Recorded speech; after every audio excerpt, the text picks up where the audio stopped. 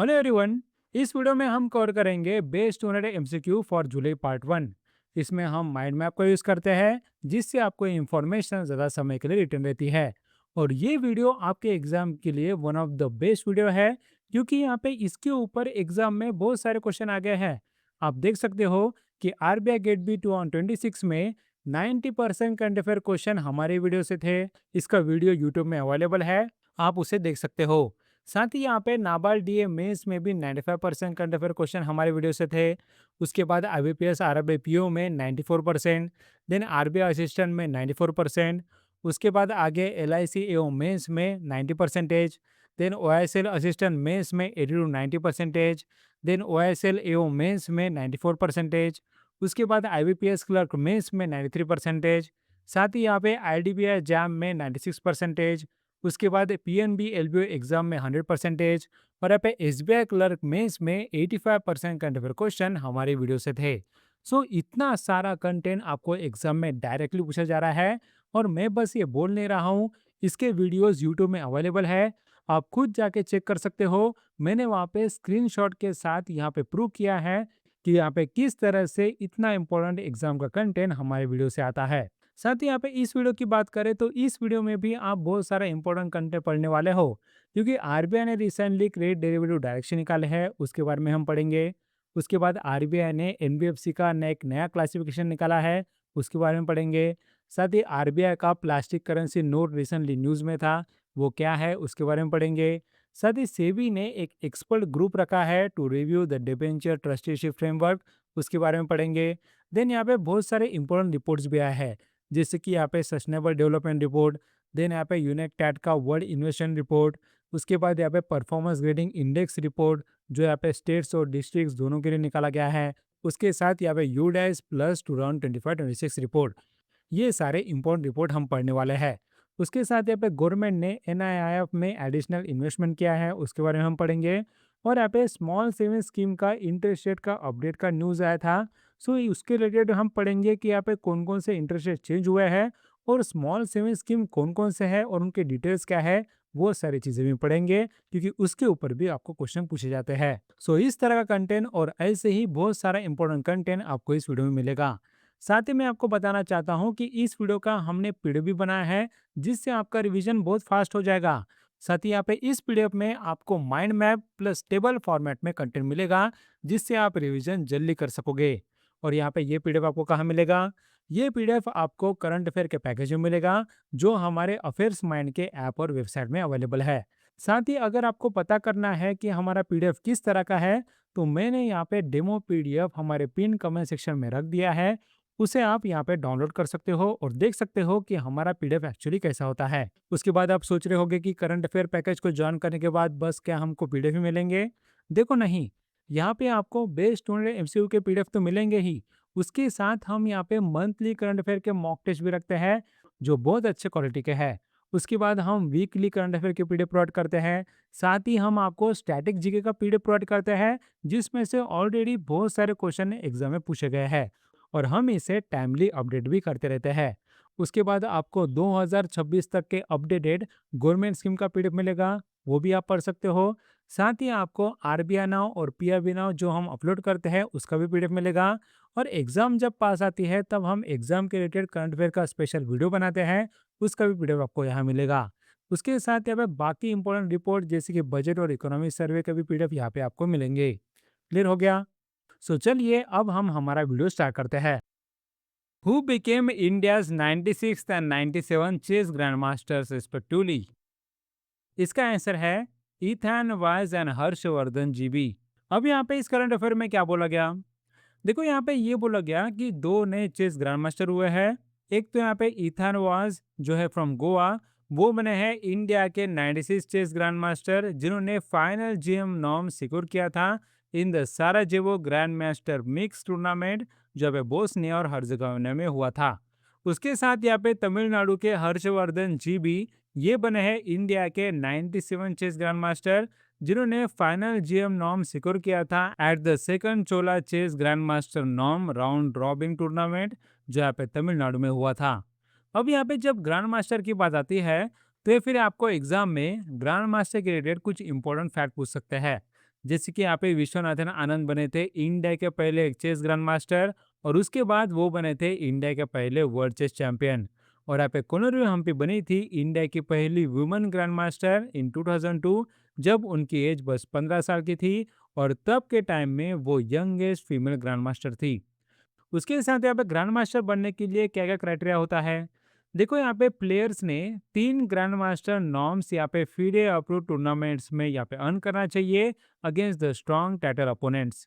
उसके साथ यहाँ पे उनका मिनिमम फीडे इलो रेटिंग 2500 होना चाहिए at any point during their career. उसके साथ जब उनका ग्रैंड मास्टर नॉर्म होता है, तब उनकी परफॉर्मेंस रेटिंग 2600 रेटिंग के आसपास होनी चाहिए या फिर उससे ज़्यादा। सो अगर इन तीनों क्राइटेरिया को सेटिस्फाई किया गया, तो ही यहाँ पे उन्हें ग्रैंड मास्टर टाइटल मिलता है। उसके बाद लास्ट में इंटरनेशनल चेस फेडरेशन की बात करें, तो इसके प्रेसिडेंट है अरकाल्डी डोरकोविक। उसके साथ इसका हेडक्वार्टर है इन लुसेन स्विट्जरलैंड, और ये सब शुरू था इन 1924। क्लियर हो गया? इतना ही था इस करंट अफेयर में।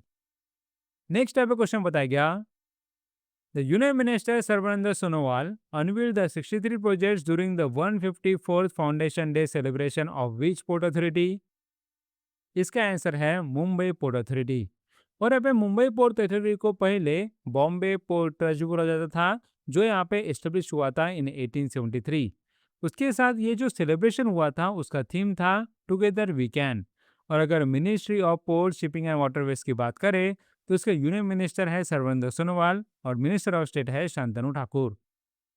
नेक्स्ट आपका क्वेश्चन बताया गया, the Ministry of Civil Aviation and Delhi International Airport Limited jointly launched which upgraded digital portal to enhance the passenger convenience? इसका आंसर है एयर सुविधा 2.0।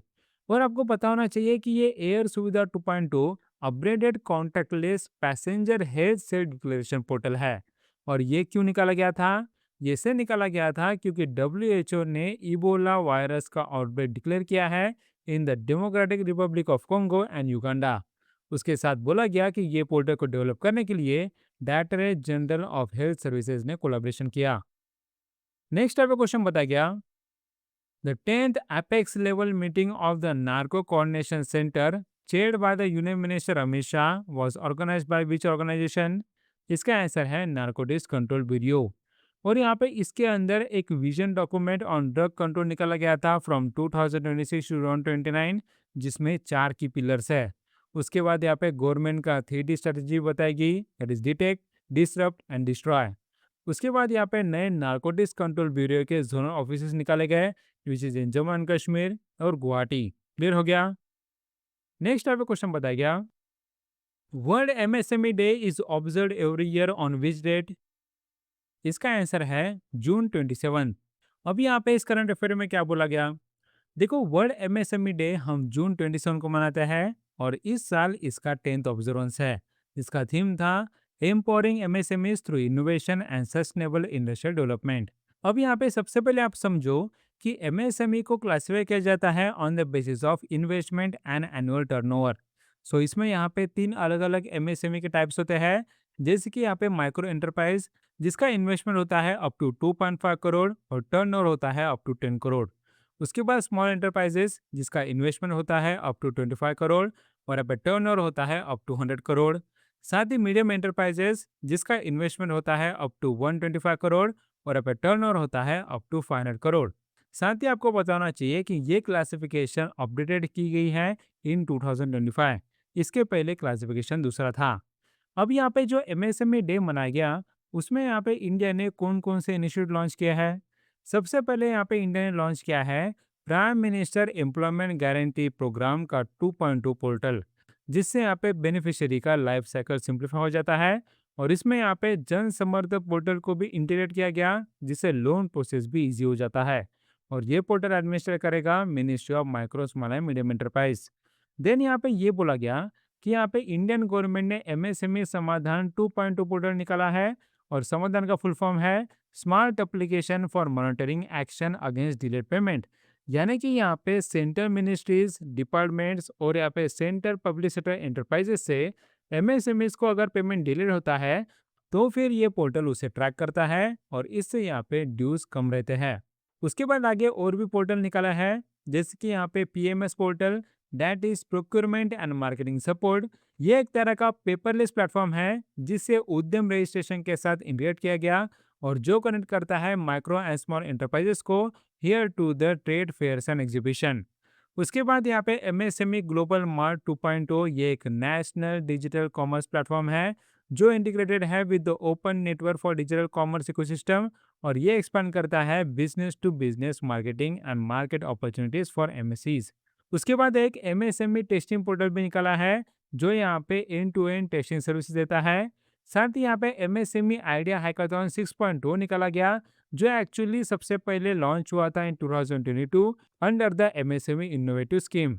इसके under innovation and advance technologies को promote किया जाता है और यहाँ पे ये बोला गया कि यहाँ पे हर आइडिया के लिए 15 लाख रुपए तक दिए जाते हैं जिससे यहाँ पे उस आइडिया को एक्चुअली मार्केट में ला सके। उसके बाद यहाँ पे ये बोला गया कि एमएसएमई डे के सेलिब्रेशन पर यहाँ पे पीएम विश्वकर्मा स्कीम, जिसे यहाँ पे 2023 में लॉन्च किया गया था with the outlay of 13,000 crore, उसका एक कॉफी टेबल बुक निकाला गया जहाँ पे बताया गया कि इस स्कीम का पिछले 3 साल कैसा परफॉर्मेंस था।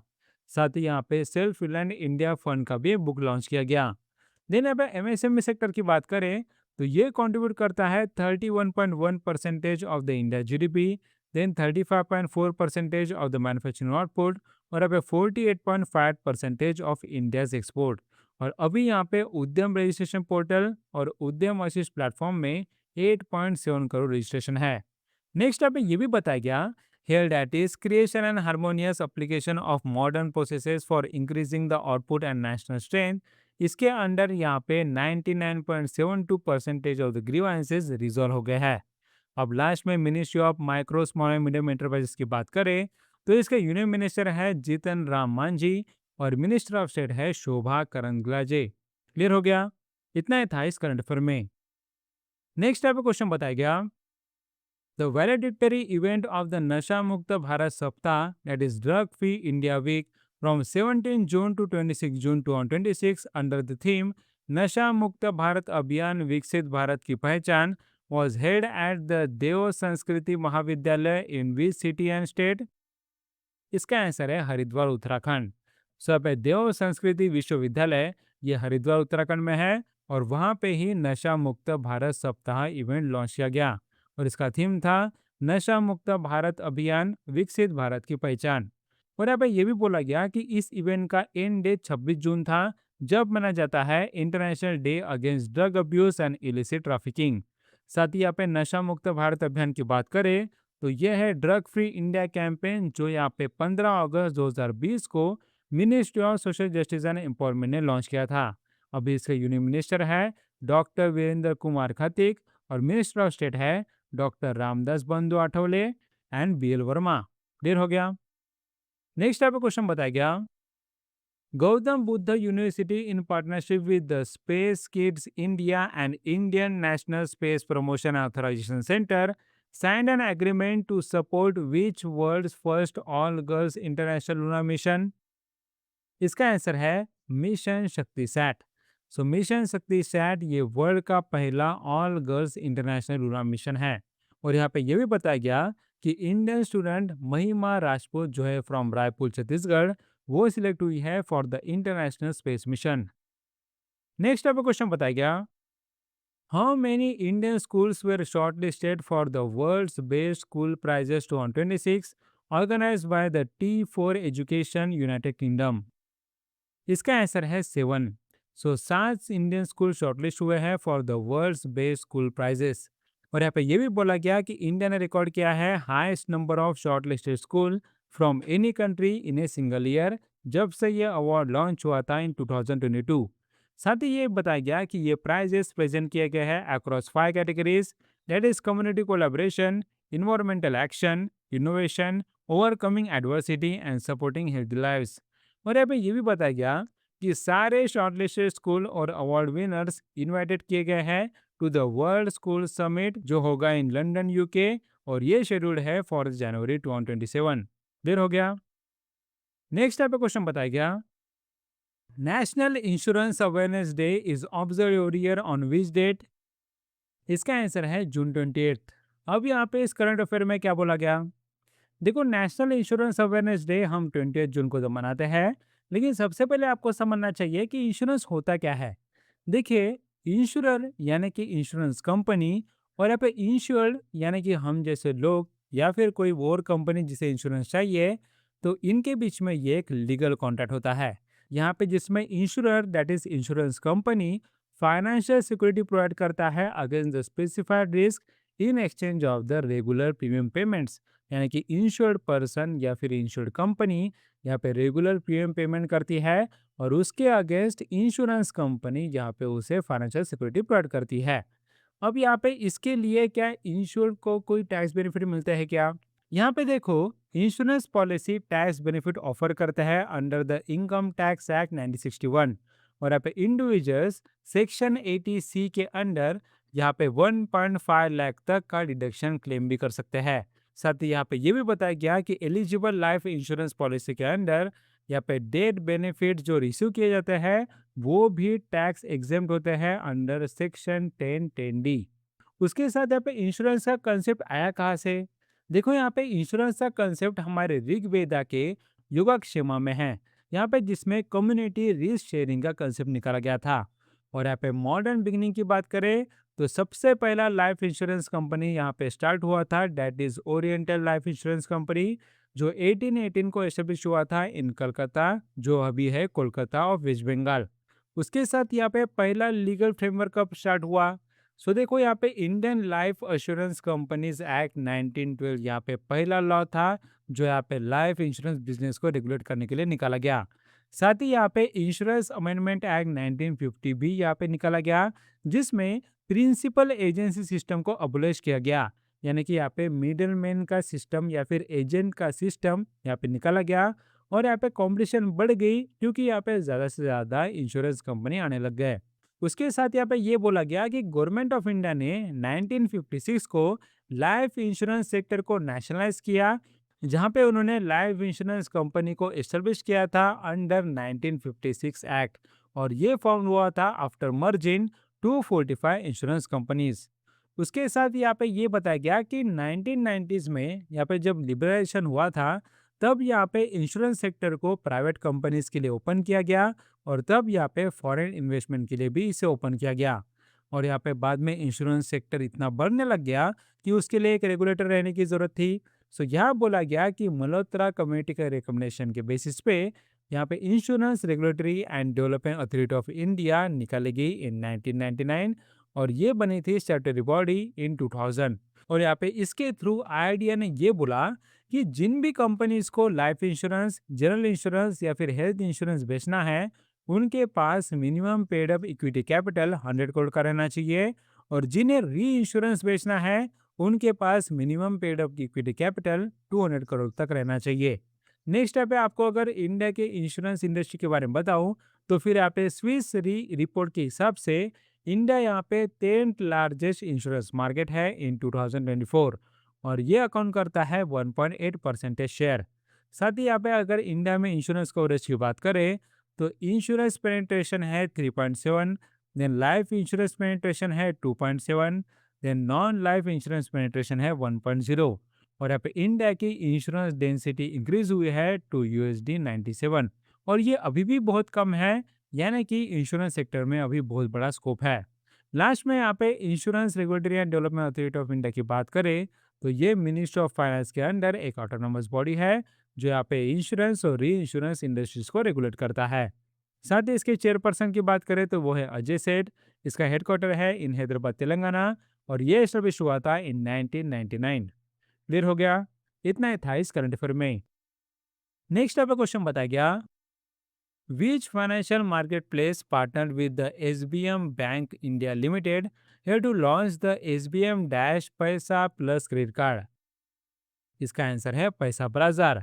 सो यहाँ पे क्रेडिट कार्ड का नाम है SBM पैसा बाजार पैसा प्लस क्रेडिट कार्ड, और ये card actually fix deposit back secure credit card है, यानी कि पहले आपको एफडी करना पड़ेगा और उस एफडी के बेसिस पे यहाँ पे क्रेडिट कार्ड निकाला जाता है। अब यहाँ पे SBM बैंक लिमिटेड की बात करें तो इसका हेडक्वार्टर है इन मुंबई महाराष्ट्र, और ये पहला फॉरेन बैंक है जिसे यूनिवर्सल बैंकिंग लाइसेंस मिला है from RBI under the wholly owned subsidiary model. और ये था subsidiary of the Mauritius based SBM holdings. Clear हो गया। नेक्स्ट टाइप का क्वेश्चन बताया गया, world vitiligo day is observe every year on which date. इसका आंसर है जून 25। और ये विटिलिगो होता क्या है, ये एक ऑटो इम्यून डिसऑर्डर है जिसमें यहाँ पे स्किन का पिगमेंट लॉस हो जाता है due to the destruction of melanocytes. और यहाँ पे पर्पल ये ऑफिशियल अवेयरनेस कलर है फॉर वर्ल्ड विटिलिगो डे। इस साल का इसका थीम था फ्रॉम स्टिग्मा टू स्ट्रेंथ। और इसे सबसे पहले 2011 में ऑब्जर्व किया था in the memory of Michael Jackson, या क्योंकि माइकल जैक्सन को भी विटिलिगो था।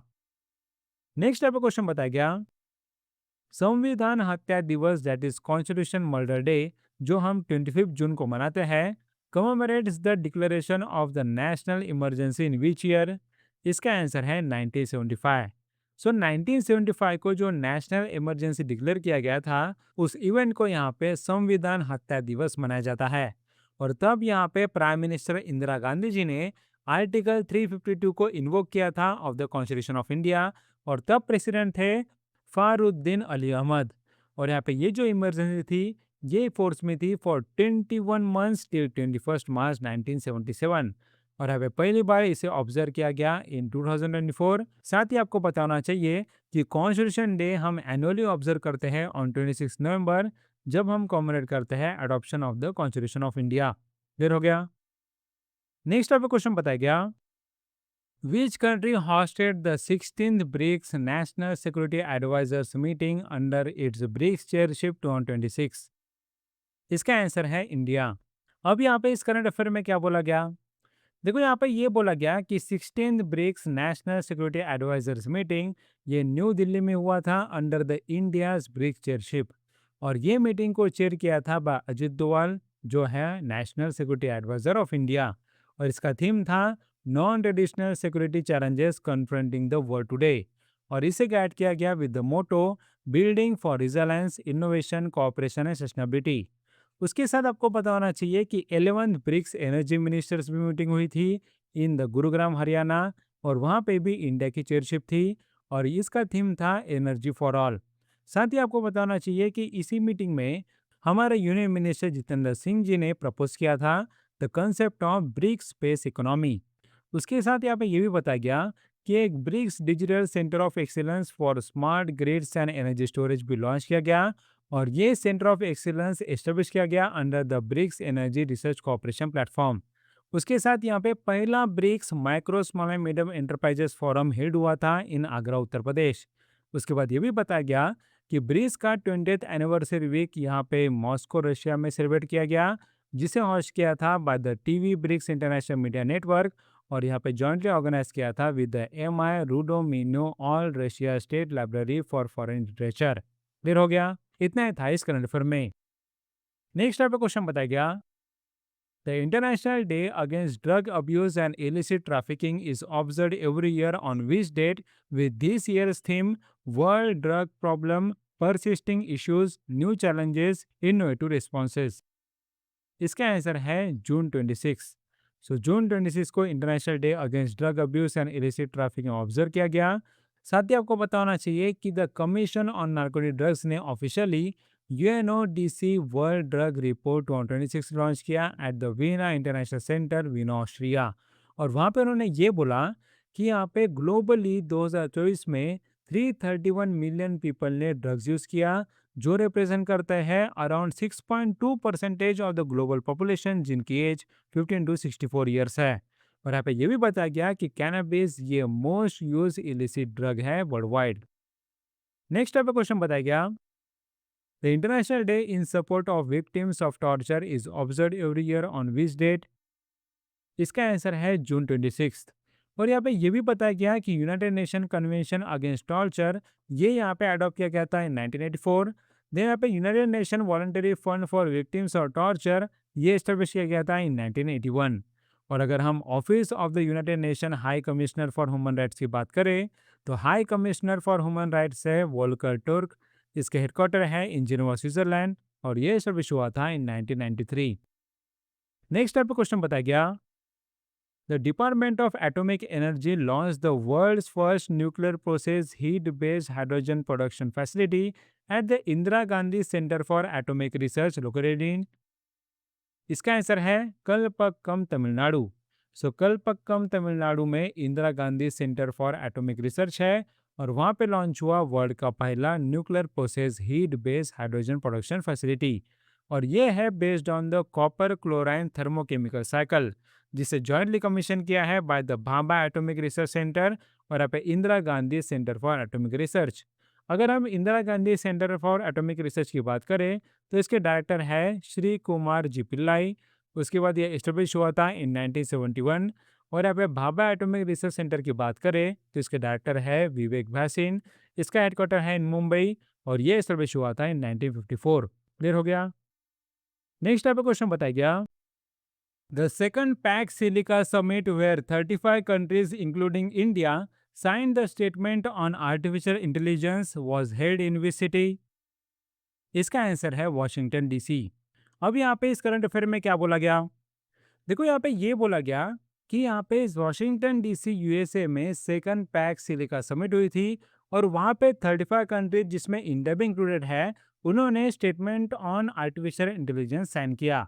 और आपको ये भी पता होना चाहिए कि पहला पैक सिलिका समिट ये यहाँ पे वॉशिंगटन डीसी में 2025 में हुआ था।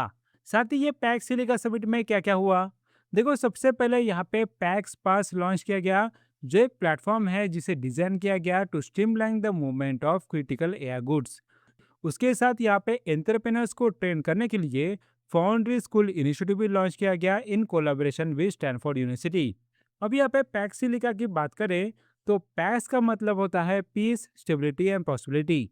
और पैक्सिलिका ये फ्लैगशिप इनिशिएटिव है of United states department of state, जहाँ पे फोकस कर रहे हैं on artificial intelligence and supply chain security.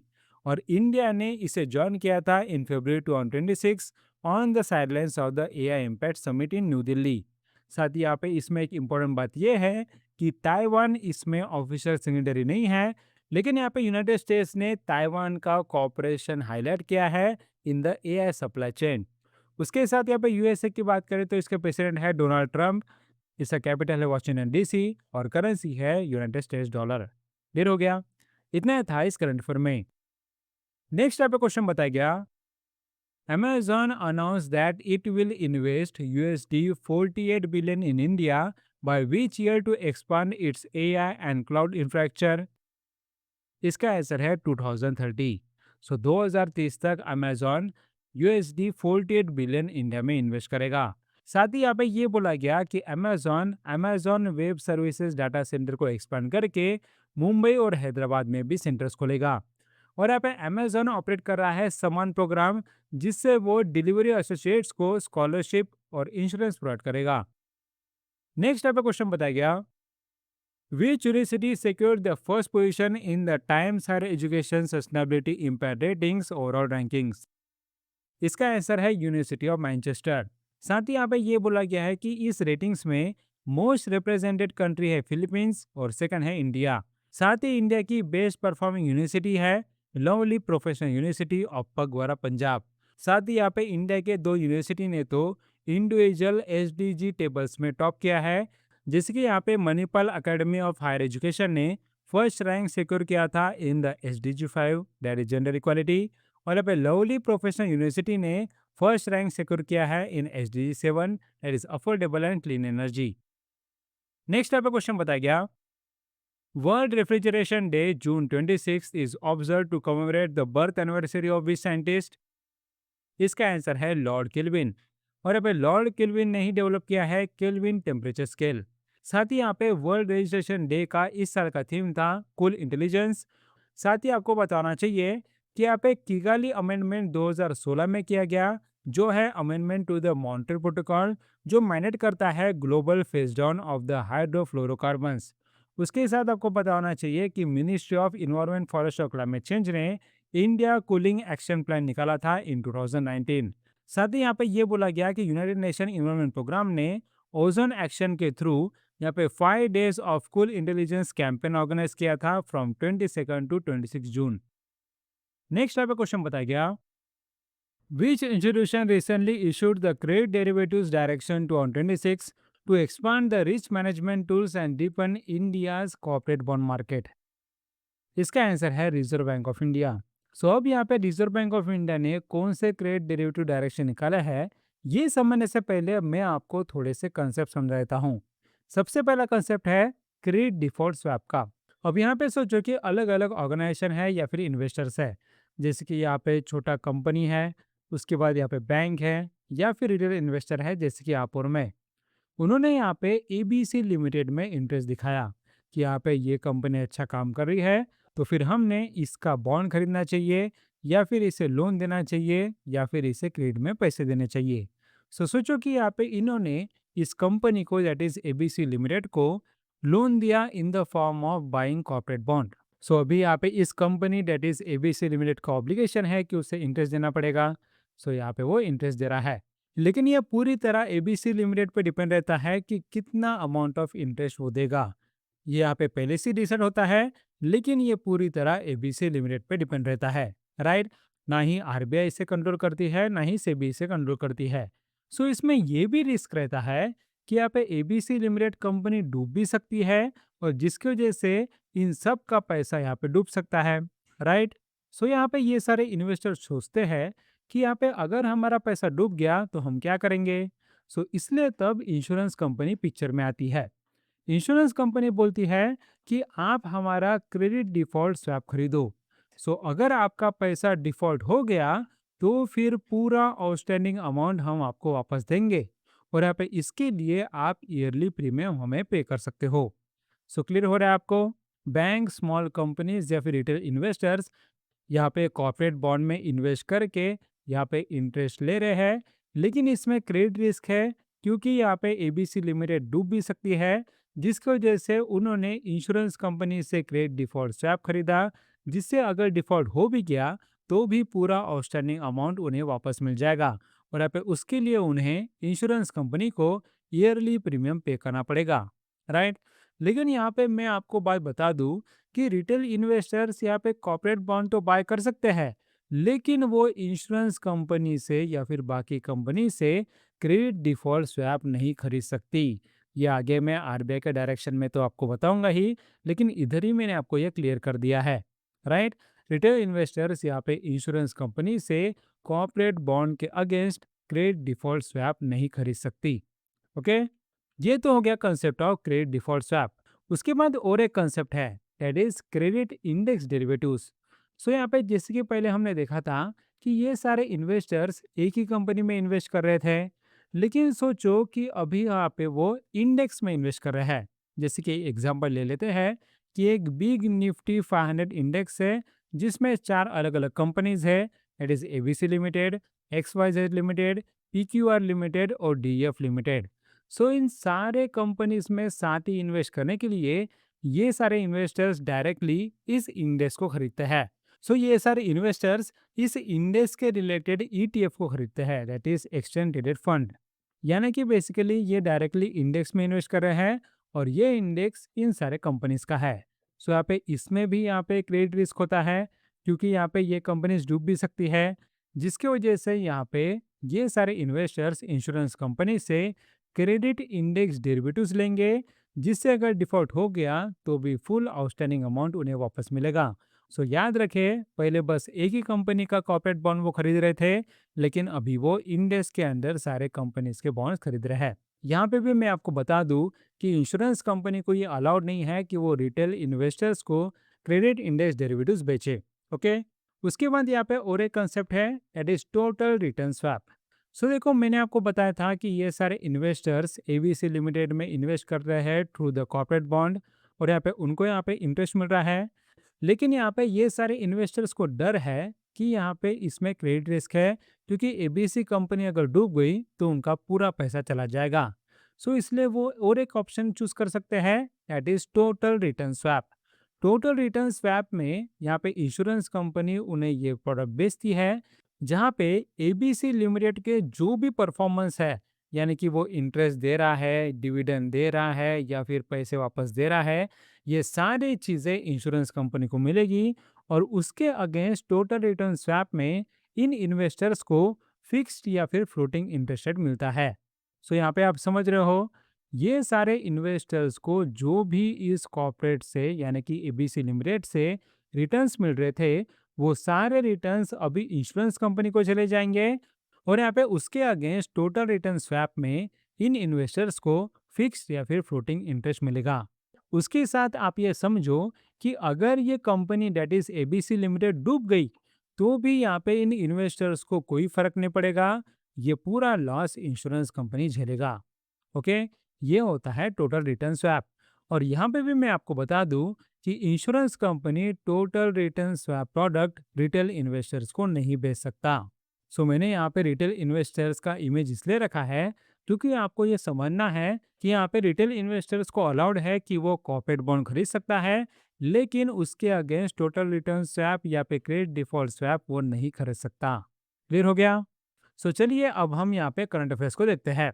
सो देखो, आरबीआई ने यहाँ पे बोला है कि उसने इशू किया है master direction RBI credit derivatives direction, जिससे वो इंडिया का कॉर्पोरेट बॉन्ड मार्केट डिपेंड करना चाहता है।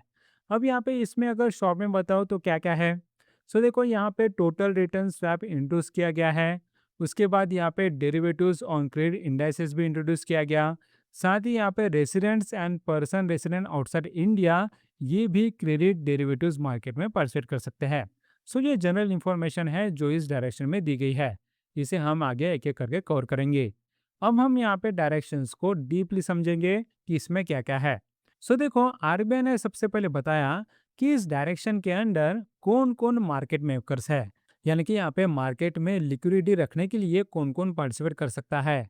सो इसमें आते हैं schedule commercial banks, small finance banks, payment banks, local area banks, regional rural banks, standard alone primary dealers, then non banking financial company upper layer, उसके बाद non banking financial company middle layer, जिसमें यहाँ पे housing finance companies भी included है। Then यहाँ पे export import bank of India, then NABARD, national housing bank, then SIDBI और यहाँ पे नाफिड। सो ये सारे एज ए मार्केट मेकर पार्टिसिपेट कर सकते हैं। अब यहाँ पे सबसे पहली चीज, क्रेडिट डिफॉल्ट स्वैप क्या है। मैंने आपको पहले इमेज में बताया था कि ये कॉन्ट्रैक्ट दो पार्टी के बीच में है। एक तो यहाँ पे बैंक या फिर स्मॉल कंपनीज, और उसके अगेंस्ट यहाँ पे इंश्योरेंस। सो ये दो पार्टी होती है। सो इस सीडीएस में एक पार्टी प्रोटेक्शन परचेस कर सकता है against the losses arising from the default of the borrower. So यहाँ पे borrower that is ABC limited default करती है, तो फिर यहाँ पे उसके जो लॉस होते हैं वो लॉस पे करता है इंश्योरेंस कंपनी। और यहाँ पे दूसरा होता है मार्केट मेकर। साथ ही यहाँ पे क्लियरली बताया गया है कि market maker CDS contracts offer नहीं कर सकता है टू एन इंडिविजुअल। इसका मतलब कि यहाँ पे रिटेल इन्वेस्टर्स में इंडिविजुअल को क्रेडिट डिफॉल्ट स्वैप ऑफर नहीं किया जा सकता। उसके बाद इसमें अलग अलग टर्म है। एक तो प्रोटेक्शन बायर, यानी कि जिसे प्रोटेक्शन चाहिए। जो भी यहाँ पे प्रोटेक्शन बायर होता है वो यहाँ पे प्रोटेक्शन सेलर के साथ कॉन्ट्रैक्ट साइन करता है, और प्रोटेक्शन बायर उसके अगेंस्ट पीरियोडिक प्रीमियम पे करता है, जैसे कि मैंने आपको बताया था। और यहाँ पे resident retail user other than individual, जो मैंने आपको बताया था, ये यहाँ पे सीडीएस परचेस कर सकते हैं, लेकिन only for the hedging purposes. Hedging purposes मतलब वो प्रॉफिट कमाने के लिए ये सीडीएस परचेस नहीं करेंगे। कभी कभी क्या होता है कि यहाँ पे प्राइजेस चेंजेस के ऊपर से यहाँ पे प्रॉफिट कमाया जा सकता है, जिसके लिए यहाँ पे सीडीएस यूज किया जा सकता है। लेकिन यहाँ पे क्लियरली बोला है कि यहाँ पे इंडिविजुअल के अलावा जो भी रेसिडेंट रिटेल यूजर होते हैं, जैसे कि स्मॉल कंपनी या फिर फाइनेंशियल एंटिटी, वो बस हेजिंग पर्पसेस यानी कि अपना लॉस कम करने के लिए सीडीएस परचेस करेंगे। और यहाँ पे रेसिडेंट नॉन रिटेल यूजर, जिसमें बैंक्स, लार्ज कंपनी या फिर फाइनेंशियल इंस्टीट्यूशन आते हैं, वो यहाँ पे सीडीएस को परचेस कर सकते हैं without any restriction on the purpose.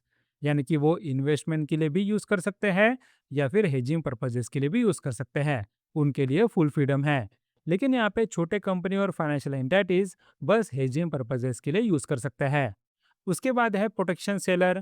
Protection seller को यहाँ पे पेमेंट करना पड़ता है अगर यहाँ पे डिफॉल्ट होता है तो। सो डिफॉल्ट होने के बाद ये पूरा ऑब्लिगेशन है कि प्रोटेक्शन सेलर ने पेमेंट करना चाहिए। और प्रोटेक्शन सेलर कौन हो सकते हैं? इसमें insurance companies, pension funds, mutual funds और अल्टरनेटिव इन्वेस्टमेंट फंड्स, ये हो सकते हैं प्रोटेक्शन सेलर्स। ओके। उसके बाद यहाँ पे फॉरेन पोर्टफोलियो इन्वेस्टर्स क्या यहाँ पे सीडीएस प्रोटेक्शन सेल कर सकते हैं? बिल्कुल कर सकते हैं।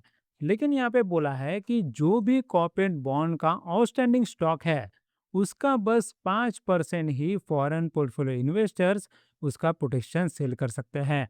साथ ही यहाँ पे ये बोला गया कि मनी मार्केट इंस्ट्रूमेंट और यहाँ पे very short term debt instruments जिनकी रेसिडुअल मैच्योरिटी 1 साल से कम है, उनके अगेंस्ट एफपीआई सीडीएस बेच नहीं सकते। क्लियर हो रहा है आपको? उसके साथ यहाँ पे ये बोला गया कि क्रेडिट डेरिवेटिव कॉन्ट्रैक्ट जिसमें नॉन रेसिडेंट इन्वॉल्व होते हैं, ये सेटल किया जा सकता है इन इंडियन रुपीस या फिर कोई भी फॉरेन करेंसी। उसके साथ यहाँ पे ये बोला गया कि स्टॉक एक्सचेंजेस को भी परमिट किया गया है कि वो standardise single name CDS contract launch कर सकते हैं, जिसके मैंने पहले एग्जांपल में बताया। और यहाँ पे एक्सचेंजेस को ये भी परमिट किया गया कि वो यहाँ पे credit index based CDS products भी इंट्रोड्यूस कर सकते हैं, जिसके मैंने दूसरे एग्जांपल में बताया, जिसमें पूरे इंडेक्स के रिलेटेड सीडीएस प्रोडक्ट बेचे जाएंगे। उसके बाद आता है concept of total return swap.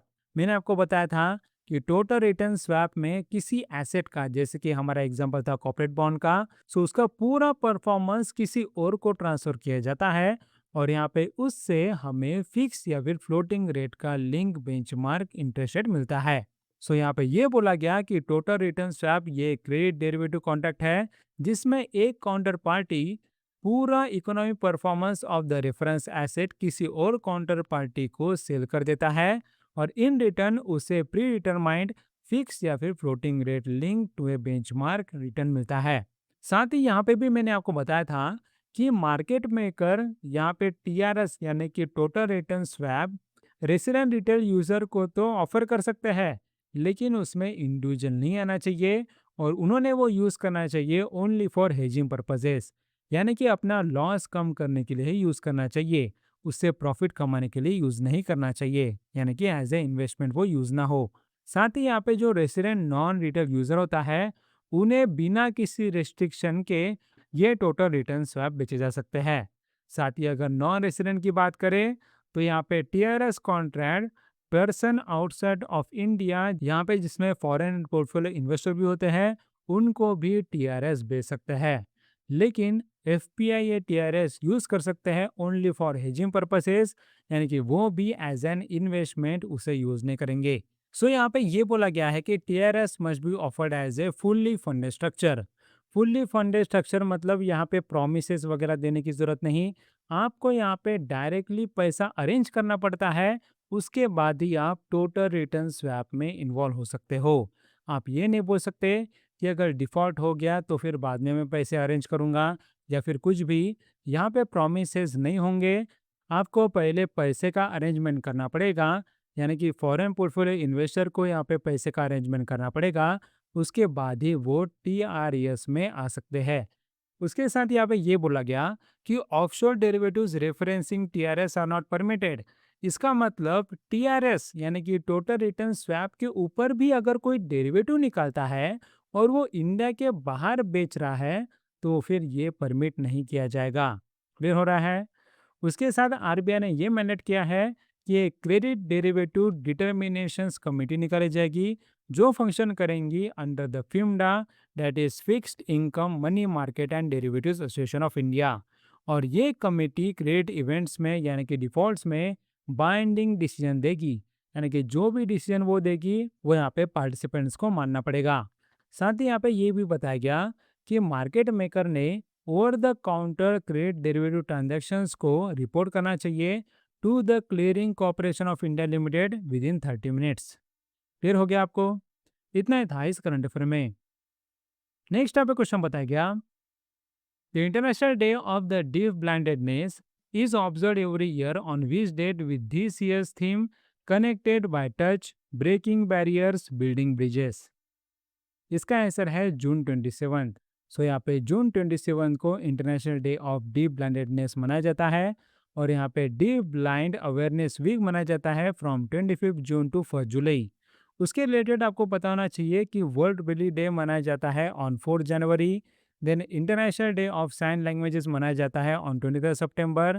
Then international day of persons with disability मनाया जाता है ऑन 3 दिसंबर। और ह्यूमन राइट्स डे मनाया जाता है ऑन 10 दिसंबर। नेक्स्ट आपका क्वेश्चन बताया गया, the ministry of corporate affairs signed an MOU with the Indian institute of technology Madras IIT Pravartak and which platform to launch the corporate Mitra scheme. इसका answer है Swayam plus. स्वयं plus और आईआईटी मद्रास ने मिलके यहाँ पे मिनिस्ट्री ऑफ कॉर्पोरेट अफेयर्स के साथ एमयू साइन किया और लॉन्च किया कॉर्पोरेट मित्रा स्कीम। और इस स्कीम में यहाँ पे ट्रेन कॉर्पोरेट मित्रास खड़े किए जाएंगे जो यहाँ पे micro small and medium enterprises को सपोर्ट करेंगे। ये एक्चुअली यूनियन बजट 2026-27 के अंदर लॉन्च किया गया है।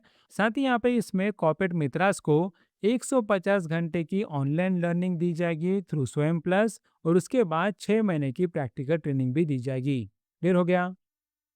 नेक्स्ट आपका क्वेश्चन बताया गया, which Indian badminton player finish runner up in the US open 2026 badminton men single tournament. इसका आंसर है किडम्बी श्रीकांत। किडम्बी श्रीकांत यहाँ पे रनर अप रहे थे in the US open 2026 badminton men single tournament. और अपने मेन सिंगल का टाइटल जीता था बाय द चाइनीज ताइपीज सू ली यांग। उसके साथ यहाँ पे विमेन सिंगल का टाइटल जीता था by the Line Christophersen of Denmark. और यहाँ पे ये भी बताया गया कि यूएस ओपन बैडमिंटन 2026 इसे ऑफिशियली योनेक्स यूएस ओपन 2026 बोला जाता है, जो हेड हुआ था at the California state university Fullerton California USA. Next type question बताया गया, how many youth led sustainability startups won the youth co lab national innovation challenge 2026 held in Hyderabad Telangana. इसका answer है 6। अब यहाँ पे इस करंट अफेयर में क्या बोला गया, देखो यहाँ पे ये बोला गया कि 8th youth co lab national innovation challenge ये हुआ था at the technology hub Hyderabad Telangana. और इसमें यहाँ पे 6 यूथ लेड स्टार्टअप्स को रिकॉग्नाइज किया गया। साथ ही आपको पता होना चाहिए कि ये चैलेंज लेड किया था by the United Nation development programme, और जिसके लिए सिटी फाउंडेशन ने और यहाँ पे अटल इनोवेशन मिशन ने पार्टनरशिप की थी। और ये प्रोग्राम इम्प्लीमेंट किया गया है बाय द टीयर फाउंडेशन। और इस चैलेंज के लिए 50 स्टार्टअप्स को शॉर्टलिस्ट किया गया था for the 3 month national springboard programme. अब यहाँ पे youth co lab national innovation challenge की बात करें, ये यहाँ पे सस्टेनेबल एंटरप्रेन्योरशिप को प्रमोट करता है जो अलाइंड है with the sustainable development goals. और अब यूथ को लैब को 2017 में यूएनडीपी इंडिया और सिटी फाउंडेशन ने यहाँ पे को क्रिएट किया था for the Asia Pacific region. और यहाँ पे ये लॉन्च किया गया इन इंडिया इन 2019। अब यहाँ पे कौन कौन से 6 स्टार्टअप्स की बात की गई है। इसमें देखो विनर्स थे 3 स्टार्टअप विच इज हेयर नवा प्रयोग्या लैब्स, देन अनबबल और यहाँ पे eco renova solutions private limited. साथ ही यहाँ पे रनर अप्स थे इको क्यूशन, देन वासुदेवा इनोवेशन, साथ ही यहाँ पे विमेन नास्तिक सीओ। उसके बाद यहाँ पे यूनाइटेड नेशन डेवलपमेंट प्रोग्राम की बात करें तो इसके एडमिनिस्ट्रेटर है अलेक्जेंडर क्रू। इसके इंडिया रेसिडेंट रिप्रेजेंटेटिव है एंजेला लूसिगी। इसका हेडक्वार्टर है इन न्यूयॉर्क यूएसए, और ये एस्टेब्लिश हुआ था इन 1965। क्लियर हो गया। इतना ही था इस करंट अफेयर में। नेक्स्ट आपका क्वेश्चन बताया गया, the ministry of statistics and programme implementation signed a statement of intent to engage 2 fellows under the Embark India Development Fellowship proposal with which of the following organizations। इसका answer है GRAAM, that is grass root research and advocacy movement. साथ ही यहाँ पे ये बोला गया कि ये प्रोग्राम 18 मंथ का रहेगा जिसमें 6 महीने की इंस्टीट्यूशनल प्लेसमेंट रहेगी विद हैंड्स ऑन ट्रेनिंग, और इसमें मंथली स्टाइपेंड मिलेगा ऑफ 65,000। नेक्स्ट टाइप क्वेश्चन बताया गया, which of the following fintech platforms recently secured approval from the National Payments Corporation of India to operate as a third party application provider। इसका answer है jump. साथ ही आपको पता होना चाहिए कि जंप जब यहाँ पे थर्ड पार्टी एप्लीकेशन प्रोवाइडर करके काम करेगा तब उसके ट्रांजैक्शन फैसिलिटेट किए जाएंगे थ्रू यस बैंक लिमिटेड, जो सर्व करेगा as a payment service provider bank. साथ ही जंप की बात करें तो इसे 2025 में सर्वजीत सिंह विर्क ने फाउंड किया था। नेक्स्ट आपको क्वेश्चन बताया गया, Which artificial intelligence powered trade and payments platform recently received in principle approval from the International Financial Services Centers Authority to operate as a payment service provider at GIFT IFSC Gandhinagar Gujarat. इसका answer है Lexi money IFSC। इसे यहाँ पे payment service provider का in principle approval मिल गया है। साथ ही यहाँ पे गिफ्ट आईएफएससी की बात करें तो यहाँ पे ये 2015 में गांधीनगर गुजरात में एस्टेब्लिश हुआ था। और गिफ्ट आईएफएससी ये इंडिया का पहला इंटरनेशनल फाइनेंशियल सर्विसेज सेंटर है। नेक्स्ट टाइप का क्वेश्चन बताया गया, the reserve bank of India has classified NBFCs with assets above what amount as upper layer NBFC under its scale based regulation framework. इसका answer है ₹1 लाख करोड़। अभी यहाँ पे इस करंट अफेयर में क्या बोला गया, देखो आरबीआई ने रिसेंटली इशू किया है RBI non banking financial companies registration exemptions and framework for scale based regulation second amendment direction 2026। और इसके अंडर उसने upper layer non banking financial companies को कैसे आइडेंटिफाई करते हैं उसके मेथड को चेंज किया है। अब देखो इसमें ये बोला गया कि आरबीआई ने पहले का पैरामीटर बेस्ड असेसमेंट मॉडल को रिप्लेस किया है। पहले क्या होता था कि अपर लेयर में हम यहाँ पे एसेट साइज में जो टॉप 10 टू 15 एनबीएफसी थे उसे ऑटोमेटिकली लाते थे। लेकिन अभी यहाँ पे ये चेंज हो गया है। अभी हम एब्सोल्यूट एसेट साइज क्राइटेरिया रख रहे हैं फॉर क्लासिफिकेशन। सो यहाँ पे नया क्राइटेरिया क्या है? सो नए क्राइटेरिया में ये बोला गया कि अपर लेयर एनबीएफसी में ऐसे एनबीएफसी रहेंगे जिनके एसेट साइज 1 लाख करोड़ से ज़्यादा है। और यहाँ पे ये बेस किया जाएगा on the latest audited balance sheet of the relevant financial year. साथ ही यहाँ पे ये बोला गया कि जो ये क्राइटेरिया रखा है जिससे हम यहाँ पे अपर लेयर एनबीएफसी को आइडेंटिफाई करेंगे उसे भी हम पीरियडिकली रिव्यू करेंगे। जहाँ पे बोला गया है कि एसेट साइज का जो थ्रेशोल्ड है उसे हर 3 साल में रिव्यू किया जाएगा और फ्रेमवर्क को ही हम यहाँ पे हर 5 साल में रिव्यू करेंगे। उसके साथ यहाँ पे और चीज़ें बोली गई है कि गवर्नमेंट और एनबीएफसी जो इस क्राइटेरिया को मीट करती है उन्हें अभी अपर लेयर में इंक्लूड किया जाएगा। पहले क्या होता था, पहले यहाँ पे गवर्नमेंट और एनबीएफसी को बस बेस लेयर और मिडिल लेयर में रखा जाता था, लेकिन अभी उन्हें अपर लेयर में लाया जा सकता है। साथ ही यहाँ पे ये बोला गया कि गवर्नमेंट और एनबीएफसी जिन्हें एनबीएफसी अपर लेयर में लाया गया है उन्हें ऐसे कोई रिक्वायरमेंट नहीं है कि उन्हें स्टॉक एक्सचेंज में लिस्ट करना होगा विद इन 3 इयर्स। लेकिन अगर प्राइवेट एनबीएफसी है जो अपर लेयर में आई हैं तो उनके लिए मैंडेटरी है कि उन्हें स्टॉक एक्सचेंजेस में विद इन 3 इयर्स लिस्ट करना होगा। क्लियर हो रहा है? उसके साथ यहाँ पे ये बोला गया कि गवर्नमेंट और एनबीएफसी अभी फॉलो करेगी सेम कॉन्सेंट्रेशन रिस्क नॉर्म जो यहाँ पे रेस्पेक्टिव रेगुलेटरी लेयर में है। और वो नॉर्म्स क्या है? वो नॉर्म्स ये है कि किसी सिंगल काउंटर पार्टी को उनके टायर 1 कैपिटल का 25% से ज़्यादा एक्सपोजर नहीं कर सकते। उसके साथ यहाँ पे किसी group of connected counter parties को आप maximum 40% of tyre 1 capital exposure रख सकते हो, उससे ज़्यादा नहीं। उसके बाद यहाँ पे इंफ्रास्ट्रक्चर फाइनेंस कंपनीज के लिए सेपरेटली कुछ डायरेक्शन निकाले गए हैं। यहाँ बोला गया है कि जो भी NBFC infrastructure finance company upper layer में रहेगी उनके लिए यहाँ पे उनके ग्रुप में जो काउंटर पार्टीज है उसके लिए लोन देना या फिर उनका जो एक्सपोजर लिमिट है वो इंक्रीज कर दिया गया है। सो वो पहले कितना था? पहले ये उनके टायर 1 कैपिटल का 40% था, लेकिन अभी वो बढ़ाकर 45% कर दिया गया है। साथ ही यहाँ पे ये बोला गया कि एनबीएफसी आईएफसी यानी कि इंफ्रास्ट्रक्चर फाइनेंस कंपनी है उन्हें एडिशनल ये परमिशन दी गई है कि वो अपना एक्सपोजर ये प्रिस्क्राइब जो लिमिट है डेट इज 45% उससे और 20% तक बढ़ा सकते हैं। इसका मतलब यहाँ पे टोटल एक्सपोजर कितना होगा? टोटल एक्सपोजर यहाँ पे 65% हो जाएगा। क्लियर हो रहा है? उसके साथ यहाँ पे ये बोला गया कि जो भी एक्सपोजर्स यहाँ पे एनबीएफसी करते हैं, यानी कि अगर एनबीएफसी ने कोई लोन दिया है किसी कंपनी को और वो लोन अगर यहाँ पे स्टेट गवर्नमेंट गारंटी के अंडर आता है, यानी कि वहाँ की स्टेट गवर्नमेंट बोल रही है कि इस लोन में अगर डिफॉल्ट हुआ तो फिर पैसा स्टेट गवर्नमेंट देगी, तो उसे यहाँ पे स्टेट गवर्नमेंट के गारंटी के अंदर ट्रीट किया जाएगा, जिसकी वजह से जो यहाँ पे एनबीएफसी का उस कंपनी को लोन देने का लिमिट जो रखा गया था उस लिमिट से ये एग्जेम किया जाएगा। इसका मतलब फॉर एग्जांपल एनबीएफसी किसी कंपनी को मैक्सिमम 20 करोड़ का ही लोन दे सकती थी, लेकिन अगर उस 20 करोड़ के लोन को स्टेट गवर्नमेंट गारंटी दे रही है तो फिर यहाँ पे उससे ज़्यादा भी लोन एनबीएफसी उस कंपनी को दे सकती है। क्लियर हो रहा है आपको? उसके साथ यहाँ पे ये बोला गया कि इस तरह के जो एक्सपोजर होते हैं जहाँ पे स्टेट गवर्नमेंट खुद गारंटी दे रही है तो फिर उसके लिए रिस्क वेट 20% रखा जाएगा। अब यहाँ पे ये सब जो चेंजेस किए गए हैं, उससे यहाँ पे क्या इम्पैक्ट होगा?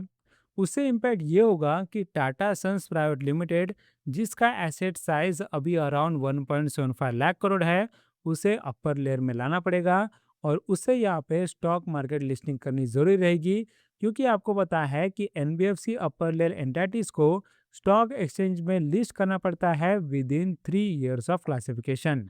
अब यहाँ पे आपको समझ गया कि अपर लेयर में क्या क्या चेंजेस किए गए और इससे इम्पैक्ट क्या होगा। लेकिन मैं अभी जनरली आपको एनबीएफसी के बारे में बताने वाला हूँ। सो एनबीएफसी ऐसी कंपनी होती है जो कंपनीज एक्ट 2013 के अंडर रजिस्टर होती है और वो इंगेज होती है इन द फाइनेंशियल एक्टिविटीज, जैसे कि loans, investments, leasing, hire purchase and asset financing. उसके साथ आपको पता होना चाहिए कि नॉन बैंकिंग फाइनेंशियल कंपनी ये कभी भी डिमांड डिपॉजिट एक्सेप्ट नहीं करती, जैसे कि सेविंग्स अकाउंट या फिर करंट अकाउंट।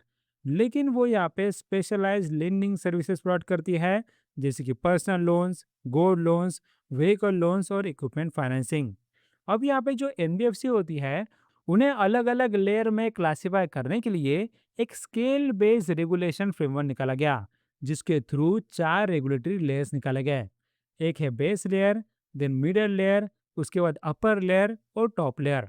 अब ये चारों लेयर में क्लासिफाई करने की एलिजिबिलिटी क्या है, वो भी देख लेते हैं। सो देखो, यहाँ बोला गया कि बेस लेयर में ऐसे नॉन डिपॉजिट टेकिंग एनबीएफसी आते हैं जो डिपॉजिट नहीं लेते हैं, जिनका एसेट साइज 1,000 करोड़ से कम रहता है। इसमें आते हैं NBFC peer to peer lending platform, then NBFC account aggregators और non operating financial holding companies. साथ ही इसमें ऐसे एनबीएफसी आते हैं जो यहाँ पे पब्लिक फंड्स नहीं लेते और यहाँ पे उनका कोई भी कस्टमर इंटरफेस नहीं होता। ये तो हो गया बेस लेयर। उसके बाद आता है मिडल लेयर। मिडल लेयर में ऐसे एनबीएफसी आते हैं जो सारे डिपॉजिट टेकिंग है, जिनका एसेट साइज कुछ भी हो। साथ ही यहाँ पे ऐसे नॉन डिपॉजिट टेकिंग एनबीएफसी भी आते हैं जिनका एसेट साइज 1,000 करोड़ से ज्यादा हो। अब यहाँ पे कुछ बच्चों का डाउट होगा कि सर, आपने अभी अभी बताया कि यहाँ पे एनबीएफसी डिमांड डिपॉजिट्स, जैसे कि यहाँ पे सेविंग्स अकाउंट या फिर करंट अकाउंट नहीं खोल सकते, तो फिर वो यहाँ पे डिपॉजिट कैसे ले सकते हैं? सो यहाँ पे आपका ये कंफ्यूजन मिटा दो। मैंने जो बोला कि यहाँ पे एनबीएफसी सेविंग्स अकाउंट या फिर करंट अकाउंट खोल नहीं सकते, लेकिन वो फिक्स डिपॉजिट या फिर टर्म डिपॉजिट तो खोल सकते हैं। सो यहाँ पे ये बोला गया है कि जो भी एनबीएफसी डिपॉजिट टेकिंग होती है, यानी कि जहाँ पे टर्म डिपॉजिट या फिर फिक्स डिपॉजिट निकालने की फैसिलिटी होती है, ऐसे एनबीएफसी मिडल लेयर में आएंगे। क्लियर हो रहा है आपको? उसके बाद हम बात करेंगे about the NBFC upper layer. मैंने अभी अभी आपको बताया कि आरबीआई ने नए डायरेक्शन निकाले हैं। इसमें अपर लेयर में ऐसे एनबीएफसी आएंगे जिनका एसेट साइज 1 लाख करोड़ से ज्यादा होगा। साथ ही यहाँ पे top layer, that is last layer की बात करें, तो ये यहाँ पे नॉर्मल सर्कमस्टांसेस में तो एम्प्टी रहता है, लेकिन अगर आरबीआई को लगता है कि कोई अपर लेयर एनबीएफसी है जिसका सब्सटेंशियली हायर सिस्टमैटिक रिस्क है, तो उसे हम टॉप लेयर में ला सकते हैं। क्लियर हो गया? इतना ही था इस करंट अफेयर में। नेक्स्ट टाइप का क्वेश्चन बताया गया, who was recently conferred the Sports Journalists Federation of India Gold Medal for his exceptional contribution to Indian chess and outstanding achievements in the sport? इसका आंसर है विश्वनाथन आनंद। सभी विश्वनाथन आनंद जो India के पहले चेस ग्रैंड मास्टर है और वो है deputy president of the international chess federation, उन्हें sports journalist federation of India का गोल्ड मेडल मिला है। और विश्वनाथन आनंद ऐसे 6th रेसिपेंट है जिन्हें ये मेडल मिला, क्योंकि इसके पहले ये मिला था to the Sunil Gavaskar, then Vijay Amritraj, then Prakash Padukone, उसके बाद PT Usha and Milkha Singh. Next type का क्वेश्चन बताया गया, who has been appointed as the next director of the Intelligence Bureau, India's premier internal intelligence agency, by the Appointments Committee of the Cabinet? इसका answer है महेश दीक्षित। साथ ही यहाँ पे इंटेलिजेंस ब्यूरो रिस्पॉन्सिबल है for the intelligence gathering, counter terrorism, counter intelligence and internal security. इसका headquarter है New Delhi और ये सर्विस हुआ था इन 1887। नेक्स्ट टाइप क्वेश्चन बताया गया, which indigenous airborne early warning and control system recently received final operational clearance from the Defense Research and Development Organization for induction into the Indian air force. इसका answer है नेत्रा। सो नेत्रा ये India में ही बनाई हुई airborne early warning and control system है। Next आपको question बताया गया, the Asian development bank approved a loan of how much to support the development of the bamboo industry in the north east India. इसका answer है $42.2 million. अब यहाँ पे इस करंट अफेयर में क्या बोला गया, देखो यहाँ पे ये बताया गया कि एशियन डेवलपमेंट बैंक ने $42.2 मिलियन का लोन अप्रूव किया है here for the small expenditure financing facility, जिससे वो इंडिया के नॉर्थ ईस्टर्न रीजन में बाम्बू इंडस्ट्री को सपोर्ट करना चाहते हैं। और ये प्रोजेक्ट इम्प्लीमेंट होगा across 6 north eastern states, that is Assam, Manipur, Meghalaya, Mizoram, Nagaland और त्रिपुरा। और इसमें ये बोला गया कि 6 के 6 टारगेट नॉर्थ ईस्टर्न स्टेट्स में यहाँ पे एक women led manufacturing facility establish की जाएगी। अब यहाँ पे इसके रिलेटेड आपको नेशनल बाम्बू मिशन के बारे में पता होना चाहिए। ये गवर्नमेंट ऑफ इंडिया ने as a centrally sponsored scheme launch किया था ड्यूरिंग 2006-7, और इसका एम था टू इंक्रीज बाम्बू प्रोडक्शन। और यहाँ पे ये बोला गया कि 2014-15 में नेशनल बाम्बू मिशन को सबसुम किया था under the mission for integrated development of horticulture, और ये यहाँ पे उसके अंदर कंटिन्यू था अनटिल 2015-16। उसके बाद 2018-19 को गवर्नमेंट ऑफ इंडिया ने एक नया रिस्ट्रक्चर्ड नेशनल बाम्बू मिशन को रिलॉन्च किया। उसके बाद अभी लास्ट में एशियन डेवलपमेंट बैंक की बात करें तो इसके प्रेसिडेंट है मासातो कांडा।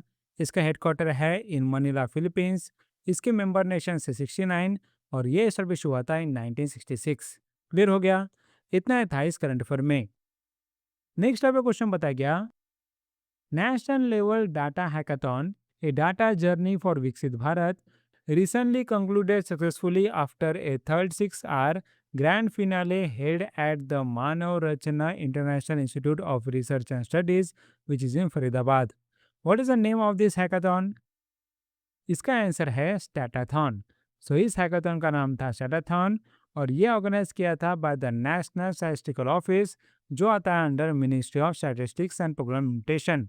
और इसके लिए मिनिस्ट्री ऑफ एजुकेशन का इनोवेशन सेल ने भी कोलैबोरेशन किया था। नेक्स्ट आपका क्वेश्चन बताया गया, according to the Asian development bank, which country remains its largest private sector market, with the lender planning to provide around $1 billion in direct private sector support in 2026? इसका answer है India. So India अभी है largest private sector market for the Asian development bank. Next आपका question बताया गया, which country recently released the first ever official footage of the launch of its Dongfeng 17 hypersonic missile, widely seen as a strategic message to the United States? इसका answer है China. सो Dongfeng 17 hypersonic missile ये है of China. Next आपका question बताया गया, which country topped the medal tally at the ISSF Junior World Championships 2026 with 25 medals including 7 gold medals? इसका answer है India. अब यहाँ पे इस करंट अफेयर में क्या बोला गया, देखो international shooting sport federation junior world championship rifle pistol shotgun 2026 का 5th एडिशन सोल जर्मनी में हुआ था, और इंडिया ने मेडल टैली टॉप किया है विद 25 मेडल्स, जिसमें 7 गोल्ड मेडल है। और उसके बाद सेकंड आया है इंडिविजुअल न्यूट्रल एथलीट्स का ग्रुप, और थर्ड आया है इटली। साथ ही यहाँ पे ये बोला गया कि इंटरनेशनल शूटिंग स्पोर्ट फेडरेशन का जूनियर वर्ल्ड चैंपियनशिप ये 2017 में इंट्रोड्यूस हुआ था, जिसका 5th एडिशन तो अभी हुआ था इन जर्मनी, और 4th एडिशन हुआ था इन लीमा, पेरू इन 2024। सो आप देख सकते हो कि ये चैंपियनशिप हर 2 साल में होती है। इसका मतलब कि 6th एडिशन होगा इन 2028। इसकी जगह अभी तक फिक्स नहीं की गई है। साथ ही इस कॉम्पिटिशन में ऐसे एथलीट आ सकते हैं जिनकी एज 21 साल से कम है as on the 31 December of the competition year. उसके बाद यहाँ पे किस किस ने गोल्ड मेडल जीता, सो देखो 10 metre air pistol women junior में Sejal Kamle, then 25 metre rapid fire pistol men junior में Sameer, then 25 metre standard pistol men junior में Abhinav Deswal, then 50 metre rifle 3 positions men junior में रोहित कन्यान। साथ ही यहाँ पे आगे बोला गया कि 25 metre rapid free pistol men junior team ने भी जीता। उसके बाद 10 metre air pistol women junior team ने जीता, और यहाँ पे 10 metre air rifle mix team junior ने जीता। और अगर हम इंटरनेशनल शूटिंग स्पोर्ट फेडरेशन की बात करें तो इसके प्रेसिडेंट है लूसियानो रोसी। इसका हेडक्वार्टर है इन म्यूनिख जर्मनी और ये सब शुरू हुआ था इन 1907। क्लियर हो गया। इतना ही था इस करंट अफेयर में। नेक्स्ट यहाँ पे क्वेश्चन बताया गया, whose tenure as the Secretary of the Ministry of Ayush was recently extended for the fifth time until June 20th next year? इसका आंसर है वैद्य राजेश कोटेचा। नेक्स्ट यहाँ पे क्वेश्चन बताया गया, which Indian company recently announced that its wholly owned subsidiary Dash Industries Middle East Limited signed an agreement with the Saudi Aramco base oil company to secure a local base oil supply within the Lube Hub Value Park in Yanbu, Saudi Arabia? इसका answer है अपार industries. सो अपार industries ने agreement sign किया है with the Saudi Aramco base oil company, जहां पे वो लोकल बेस ऑयल सप्लाई लेंगे। नेक्स्ट टाइप का क्वेश्चन बताया गया, which company in partnership with the IIT Madras recently launched India's first center of excellence on plant cell fermentation technology at the IIT Madras Research Park in Chennai? इसका answer है Herbalife international India private limited. So उसने IIT Madras के साथ partnership की है, जहां पे India का पहला प्लांट सेल फर्मेंटेशन टेक्नोलॉजी पे सेंटर ऑफ एक्सीलेंस खोला जाएगा। नेक्स्ट आपको क्वेश्चन बताया गया, union minister Jagat Prakash Nadda chaired which edition of the conference of the central council of health and family welfare at Vigyan Bhawan? इसका आंसर है 16th कॉन्फ्रेंस। अब यहाँ पे इस करंट अफेयर में क्या बोला गया, देखो यहाँ पे ये बोला गया कि जेपी नड्डा जो संभालते हैं ministry of health and family welfare, उन्होंने शेयर किया है 16th conference of the central council of health and family welfare at Vigyan Bhavan New Delhi. और इसमें कुछ यहाँ पे flagship health care initiative launch किए गए, जैसे कि यहाँ पे समग्र शिशु बाल स्वास्थ्य कार्यक्रम, देन यहाँ पे रिवैम्प्ड एनीमिया मुक्त भारत अभियान ऑपरेशन गाइडलाइंस, साथ ही यहाँ पे सुरक्षित मातृत्व आश्वासन रोड मैप 2030। अब यहाँ पे इस कॉन्फ्रेंस में क्या क्या चीजें की गई वो हम एक एक करके देख लेते हैं। सबसे पहले नेशनल एम्बुलेंस सर्विसेज 2026 का एक ऑपरेशन गाइडलाइन निकाला गया और गाइडलाइन में ऐसे नेशनल स्टैंडर्ड एस्टेब्लिश किए गए जिससे इमरजेंसी में मेडिकल ट्रांसपोर्ट सर्विसेज में यहाँ पे क्या क्या स्टैंडर्ड्स फॉलो किए जाएंगे। साथ ही ये भी बोला गया कि ये गाइडलाइंस इंटीग्रेट किए जाएंगे with the national emergency response number that is 112। इसका मतलब यह है कि हम एक यहाँ पे फ्रेमवर्क निकालेंगे जिसमें यहाँ पे अलग अलग स्टैंडर्ड्स लिखे जाएंगे और ये standards all over India follow किए जाएंगे। उसके बाद यहाँ पे सुमन रोड मैप निकाला गया, दैट इज सुरक्षित मातृत्व आश्वासन सुमन रोड मैप 2030, जिसमें maternal and child health improve करने की बात की गई। और इसका एम है कि हमें मैटरनल मोर्टेलिटी रेशियो 70 से कम लाना है पर 1 लाख लाइव बर्थ बाय 2030। और इसका एम है कि हमें न्यू नेटल मोर्टेलिटी और इन्फर्ट मोर्टेलिटी भी रिड्यूस करना है। नेक्स्ट यहाँ पे समग्र शिशु बाल स्वास्थ्य कार्यक्रम के बारे में बताया गया। ये एक यूनिफाइड प्रोग्राम है जो इंटीग्रेट करता है home based newborn care और home based care for young child, जहाँ पे बताया गया कि चिल्ड्रन जो यहाँ पे बर्थ से 5 साल तक एज के हैं उन्हें होम बेस्ड हेल्थ केयर मिलेगा। और इसमें यहाँ पे ये बोला गया कि जो यहाँ पे एट रिस्क न्यू बॉर्न है, यानी कि जो रिस्क स्टेट में है, जिनकी हालत अच्छी नहीं है, उन्हें यहाँ पे पहले 42 डेज में ही यहाँ पे 9 होम विजिट दी जाएंगे। उसके साथ जो यहाँ पे वुलनरेबल चिल्ड्रन है उन्हें यहाँ पे 3 साल तक की एज तक 8 होम विजिट दिए जाएंगे। सो ये है नया समग्र शिशु बाल स्वास्थ्य कार्यक्रम। उसके बाद कुछ एनीमिया मुक्त भारत अभियान के भी गाइडलाइंस निकाले गए और यहाँ पे इसके अंडर पहले जो 6x6x6 फ्रेमवर्क था उसे एक्सपांड कर दिया गया टू 7x7x7 स्ट्रेटेजी। अब ये 7x7x7 स्ट्रेटेजी क्या है? देखो पहले 6x6x6 स्ट्रेटेजी थी। इसमें क्या था? इसमें 6 टारगेट ग्रुप्स थे, देन यहाँ पे 6 की इंटरवेंशंस थे और 6 मैनेजमेंट टूल थे। अभी यहाँ पे इसे 7x7x7 कर दिया गया, यानी कि यहाँ पे और एक टारगेट ग्रुप और एक की इंटरवेंशन, साथ ही यहाँ पे और एक मैनेजमेंट टूल लाया गया, राइट। सो यहाँ पे एक्स्ट्रा क्या लाया गया? साथ ही इसमें टारगेट ग्रुप ऐड किया गया, that is low birth weight babies, that is from 0 to 6 months। उसके बाद यहाँ पे की इंटरवेंशन ऐड किया गया, that is eating right programme.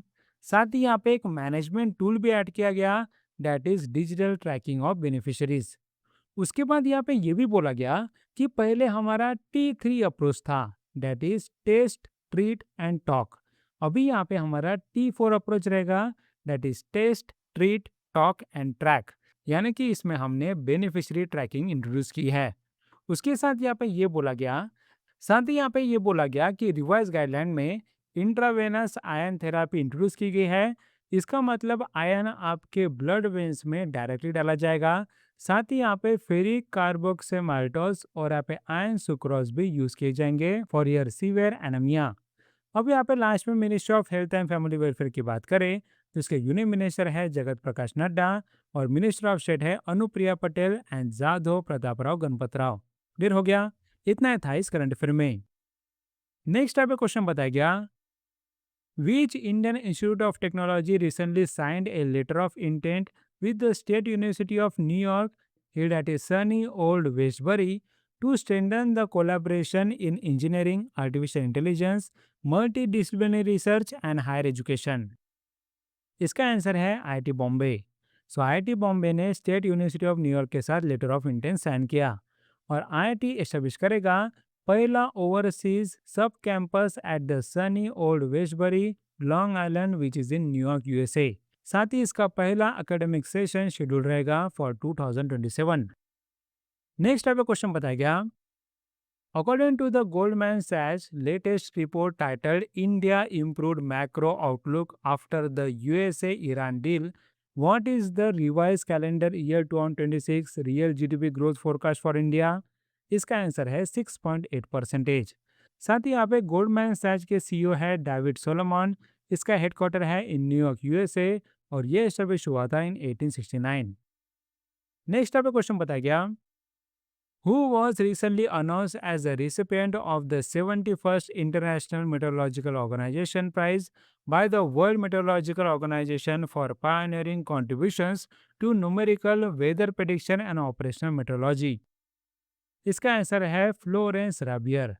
और यहाँ पे ये बोला गया, यहाँ पे इस साल का इंटरनेशनल मेट्रोलॉजिकल ऑर्गेनाइजेशन प्राइज ये दिया जा रहा है टू द फ्लोरेंस राबियर और यहाँ पे पिछले साल का दिया गया था टू द प्रोफेसर जू जियानमिंग। साथ ही यहाँ पे वर्ल्ड मेट्रोलॉजिकल ऑर्गेनाइजेशन की बात करें तो इसके प्रेसिडेंट है अब्दुल्ला अहमद अल मैंडोज। इसका हेडक्वार्टर है इन जेनेवा स्विट्जरलैंड और ये सर्विस हुआ था इन 1950। क्लियर हो गया? नेक्स्ट टाइप का क्वेश्चन बताया गया, National Indicator Framework 2026 consists of indicators that cover how many sustainable development goals? इसका आंसर है 17। अब देखो आपको पता होगा कि 17 सस्टेनेबल डेवलपमेंट गोल्स होते हैं और यहाँ पे ये गोल्स कौन कौन से होते हैं और कौन कौन से नंबर पे कौन कौन सा गोल है, ये सारी चीज़ें आपको पता होना चाहिए। इसे मैं आपको रिवाइज करता हूँ।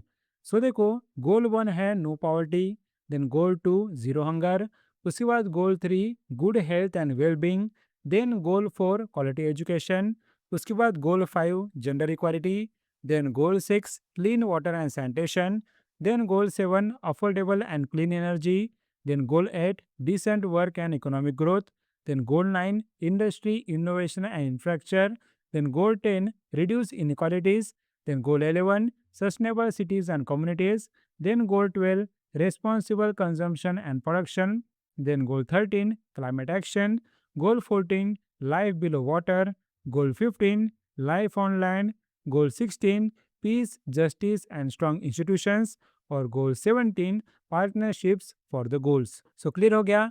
ये सारे 17 सस्टेनेबल डेवलपमेंट गोल्स है और यहाँ पे इसमें से कई से भी आपको क्वेश्चन पूछ सकते हैं। साथ ही अभी इस करंट अफेयर में क्या बोला गया, देखो 20 स्टैटिस्टिक्स डे था जून 29 को और यहाँ पे उस दिन ministry of statistics and programme implementation ने सस्टेनेबल डेवलपमेंट गोल्स पे कुछ पब्लिकेशन रिलीज किए। उसमें से एक था नेशनल इंडिकेटर फ्रेमवर्क 2026, जिसमें 277 नेशनल एसडीजी इंडिकेटर्स थे जो कवर करते हैं 17 सस्टेनेबल डेवलपमेंट गोल्स। अब इसमें क्या क्या बोला गया, देखो इस फ्रेमवर्क में ये बोला गया कि हमारा पॉपुलेशन का प्रोपोर्शन जो यहाँ पे कवर्ड है by the social protection systems या फिर फ्लोर्स, वो इंक्रीज हुआ है फ्रॉम 22% टू 65.3%। उसके बाद यहाँ पे मैटरनल मोर्टेलिटी रेट यहाँ पे पहले थी 122, लेकिन अभी वो गिर के 87 हो गया है पर 1 लाख लाइव बर्थ। उसके साथ अगर हम सेक्स रेशियो एट बर्थ की बात करें तो वो पहले थी 896, लेकिन अभी वो बढ़ के 918 हो गई है। उसके बाद अनएम्प्लॉयमेंट रेट यहाँ पे डिक्लाइन हुआ है फ्रॉम 6.1% टू 3.1%। उसके बाद यहाँ पे female to male professionals and technical workers का रेशियो 48.7% था, लेकिन वो भी बढ़कर 51.3% हो गया है। साथ ही यहाँ पे जेनेटिक रिसोर्सेज के कंजर्वेशन में भी हमने अच्छा काम दिखाया है, यहाँ पे जिसमें हमने प्लांट, उसके बाद एनिमल और फिश जेनेटिक रिसोर्सेज कंजर्व किए हैं। उसके बाद ये बोला गया कि रिन्यूएबल एनर्जी में हमारी install renewable energy generating capacity 64.04 watts per capita थी, लेकिन वो अभी बढ़कर 193.36 वैट्स हो गई है। उसके साथ यहाँ पे वेस्ट रिसाइकलिंग पैंट्स भी 829 से बढ़कर 3236 हो गया है। उसके बाद यहाँ पे रामसर साइट्स में जो एरिया है उसका परसेंटेज पहले 4.15% से इंक्रीज होके 8.66 हो गया है। साथ ही अगर हम इंटरनेट सब्सक्रिप्शन की बात करें तो वो इंक्रीज हुआ है फ्रॉम 302.36 मिलियन टू 969.1 मिलियन। उसके बाद यहाँ पे ministry of statistics and programme implementation ने एक थीमेटिक बुलेटिन भी निकाली है जिसका टाइटल है transforming lives India's achievements under the people dimension of the SDGs. और इसके अंडर यहाँ पे इंडिया का प्रोग्रेस हाईलाइट किया जाता है across SDG 1, SDG 2, SDG 3, 4 and 5। उसके साथ बोला गया कि ये बुलेटिन पार्ट है of the MoSPI's thematic SDG bulletin series, और ये अलाइड है विद और 5 FPs of the 2030 agenda, that is people, planet, prosperity, peace and partnerships. अब यहाँ पे लास्ट में आपको सस्टेनेबल डेवलपमेंट गोल्स के बारे में पता होना चाहिए। देखो यहाँ पे सस्टेनेबल डेवलपमेंट गोल्स में 17 इंटरकनेक्टेड ग्लोबल गोल्स है, और यहाँ पे इसे 193 मेंबर स्टेट्स ने 2015 में as a part of 2030 agenda for the sustainable development adopt किया है। और यहाँ पे बताया गया कि सारे यूनाइटेड नेशन मेंबर स्टेट्स को कमिटमेंट किया है कि वो यहाँ पे सस्टेनेबल डेवलपमेंट गोल्स का अचीव करेंगे बाय 2030। और यहाँ पे सस्टेनेबल डेवलपमेंट गोल के पहले भी कुछ था क्या? बिल्कुल था। इसके पहले वर्ल्ड फॉलो करता था millennium development goals. Millennium developments यहाँ पे इम्प्लीमेंट किए गए थे फ्रॉम 2000 टू 2015, और उसके बाद सस्टेनेबल डेवलपमेंट गोल्स आए थे। और याद रखें, मिलेनियम डेवलपमेंट गोल्स में 8 अलग अलग गोल्स थे। आप यहाँ पे इसे देख सकते हो। उसके साथ यहाँ पे minister of statistics and programme implementation की बात करें तो इसके मिनिस्टर ऑफ स्टेट है राव इंद्रजीत सिंह। क्लियर हो गया? इतना ही था इस करंट अफेयर में। नेक्स्ट यहाँ पे क्वेश्चन बताया गया, who recently won Colombia's presidential election? इसका आंसर है जेमी डेला एस्प्रिला। साथ ही यहाँ पे कोलंबिया की बात करें तो इसका कैपिटल है बोगोटा और करेंसी है कोलंबियन पेसो। नेक्स्ट यहाँ पे क्वेश्चन बताया गया, who has been recently appointed as the director of the Vikram Sarabhai space centre? इसका आंसर है यूपी राजू।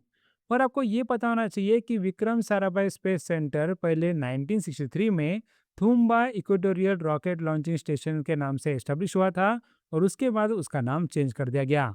साथ ही इसका हेडक्वार्टर है तिरुवनंतपुरम केरला, और ये इसरो का प्रीमियर सेंटर है for the design and development of the India's launch vehicles. Next type का क्वेश्चन बताया गया, Which veteran Tamil filmmaker, actor, screenwriter and director recently passed away? इसका आंसर है कृष्णा स्वामी भाग्यराज। नेक्स्ट टाइप का क्वेश्चन बताया गया, the pilot project of the PM family care tracker was launched in which Indian city? इसका answer है गांधीनगर गुजरात। अब यहाँ पे इस करंट अफेयर में क्या बोला गया? देखो यहाँ पे ये बोला गया कि यूनियन मिनिस्टर अमित शाह जो संभालते हैं मिनिस्ट्री ऑफ होम अफेयर्स और मिनिस्ट्री ऑफ कॉर्पोरेशन, उन्होंने लॉन्च किया prime minister family care tracker pilot project in Gandhinagar Gujarat. और ये क्या है? ये एक तरह का डिजिटल प्लेटफॉर्म है जो यहाँ पे चिल्ड्रन की हेल्थ मॉनिटर करता है from pregnancy to 18 years of age. और इससे यहाँ पे हर चाइल्ड को एक यूनिक आइडेंटिफिकेशन मिलता है जो लिंक होता है with the birth registration number और यहाँ पे आयुष्मान भारत हेल्थ अकाउंट।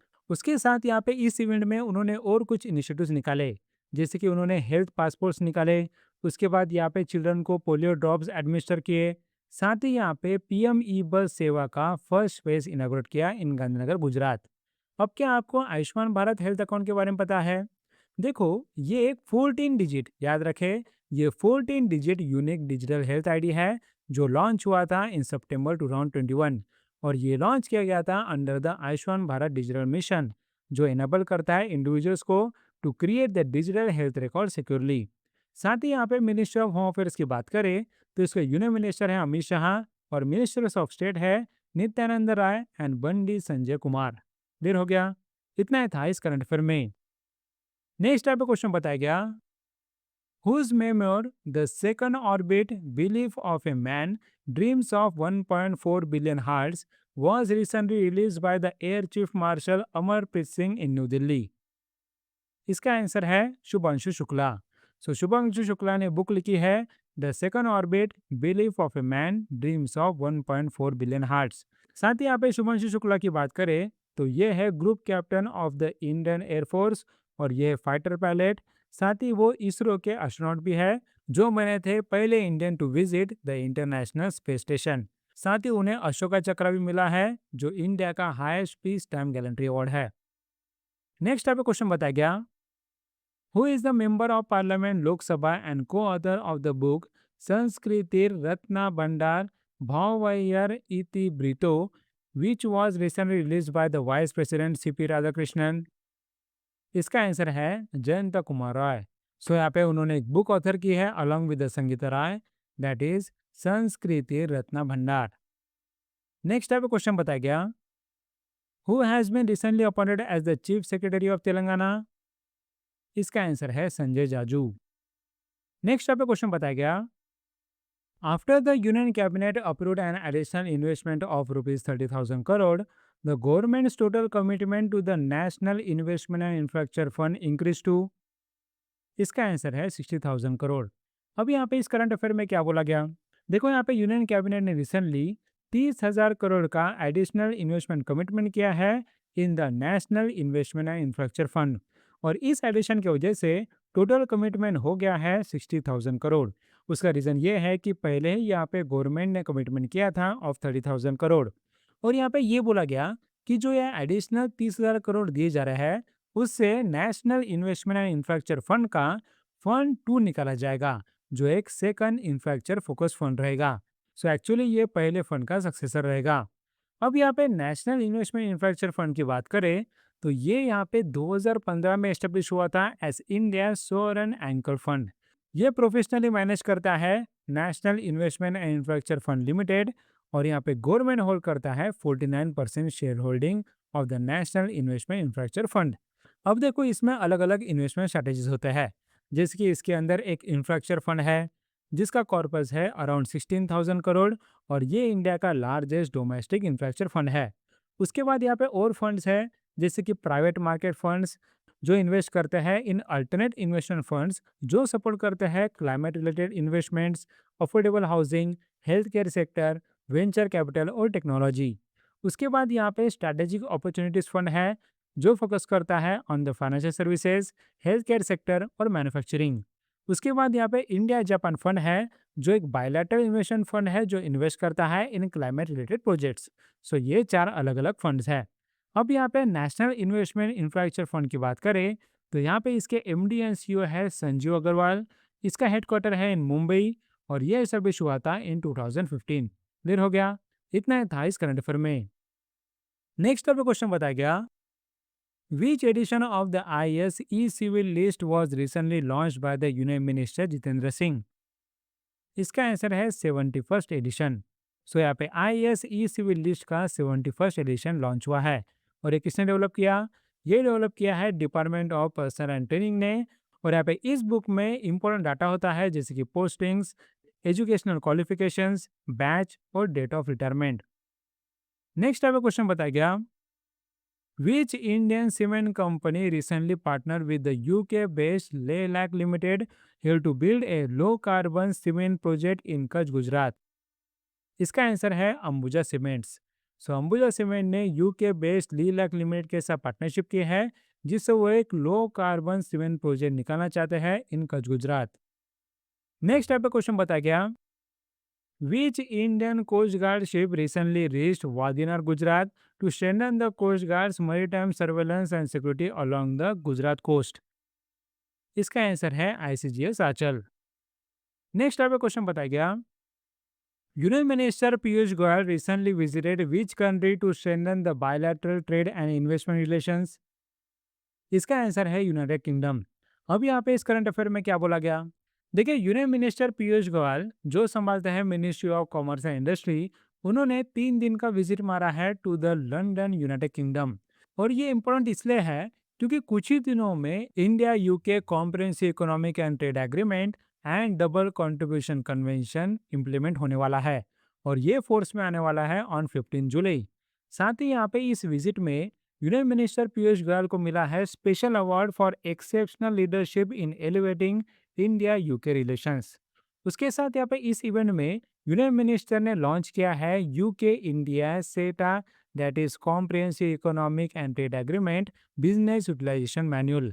साथ ही यहाँ पे उन्होंने हाईलाइट किया कि गुजरात और बिर्मिंघम, साथ ही यहाँ पे मैनचेस्टर और महाराष्ट्र की पार्टनरशिप हुई है। उसके साथ उन्होंने ये अनाउंस किया कि यहाँ पे 1000 एडवाइजरी पर्सनल यहाँ पे डिप्लॉय किए जाएंगे अक्रॉस इंडिया, जहाँ पे असिस्ट करेंगे बिजनेस को in maximising the benefits of the India UK comprehensive economic and trade agreement. उसके साथ ये एग्रीमेंट इंक्रीज करेगा annual bilateral trade by the GBP यानी कि पाउंड स्टर्लिंग 25.5 बिलियन। उसके साथ यहाँ पे ये बोला गया कि India UK comprehensive economic trade agreement के अंदर इंडियन प्रोफेशनल्स को अलाउ किया जाएगा to work in United Kingdom, और उन्हें 5 साल का एग्जाम्पशन मिलेगा। सोशल सिक्योरिटी के लिए कोई भी कंट्रीब्यूशन देने की जरूरत नहीं पड़ेगी। साथ ही यूनाइटेड किंगडम की बात करें तो इसके प्राइम मिनिस्टर है कीर स्टारमर, इसका कैपिटल है लंदन और करेंसी है पाउंड स्टर्लिंग। क्लियर हो गया, इतना ही था इस करंट अफेयर में।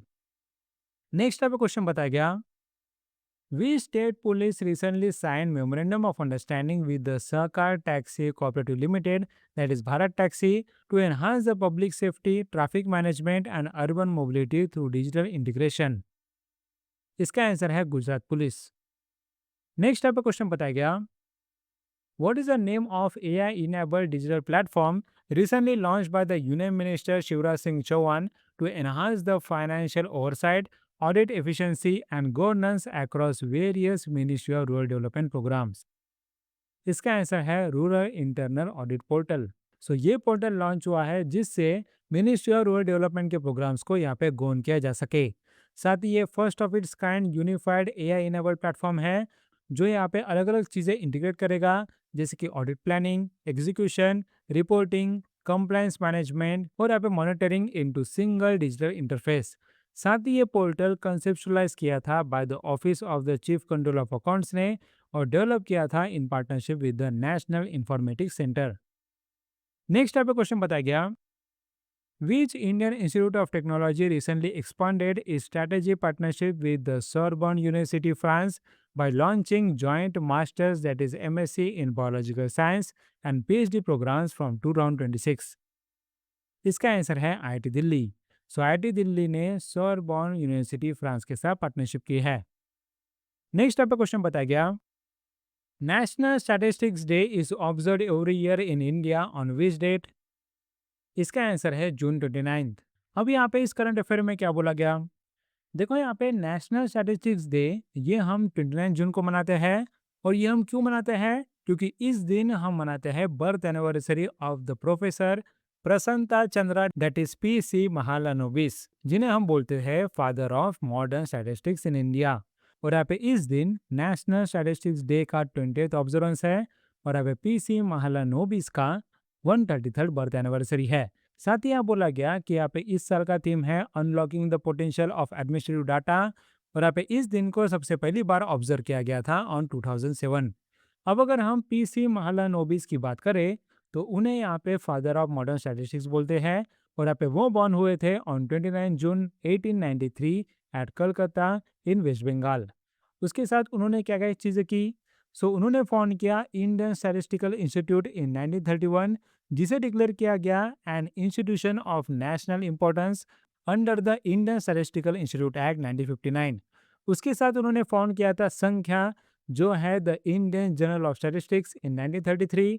उसके साथ उन्होंने एस्टेब्लिश किया national sample survey in 1950। Then यहाँ पे उन्होंने प्लानिंग में भी कुछ कॉन्ट्रीब्यूशन किए। उनके डायरेक्शन में गवर्नमेंट ऑफ इंडिया ने सेंटर स्टैटिस्टिकल यूनिट एस्टेब्लिश किया इन 1949, और पीसी महालानोबिस को अपॉइंट किया as the honorary statistical adviser to the cabinet. उसके साथ जब इंडिया का सेकंड 5 ईयर प्लान निकाला गया था इन 1956-1961, तब इंडिया की एक इंडस्ट्रियलाइजेशन स्ट्रेटजी थी और उसमें की रोल प्ले किया था बाय द पीसी महालानोबिस। साथ ही उन्होंने डेवलप किया था fieldman Mahalanobis model for economic planning, और उन्होंने डेवलप किया था Mahalanobis distance that is D square statistic, जो वाइडली यूज स्टैटिस्टिकल मेजर है। उसके साथ उन्हें कौन कौन से अवार्ड मिले थे? उन्हें यहाँ पे officer of the order of the British Empire मिला था इन 1942, देन वेल्डन मेडल मिला था in 1944, then fellow of the Royal Society मिला था इन 1945, साथ ही उन्हें पद्म विभूषण मिला था इन 1968। उसके साथ उनका डिमाइस हुआ था इन 1972 इन साउथ कलकत्ता वेस्ट बंगाल। अब अगर हम इस दिन के सेलिब्रेशन की बात करें, तो यहाँ पे ये दिन सेलिब्रेट किया था at the doctor Ambedkar international centre जो है न्यू दिल्ली। और इस इवेंट में Sukhatme national award in statistics दिया गया to the professor Arup Bose. और अरूप बोस है professor of the Indian statistical institute of Kolkata West Bengal. साथ ही यहाँ पे जिनके नाम पे अवार्ड दिया गया डेट इज पीवी सुकात्मे, वो थे इंडियन स्टैटिस्टिशियन। उसके साथ आपको इंडिया का स्टैटिस्टिकल सिस्टम पता होना चाहिए। सो देखो, इंडिया फॉलो करता है डिसेंट्रलाइज स्टैटिस्टिकल सिस्टम, जहाँ बताया गया है कि सेंट्रल लेवल पे इस सिस्टम में ministry of statistics and programme implementation है, देन यहाँ पे नेशनल स्टैटिस्टिकल ऑफिस है, उसके बाद रजिस्ट्रार जनरल है, और यहाँ पे सेंसस कमिश्नर है। उसके बाद स्टेट लेवल पे directorates of economics and statistics है, और डिस्ट्रिक्ट लेवल पे डिस्ट्रिक्ट स्टैटिस्टिकल ऑफिस है। साथ ही यहाँ पे इंडिया के मेजर स्टैटिस्टिकल सर्वे कौन से है? वो है periodic labour force survey, then annual survey of industries, उसके बाद household consumption expenditure survey, then यहाँ पे नेशनल फैमिली हेल्थ सर्वे, और यहाँ पे सेंसस ऑफ इंडिया। साथ ही अगर हम सेंट्रल लेवल पे ministry of statistics and programme implementation की बात करें, तो उसके अंदर दो विंग्स होते हैं। नाम से आपको समझ आ रहा होगा, इसमें एक होता है स्टैटिस्टिक्स विंग, जिसके under national statistical office function करता है। उसके बाद यहाँ पे होता है इम्प्लीमेंटेशन विंग, जिसके under programme implementation wing function करता है। और यहाँ पे मॉस्पाई को सपोर्ट किया जाता है by the Indian statistical institute और यहाँ पे नेशनल स्टैटिस्टिकल कमीशन। अब यहाँ पे इन दो विंग्स की बात करें, तो यहाँ पे स्टैटिस्टिक्स विंग में जो नेशनल स्टैटिस्टिकल ऑफिस होता है, वो कोऑर्डिनेट करता है स्टैटिस्टिकल एक्टिविटीज अक्रॉस कंट्री। उसके बाद जो प्रोग्राम इम्प्लीमेंटेशन विंग होता है, उसके अंडर यहाँ पे दो डिवीजन होते हैं, that is members of parliament local area development scheme, that is MP lads division, और यहाँ पे infrastructure and project monitoring division. Next यहाँ पे नेशनल स्टैटिस्टिकल मिशन की बात करें, तो ये जुलाई 2006 में लाया गया था। इसके चेयरपर्सन है डॉक्टर सेवल चट्टोपाध्याय। इसके अंदर 4 मेंबर्स होते हैं, और अभी डॉक्टर सौरभ गर्ग जो है चीफ स्टैटिस्टिशियन ऑफ इंडिया, वो इसके सेक्रेटरी सर्व करते हैं। उसके बाद इंडियन स्टैटिस्टिकल इंस्टीट्यूट की बात करें, तो ये है इंस्टीट्यूशन ऑफ नेशनल इंपॉर्टेंस। इसका हेडक्वार्टर है इन कोलकाता वेस्ट बंगाल, और उसके अलग अलग सेंटर्स है, that is in Delhi, Bengaluru, Chennai और तेजपुर। और अगर हम मॉस्पाई के मिनिस्टर ऑफ स्टेट की बात करें, तो वो है राव इंद्रजीत सिंह। देर हो गया, इतना ही था इस करंट अफेयर में। नेक्स्ट आपका क्वेश्चन बताया गया, which two Indian women conservationist were recently honoured with the 2026 Whitley award, also known as the Green Oscar, for their outstanding work in protecting endangered species? इसका आंसर है Parveen Sheikh and बरखा सुबा। सो यहाँ पे बोला गया कि 6 लोगों को वाइटली अवार्ड दिया गया था, जिसे ग्रीन ऑस्कर बोला जाता है, और उसमें से 2 इंडियन वीमेन कंजर्वेशनिस्ट थे, जो थे परवीन शेख और यहाँ पे बरखा सुबा। अब यहाँ पे इन्होंने क्या क्या काम किया? देखो, यहाँ पे परवीन शेख ने बॉम्बे नेशनल हिस्ट्री सोसाइटी के साथ पार्टनरशिप करके guidance of the schemer initiative launch किया ऑन द चंबल रिवर। उसके साथ यहाँ पे बरका सुब्बा का एक प्रोजेक्ट था, that is survivor of a lost world, saving the Himalayan salamander and its wetlands, जो फोकस करता था on the restoration of the critical breeding wetlands. फिर हो गया। नेक्स्ट टाइप का क्वेश्चन बताया गया, what is the name of the fourth indigenous fast patrol vessel in the 8-vessel Adamya class series that was recently commissioned by the Indian Coast Guard, designed and constructed by the Goa Shipyard Limited, Goa? इसका answer है ICGS Akshay. साथ ही यहाँ पे आपको बताना चाहिए कि इंडियन कोस्ट गार्ड को हम भारतीय तट रक्षक भी बोलते हैं। नेक्स्ट टाइप का क्वेश्चन बताया गया, The Indian Space Research Organization recently conducted a successful hot test of the semi-cryogenic engine power head test article at the ISRO Propulsion Complex located in which state? इसका answer है तमिलनाडु। साथ ही exactly वो किया गया at the Mahendragiri Tamil Nadu. Next आपको question बताया गया, union minister Shivraj Singh Chouhan launch the VBG Ramji initiative nationwide from which district? इसका आंसर है तिरुपति डिस्ट्रिक्ट। अभी यहाँ पे इस करंट अफेयर में क्या बोला गया? देखो यहाँ पे ये बोला गया कि आंध्र प्रदेश के सीएम एन चंद्रबाबू नायडू और यूनियन मिनिस्टर शिवराज सिंह चौहान जो संभालते हैं ministry of agriculture and farmers welfare, इन्होंने साथ में मिलकर लॉन्च किया है Viksit Bharat guarantee for Rozgar and Ajeevika mission Gramin Yojana, that is VBG Ramji scheme, जो नेशन वाइड लॉन्च की गई है। और ये लॉन्च किया गया है from the Makkavaripalli village in Tirupati district of Andhra Pradesh. और इसमें यह भी बताया गया कि गवर्नमेंट यहाँ पे अगले 5 साल में इस स्कीम के अंडर 7.5 लाख करोड़ खर्च करेगा, जिसके अंदर यहाँ पे एनुअल आउटले रहेगा अप्रोक्सीमेटली 1.51 लाख करोड़। और इस एनुअल आउटले से सेंट्रल गवर्नमेंट का शेयर रहेगा 95,692 और बचा हुआ 40% शेयर देगा। उसके साथ ये बोला गया कि ये जो एनुअल आउटले निकाला गया है, ये डिस्ट्रीब्यूट किया जाएगा अक्रॉस ऑल कंट्रीज 2.86 लाख ग्राम पंचायत। इससे वजह से यहाँ पे हर ग्राम पंचायत को अप्रोक्सीमेटली ₹2 करोड़ पर ईयर दिया जाएगा। उसके बाद इस इवेंट में ये भी अनाउंस किया गया कि यहाँ पे आंध्र प्रदेश के तोतापुरी मैंगोस का यहाँ पे प्रोक्योरमेंट किया जा रहा है under the market intervention scheme. So ये सारी चीजें थे इस इवेंट्स के डिटेल। अब हम देखते हैं कि वीबीजी रामजी स्कीम है क्या। देखो, वीबीजी रामजी एक्ट 2025 में लाया गया। यहाँ पे जिसने ऑफिशियली रिप्लेस किया था एमजीएनरेगा एक्ट को, that is Mahatma Gandhi national rural employment guarantee scheme. साथ ही यहाँ पे एमजीएनरेगा में पहले 100 डेज की गारंटी थी, लेकिन अभी ये गारंटी बढ़ा के 125 डेज कर दी गई है। साथ ही यहाँ पे ये बोला गया कि हर दिन का यहाँ पे guaranteed national minimum floor wage रखा गया है 300 पर डे। उसके साथ यहाँ पे फंडिंग स्ट्रक्चर की बात करें तो सेंटर और स्टेट का फंडिंग पैटर्न है 60:40। उसके साथ यहाँ पे नॉर्थ ईस्ट और हिमालयन स्टेट्स का फंडिंग पैटर्न है 90:10 और यूनियन टेरिटरीज विदाउट लेजिस्लेचर का है 100% सेंट्रल फंडिंग। उसके बाद ये बताया गया कि नेशनल एवरेज नोटिफाइड वेज ये इंक्रीज हुआ है from year 298.8 per day year to ₹327.4 per day, यानी कि इसमें 10% का इंक्रीज है। उसके बाद यहाँ पे बोला गया कि एम्प्लॉयमेंट की डिमांड आने के बाद उस एम्प्लॉयमेंट की डिमांड को फुलफिल करना चाहिए विद इन 15 डेज। लेकिन 15 दिन में अगर जॉब नहीं मिली तो फिर यहाँ पे अनएम्प्लॉयमेंट अलाउंस दिया जाएगा टू द अप्लीकेंट। उसके साथ ये बोला गया कि नए स्कीम में एडमिनिस्ट्रेटिव एक्सपेंडिचर यहाँ पे इंक्रीज किया गया फ्रॉम 6% टू 9%, और इससे यहाँ पे इस स्कीम की इम्प्लीमेंटेशन और अच्छी होगी।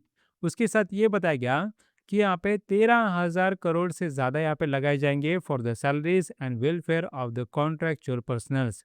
इसमें यहाँ पे कवर किया जाएगा staff at the gram panchayat, village council, उसके बाद mates and other field level employees.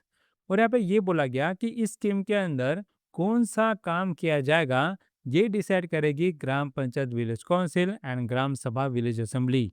उसके साथ यहाँ पे इस स्कीम में एक 60 डे का नो वर्क पीरियड रखा गया है, क्योंकि आपको पता है कि यहाँ पे एग्रीकल्चर के भी काम होते हैं, और जब एग्रीकल्चर के काम रहते हैं तब अगर एमजीएनरेगा के काम शुरू रहे तो फिर यहाँ पे एग्रीकल्चर के काम के लिए कोई भी काम वाले नहीं रहते।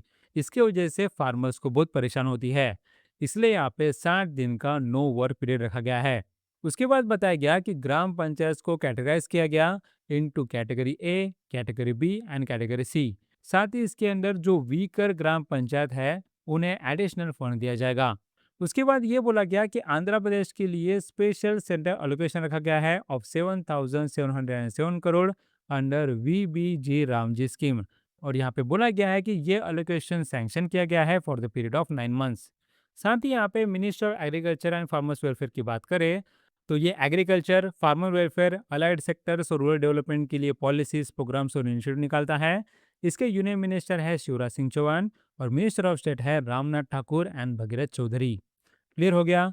इतना ही था इस करंट अफेयर में। नेक्स्ट आपका क्वेश्चन बताया गया, Which England men's test captain and star all-rounder recently announced his retirement from all formats of the international cricket during the third Rothesay test against New Zealand at the Trent Bridge. इसका answer है Ben Stokes. Next आपका question बताया गया, which organization recently launched the 200-page coffee table book titled Stamps, Coins and Banknotes issued during the premiership of Sri Narendra Modi in New Delhi? इसका answer है mintage world. सो mintage world ने ही ये coffee table book निकाली है। Next आपका question बताया गया, world allergy week 2026 was observe during which of the following dates? इसका आंसर है जून 21 टू जून 27। और यहाँ पे इसका थीम था allergy care is essential care. साथ ही इसका पहला ऑब्जर्वेंस 2011 में हुआ था। और आपको ये भी पता होना चाहिए कि वर्ल्ड एलर्जी कॉन्फ्रेंस ये शेड्यूल है from 15 to 18 October in Kyoto Japan. Next आपका क्वेश्चन बताया गया, in which year did the cabinet committee on economic affairs approve the Pradhan Mantri Krishi सिंचाई योजना? इसका आंसर है 2015। अभी यहाँ पे इस करंट अफेयर में क्या बोला गया, देखो यहाँ पे ये बोला गया कि यहाँ पे जुलाई 1 2015 को cabinet committee on economic affairs ने यह प्रधानमंत्री कृषि सिंचाई योजना को अप्रूव किया था, जिसके लिए 5 साल के लिए 50,000 करोड़ का बजटरी आउटले रखा गया था। इसका मतलब अभी उसे 11 साल हुए हैं, इसलिए ये वापस से न्यूज में आ गया है। साथ ही यहाँ पे इस इनिशिएटिव के अंदर यहाँ पे रेन वाटर हार्वेस्टिंग प्रमोट की जाती थी अंडर द जल संचय, और यहाँ पे efficient farm level water distribution किया जाता था अंडर द जल सिंचन। अब यहाँ पे इस स्कीम को जब निकाला गया, तब इसके अंदर 3 एग्जिस्टिंग स्कीम को मर्ज किया गया। वो कौन से थे? वो थे accelerated irrigation benefit programme of the ministry of water resources, river development and Ganga rejuvenation, जो भी है मिनिस्ट्री ऑफ जल शक्ति। उसके बाद यहाँ पे सेकंड स्कीम थी इंटीग्रेटेड वाटरशेड मैनेजमेंट प्रोग्राम, जो था of the department of land resources under ministry of rural development.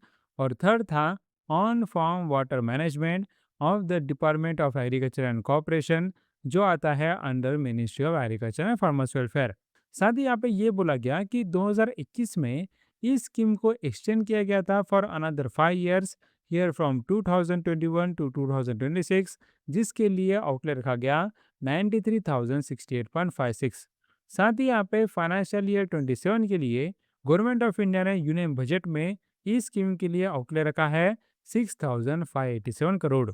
अब देखो, ये प्रधानमंत्री कृषि सिंचाई योजना एक अम्ब्रेला स्कीम के जैसे काम करती है, जिसके अंदर अलग अलग कंपोनेंट्स है। जैसे कि यहाँ पे इसके अंदर एक एक्सेलरेटेड इरिगेशन बेनिफिट प्रोग्राम है, जो यहाँ पे ऑनगोइंग मेजर और मीडियम इरिगेशन प्रोजेक्ट्स को फास्टर कंप्लीट करने पे ध्यान देता है, और ये इम्प्लीमेंट किया जाता है अंडर मिनिस्ट्री ऑफ जल शक्ति। साथ ही यहाँ पे ये बोला गया कि यहाँ पे 2016-17 के बाद से इस कंपोनेंट के लिए 21,023 करोड़ का सेंट्रल फाइनेंशियल असिस्टेंस मिला है, और ये इस स्कीम का लार्जेस्ट कंपोनेंट है। उसके बाद बोला गया कि एक्सेलरेटेड इरिगेशन बेनिफिट प्रोग्राम के अंदर एक सब स्कीम निकाली गई, that is modernisation of the command area development and water management. साथ ही सब स्कीम का इनिशियल आउटले था 1,600 करोड़। और यहाँ पे इसके अंदर मेजर और मीडियम इरिगेशन प्रोजेक्ट से यहाँ पे वाटर प्रोवाइड किया जाता है through pressurised pipe irrigation and micro irrigation systems. Next यहाँ पे कंपोनेंट है हर खेत को पानी। इसे यहाँ पे सरफेस वाटर से या फिर ग्राउंड वाटर से माइनर इरिगेशन की मदद से यहाँ पे पानी प्रोवाइड किया जाता है, और ये भी आता है अंडर मिनिस्ट्री ऑफ जल शक्ति। नेक्स्ट यहाँ पे वाटर शेड डेवलपमेंट कंपोनेंट है। ये रेन वाटर का प्रोडक्टिव यूज करता है through integrated water shade management, और ये इम्प्लीमेंट किया गया है by the department of land resources under ministry of rural development. उसके बाद यहाँ पे और एक कंपोनेंट है दैट इज पर ड्रॉप मोर क्रॉप, जो लाया गया था फ्रॉम 2015-16 टू 2021-22, और ये इम्प्लीमेंट किया गया था by the department of agriculture and farmers welfare which is under ministry of agriculture and farmers welfare. और इसके अंदर यहाँ पे फार्म लेवल पे वाटर यूज एफिशिएंसी को मैक्सिमाइज करने की बात की गई। उसके साथ बताया गया कि यहाँ पे इस कंपोनेंट के अंदर स्मॉल एंड मार्जिनल फार्मर्स को 55% फाइनेंशियल असिस्टेंस मिला, और यहाँ पे बाकी फार्मर्स को 45% फाइनेंशियल असिस्टेंस मिला। उसके साथ ये बोला गया कि 2022-23 के बाद यहाँ पे पीडीएमसी दैट इज पर ड्रॉप मोर क्रॉप को मर्ज किया गया विथ ईयर प्रधानमंत्री राष्ट्रीय कृषि विकास योजना। और यहाँ पे बोला गया कि मर्ज होने के बाद ये प्रमोट करता है ड्रिप इरिगेशन और स्प्रिंकल इरिगेशन सिस्टम। उसके बाद यहाँ पे माइक्रो इरिगेशन फंड भी है, जो एस्टेब्लिश किया गया था अंडर नाबार्ड जो प्रमोट करता है drip irrigation and sprinkle irrigation system. अब अगर मिनिस्ट्री ऑफ जल शक्ति की बात करें तो इसके यूनियन मिनिस्टर है CR पाटिल और मिनिस्टर ऑफ स्टेट है V Somanna and Rajbhushan Chaudhary. Clear हो गया? इतना था इस करंट अफेयर में। नेक्स्ट टाइप का क्वेश्चन बताया गया, India recently imposed anti-dumping duties on imports of the sulfonamides accelerators, a key chemical used in rubber and tire industries, for which of the following countries or regions? इसका answer है China, European Union and the United States. So यहाँ पे बोला गया कि China, European Union और United States से आने वाला जो यहाँ पे सल्फेनामाइड्स एक्सेलरेटर है, यहाँ पे जिसे रबर और टायर इंडस्ट्री में यूज किया जाता है, उसके इंपोर्ट्स पे एंटी डंपिंग ड्यूटीज लगाई है। नेक्स्ट टाइप का क्वेश्चन बताया गया, we state government recently approved the Vetri Thamizhagam that is victorious dash vision document outlining 436 welfare schemes and policy initiatives. इसका आंसर है तमिलनाडु। साथ ही यहाँ पे इसमें पॉलिसी डॉक्यूमेंट था विक्टोरियस तमिलनाडु। नेक्स्ट टाइप का क्वेश्चन बताया गया, Which Indian technology company recently signed a memorandum of understanding with the Indian Army to drive indigenous digital transformation under the JAY, that is Jointness, Atmanirbharta and Innovation Mission? इसका answer है Zoho corporation. Next type का question बताया गया, the Borjuli site recently notified as a biodiversity heritage site by the national biodiversity authority is located in which state? इसका answer है आसाम।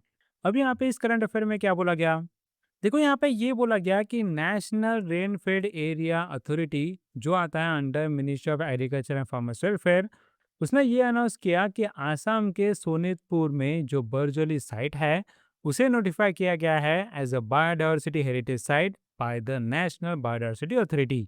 और यहाँ पे ये बोला गया कि जुलाई 2026 तक आसाम के पास अभी 3 officially notified biodiversity heritage site है। It is Majuli, then Borjuli wild rice और यहाँ पे हाजोंग टॉर्टस लेक। साथ ही यहाँ पे आसाम ने अनऑफिशियली बोरजोली साइट को already biodiversity heritage site declare किया था इन 2022।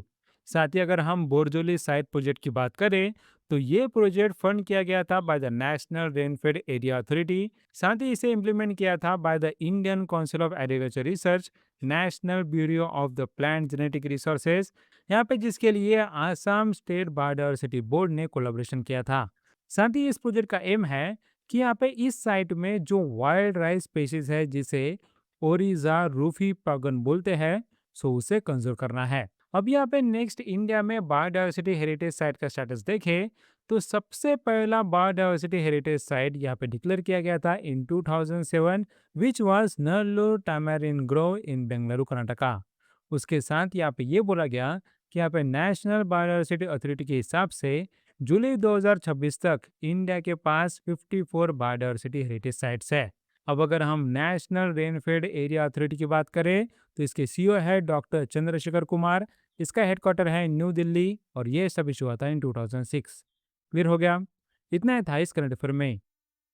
नेक्स्ट आपका क्वेश्चन बताया गया, the office of the principal scientific adviser to the government of India launched the technology readiness level compass platform in partnership with which organization? इसका answer है data security council of India. So यहाँ पे ये बोला गया कि office of the principal scientific adviser ने data security council of India के साथ पार्टनरशिप की है। क्यों? Here for the launch of technology readiness level compass platform. Next type का क्वेश्चन बताया गया, Which Indian armed force recently participated in the 30th edition of the Rim of the Pacific, the world's largest multinational maritime warfare exercise hosted by the United States Navy under the US Pacific Fleet at Joint Base Pearl Harbor Hickam, which is in Hawaii, USA? इसका answer बड़ा simple है, Indian navy ने इसमें participate किया था। साथ ही यहाँ पे इस साल का रिम ऑफ द पैसिफिक का थीम था पार्टनर्स इंटीग्रेटेड एंड प्रिपेयर्ड। साथ ही यहाँ पे रिम्पैक का बैकग्राउंड देखे तो ये स्टार्ट हुआ था इन 1971 जब ये एक एनुअल नेवल एक्सरसाइज था जिसे स्टार्ट किया था ऑस्ट्रेलिया, कनाडा और यूएसए ने।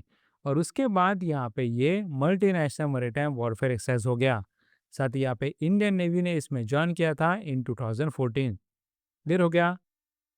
नेक्स्ट आपका क्वेश्चन बताया गया, which Indian cross border payments platform recently launch the Google Play card payments on its international payment gateway, enabling the merchants to access customers across more than 90 countries.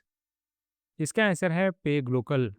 सो यहाँ पे ये बोला गया कि पे ग्लोकल ने लॉन्च किया है Google Pay card payments. Next आपका क्वेश्चन बताया गया, which regulatory body granted health insurance licence to the Prudential HCL joint venture. इसका आंसर है IRDAI। अब यहाँ पे इस करंट अफेयर में क्या बोला गया, देखो यहाँ पे ये बताया गया कि insurance regulatory and development authority of India ने R3 that is final certificate of registration prudential HCL health insurance limited को दिया है। और इससे यहाँ पे हेल्थ इंश्योरेंस लिमिटेड बन गया है आठवां stand alone health ensure in India. साथ ही आप सोच रहे होंगे कि ये R3 सर्टिफिकेट क्या होता है। सो देखो यहाँ पे बोला गया कि अगर आपको स्टैंड अलोन हेल्थ इंश्योर बनना है तो यहाँ पे लाइसेंस देने के 3 अलग अलग स्टेजेस होते हैं। एक तो यहाँ पे R1 अप्रूवल होता है, उसके बाद R2 अप्रूवल होता है, और third R3 certificate of registration approval होता है, जिसमें आपको सर्टिफिकेट ऑफ रजिस्ट्रेशन मिलता है। सो ऐसे 3 अप्रूवल के बाद ही यहाँ पे कोई इंश्योरेंस ऑपरेशन स्टार्ट कर सकता है। उसके साथ यहाँ पे कौन एलिजिबल है इसके लिए। सो देखो, कोई भी इंडियन इंश्योरेंस कंपनी या फिर लिमिटेड लाइबिलिटी पार्टनरशिप जो रजिस्टर्ड है under the limited liability partnership act 2008, सो ये इसके एलिजिबल है। लेकिन उसका minimum paid up equity capital ₹100 crore है। उसके साथ उन्होंने 5 साल का operational and financial business plan भी सबमिट करना चाहिए। और उसके प्रमोटर्स, डायरेक्टर्स और की मैनेजमेंट पर्सनल ने IRDAI का फिट एंड प्रॉपर क्राइटेरिया भी सेटिस्फाई करना चाहिए। उसके साथ यहाँ पे prudential HCL health insurance limited की बात करें तो ये एक जॉइंट वेंचर है between the prudential group of United kingdom जिसका 70% शेयर है, और HCL ग्रुप ऑफ इंडिया जिसका 30% शेयर है। और ये जॉइंट वेंचर फॉर्म हुआ था इन मार्च 2025। क्लियर हो गया। इतना ही था इस करंट अफेयर में।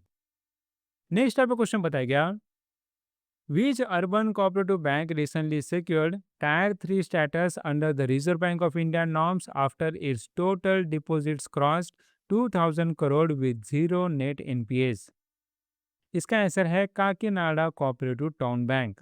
सो यहाँ पे बोला गया कि काकीनाडा कोऑपरेटिव टाउन बैंक को Tier 3 स्टेटस मिला है from the reserve bank of India. साथ ही इसके रिलेटेड आपको पता होना चाहिए कि यहाँ पे अलग अलग टायर के अर्बन कोऑपरेटिव बैंक कैसे डिसाइड किए जाते हैं।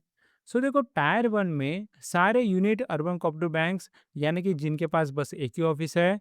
उसके बाद सारे salary earners urban cooperative banks जिसके अंडर बस सैलरी डिपॉजिट अकाउंट है। और अब बाकी सारी अर्बन कोऑपरेटिव बैंक जिनका डिपॉजिट 100 करोड़ से कम है, सो वो सारे Tier 1 में आएंगे। उसके बाद Tier 2 में आते हैं अर्बन कोऑपरेटिव बैंक्स जिनका डिपॉजिट 100 करोड़ से 1000 करोड़ है। उसके बाद Tier 3 में ऐसे अर्बन कोऑपरेटिव बैंक्स आते हैं जिनका डिपॉजिट 1000 करोड़ से 10,000 करोड़ है। और यहाँ पे Tier 4 में ऐसे अर्बन कोऑपरेटिव बैंक्स आते हैं जिनका डिपॉजिट 10,000 करोड़ से ज़्यादा है। सो यहाँ पे recently Kakinada cooperative town bank का 2000 करोड़ से ज़्यादा डिपॉजिट क्रॉस हुआ है, इसलिए वो Tier 3 में आ गया। क्लियर हो गया। नेक्स्ट आपका क्वेश्चन बताया गया, which Mercedes AMG Petronas Formula 1 driver won the 2026 Austrian Grand Prix held at the Red Bull Ring in the Spielberg, Austria? इसका आंसर है जॉर्ज रसेल। सो जॉर्ज रसेल ने ऑस्ट्रियन ग्रैंड प्रिक्स जीता है। Next आपका question बताया गया, the 2028 Summer Olympics, for which the Indian women's cricket team has secured direct qualification, will be hosted in which city? इसका answer है Los Angeles. और ये मैंने आपको बहुत बार बताया है, 2028 का समर ओलंपिक्स ये लॉस एंजलिस में होने वाला है। और सारे क्रिकेट मैचेस प्ले किए जाएंगे at the purpose build venue जो होगा in the Pomona, California, USA। और यहाँ पे ये खेले जाएंगे फ्रॉम 12 to 29 जुलाई 2028। नेक्स्ट आपको क्वेश्चन बताया गया, which public sector enterprise was granted mini Ratna category 1 status by the minister of steel? इसका आंसर है मेकॉन लिमिटेड। अब यहाँ पे इस करंट अफेयर में क्या बोला गया, देखो यहाँ पे ये बोला गया कि मिनिस्टर ऑफ स्टील ने mini Ratna category 1 status grant किया है टू मेकॉन लिमिटेड जो है एक शेड्यूल्ड ए सेंट्रल पब्लिक सेक्टर एंटरप्राइज। और ये फंक्शन करता है अंडर मिनिस्टर ऑफ स्टील। साथ ही आपको मिनी रत्न स्कीम के बारे में पता होना चाहिए।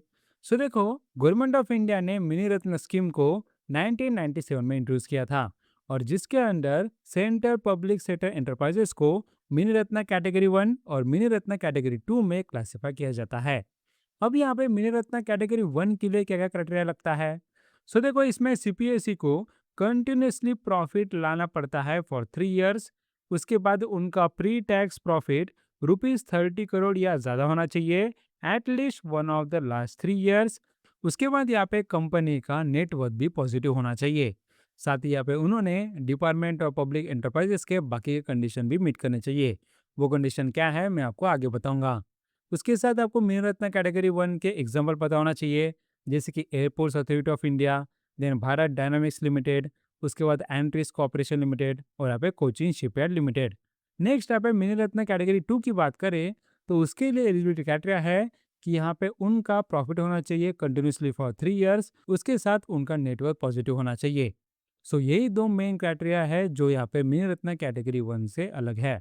मिनी रत्न कैटेगरी में आपको यहाँ पे प्री टैक्स प्रॉफिट 30 करोड़ से ज़्यादा रहना चाहिए था, लेकिन वो भी यहाँ पे नहीं है। उसके साथ यहाँ पे और कुछ गाइडलाइंस है जो मैं आपको आगे बताऊंगा, उसे भी फुलफिल करना पड़ता है। अब यहाँ पे मिनी रत्न कैटेगरी 2 के एग्जाम्पल देखें, तो इसमें आते हैं इंजीनियरिंग प्रोजेक्ट्स लिमिटेड, उसके बाद भारत पंप्स एंड कॉम्प्रेसर्स लिमिटेड, और यहाँ पे सेंट्रल इलेक्ट्रॉनिक्स लिमिटेड। अब यहाँ पे बाकी कंडीशन की बात करें तो वो क्या है?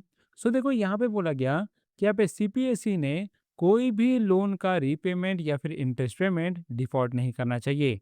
उसके साथ वो यहाँ पे गवर्नमेंट के बजट का सपोर्ट या फिर गवर्नमेंट के गारंटी पे डिपेंड नहीं रहना चाहिए। लेकिन बड़ा सवाल ये है कि यहाँ पे एक बार यह स्टेटस मिलने के बाद क्या बेनिफिट मिलता है?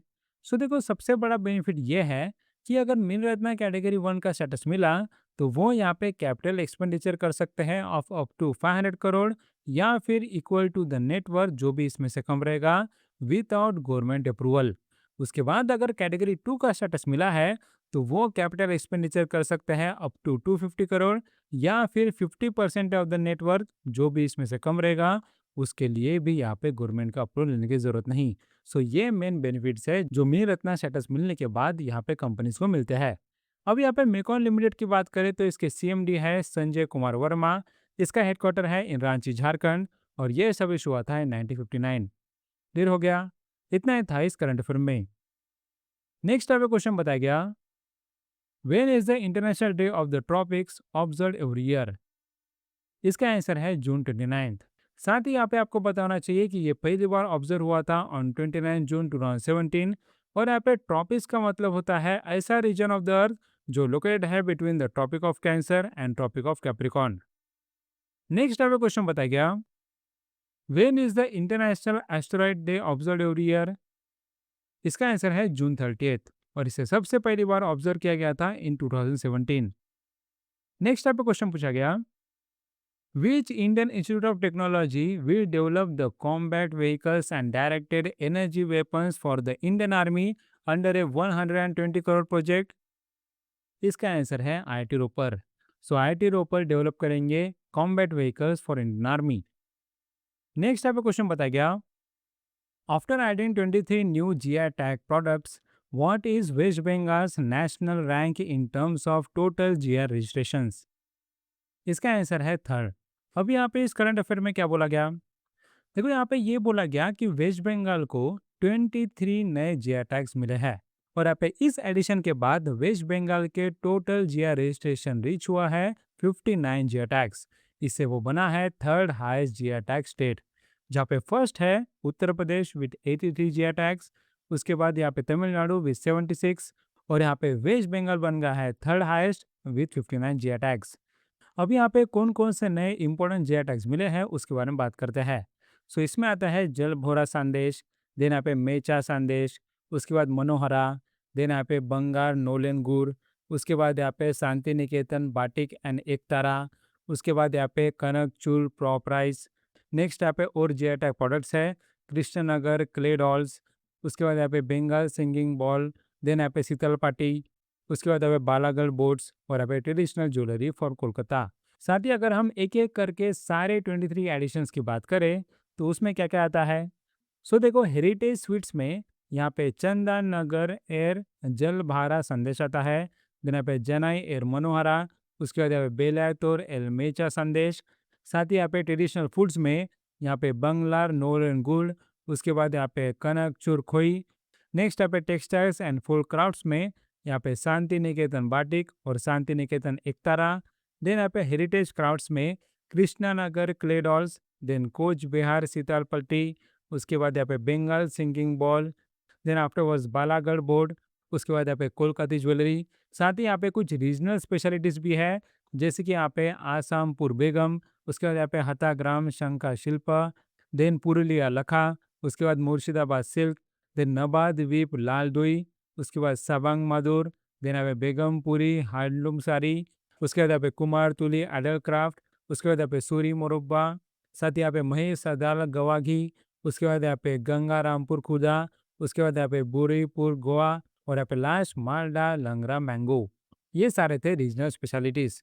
उसके साथ यहाँ पे बताया गया कि वेस्ट बंगाल ने और 7 एडिशनल प्रोडक्ट्स के लिए जीआई रिकॉग्निशन के लिए अप्लाई किया है, जैसे कि यहाँ पे राधा तिलक राइस, देन यहाँ पे दूधेर स्वार राइस, उसके बाद यहाँ पे बंगाल रसमलाई, देन बंगाल मिष्टी दोई, उसके बाद यहाँ पे रोडोडेंड्रम वाइन, आफ्टरवर्ड सरभाजा एंड सरपुरिया। अब मैं आपको जोग्राफिकल इंडिकेशन के बारे में बताता हूँ। जोग्राफिकल इंडिकेशन का रजिस्ट्रेशन यह एडमिनिस्टर किया जाता है by the ministry of commerce and industry, और ये इम्प्लीमेंट किया जाता है थ्रू डीपीआईटी। साथ ही यहाँ पे रजिस्ट्रेशन हैंडल किया जाता है by the controller general of patents, designs and trademarks. उसके बाद ये रजिस्ट्रेशन मेंटेन किया जाता है थ्रू जोग्राफिकल इंडिकेशन रजिस्ट्री।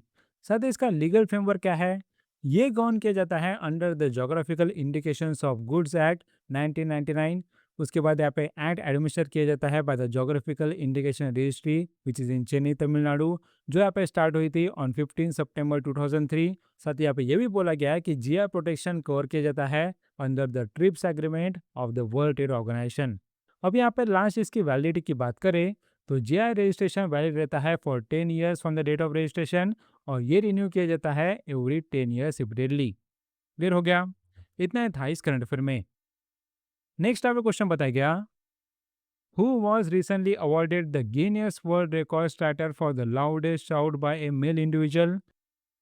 इसका आंसर है जोसेफ मैग्रेल बैटअप, और ये कहाँ से है, ये फ्रॉम कैनबेरा ऑस्ट्रेलिया। नेक्स्ट आपको क्वेश्चन बताया गया, how many companies were recently approved by the ministry of mines to extract the critical minerals such as lithium cobalt and निकल under India's national critical mineral mission. इसका answer है 58। सो यहाँ पे बोला गया है कि क्रिटिकल मिनरल्स एक्सट्रैक्ट करने के लिए यहाँ पे 58 कंपनीज को अप्रूवल मिला है। साथ ही यहाँ पे इसके लिए नेशनल क्रिटिकल मिनरल मिशन के अंडर 1500 करोड़ का इंसेंटिव स्कीम भी निकाला गया है। नेक्स्ट यहाँ पे क्वेश्चन बताया गया, we state government recently signed a joint venture agreement with the NLC India limited to develop 1000 megawatt of green energy projects. इसका आंसर है ओडिशा। सो ओडिशा ने यहाँ पे जॉइंट वेंचर एग्रीमेंट साइन किया। नेक्स्ट आपको क्वेश्चन बताया गया, which digital health platform was launched by the union minister JP Nadda along with other digital initiatives for the health sector। इसका आंसर है आरोग्य सेतु 2.0। अब यहाँ पे इस करंट अफेयर में क्या बोला गया, देखो यहाँ पे ये बोला गया कि यूनियन मिनिस्टर जगत प्रकाश नड्डा ने कुछ हेल्थ इनिशिएटिव लॉन्च किए, और यहाँ पे इनका एम है कि यहाँ पे इंडिया का डिजिटल पब्लिक इंफ्रास्ट्रक्चर को स्ट्रेंथन किया जाए। अब यहाँ पे कौन कौन से नए हेल्थ इनिशिएटिव लॉन्च किए गए, सो देखो इसकी लिस्ट पहले से मैंने आपको बता दी है। यहाँ पे इसमें आते हैं आरोग्य सेतु 2.0, देन यहाँ पे आयुष्मान एप्लीकेशन, उसके बाद आयुष्मान सारथी व्हाट्सएप चैटबॉट, देन यहाँ पे नेशनल हेल्थ क्लेम्स एक्सचेंज, उसके बाद insurance plan fast health care interoperability resources object creator, उसके बाद ई सुश्रुत एड्रेट क्लिनिक, देन यहाँ पे यूनिफाइड हेल्थ इंटरफेस, उसके बाद नेशनल ड्रग रजिस्ट्री, देन यहाँ पे common logical observation identifiers, then name and codes for India, उसके बाद यहाँ पे Bharat health terminology service. So ये सारे नए हेल्थ इनिशिएटिव्स है, और इन्हें डेवलप किसने किया, इन्हें डेवलप किया है under the national health authority. साथ ही इसे सपोर्ट किया है by the national resource centre for electronic health record standards. अब यहाँ पे इन इनिशिएटिव्स को शॉर्ट में देखते हैं। सबसे पहला आरोग्य सेतु 2.2, ये एक पर्सनल हेल्थ रिकॉर्ड एप्लीकेशन है जो हमने लाया था इन कोविड-19 पैंडेमिक, और ये यहाँ पे सिंगल गेटवे रहेगा for multiple digital health services. उसके बाद यहाँ पे आयुष्मान ऐप भी निकाला है, जिससे यहाँ पे सिटीजन्स को आयुष्मान भारत हेल्थ सर्विसेज का एक्सेस मिलेगा। उसके बाद यहाँ पे आयुष्मान सारथी निकाला गया, जो एक व्हाट्सएप बेस्ड चैटबॉट है और ये 24/7 एक्सेस प्रोवाइड करता है टू द प्रधानमंत्री जन आरोग्य योजना। साथ ही यहाँ पे व्हाट्सएप चैटबॉट में आपको कौन कौन से सर्विसेज मिलते हैं, इसमें आपको एलिजिबिलिटी चेक्स मिलते हैं, यानी कि कौन एलिजिबल है कौन नहीं है। उसके बाद यहाँ पे आयुष्मान कार्ड को आप डाउनलोड कर सकते हो, साथ ही आप डिजिटल केवाईसी कर सकते हो और यहाँ पे आयुष्मान वाया वंदना सर्विसेज भी ले सकते हो फॉर सीनियर सिटीजन्स। उसके बाद यहाँ पे और एक इनिशिएटिव है, here that is insurance plan fast health care inter operability resources object creator, जो एक तरह का डिजिटल टूल है जो यहाँ पे हेल्थ इंश्योरेंस प्लान डाटा को स्टैंडर्डाइज करता है। साथ ही इसमें fast health care inter operability resources use किए जाते हैं, जिससे आपको डिजिटल हेल्थ इकोसिस्टम में इंटर ऑपरेबिलिटी मिलती है। उसके बाद यहाँ पे यूनिफाइड हेल्थ इंटरफेस है, जो एक तरह का ओपन डिजिटल नेटवर्क है under the Ayushman Bharat digital mission. इससे यहाँ पे पेशेंट्स हेल्थ केयर प्रोवाइडर्स के साथ कनेक्ट कर सकते हैं। साथ ही इसमें यहाँ पे आपको अलग अलग सर्विस मिलती है, जैसे कि doctor consultation, then ambulance booking, उसके बाद ब्लड बैंक सर्च और यहाँ पे जन औषधि केंद्र डिस्कवरी। नेक्स्ट यहाँ पे और एक इनिशिएटिव है, that is national drug registry, जो यहाँ पे नेशनल लेवल पे मेडिसिन का डाटाबेस है और ये निकाला गया है under Ayushman Bharat digital mission. ये यहाँ पे हेल्थ केयर सेक्टर में फोर्थ नेशनल रजिस्ट्री है आफ्टर द आभा, that is Ayushman Bharat health account, जो एक तरह का 14 डिजिट यूनिक हेल्थ नंबर होता है। उसके बाद यहाँ पे HPR, that is health care professional registry और यहाँ पे HFR, that is health facility registry. उसके बाद बोला गया कि इसे डेवलप किया गया in collaboration with the centre drug standard control organisation और यहाँ पे national resource centre for EHR standards. उसके बाद इनिशिएटिव है ई सुश्रुत क्लिनिक, जो एक तरह का cloud based hospital management information system है। इसे डेवलप किया है by the centre for development of advance computing. साथ ही बोला गया कि इसे डिजाइन किया गया है for the primary health centre, the small out patient clinics और यहाँ पे प्राइवेट क्लिनिक्स। और ये सपोर्ट करता है Ayushman Bharat digital mission services को, जिसके अंदर आप यहाँ पे आयुष्मान भारत हेल्थ अकाउंट का इंटीग्रेशन कर सकते हो, देन यहाँ पे क्लिनिकल डिसीजन सपोर्ट सिस्टम। साथ ही ये सपोर्ट करता है Ayushman Bharat digital mission services को। उसके बाद यहाँ पे बाकी बचे हुए इनिशिएटिव की बात करें, तो इसमें नेशनल हेल्थ क्लेम्स एक्सचेंज यहाँ पे लॉन्च किया गया, जिससे आप डिजिटल हेल्थ इंश्योरेंस क्लेम कर सकते हो। उसके बाद common logical observation identifier names and codes codes for India निकाला गया। साथ ही यहाँ पे भारत हेल्थ टर्मिनोलॉजी सर्विस भी निकाली गई। क्लियर हो गया, ये सारे इनिशिएटिव है। अब यहाँ पे नेशनल हेल्थ अथॉरिटी की बात करें, तो ये है successor of the national health agency, जो यहाँ पे फाउंड हुई थी इन 2018। उसके बाद इस एजेंसी को रिकॉन्स्टिट्यूट किया गया as a national health authority in 2019। उसके बाद बोला गया कि नेशनल हेल्थ अथॉरिटी ये गवर्न की जाती है by the union minister for the health and family welfare. इसे हेड करता है एक full time chief executive officer और यहाँ पे करंट CEO है डॉक्टर सुनील कुमार बनवाल। क्लियर हो गया, इतना ही था इस करंट अफेयर में। नेक्स्ट यहाँ पे क्वेश्चन बताया गया, which union minister release the delegation of the financial powers to DRDO to improve the efficiency and accountability in defence R&D projects. इसका आंसर है राजनाथ सिंह, जो है हमारे डिफेंस मिनिस्टर।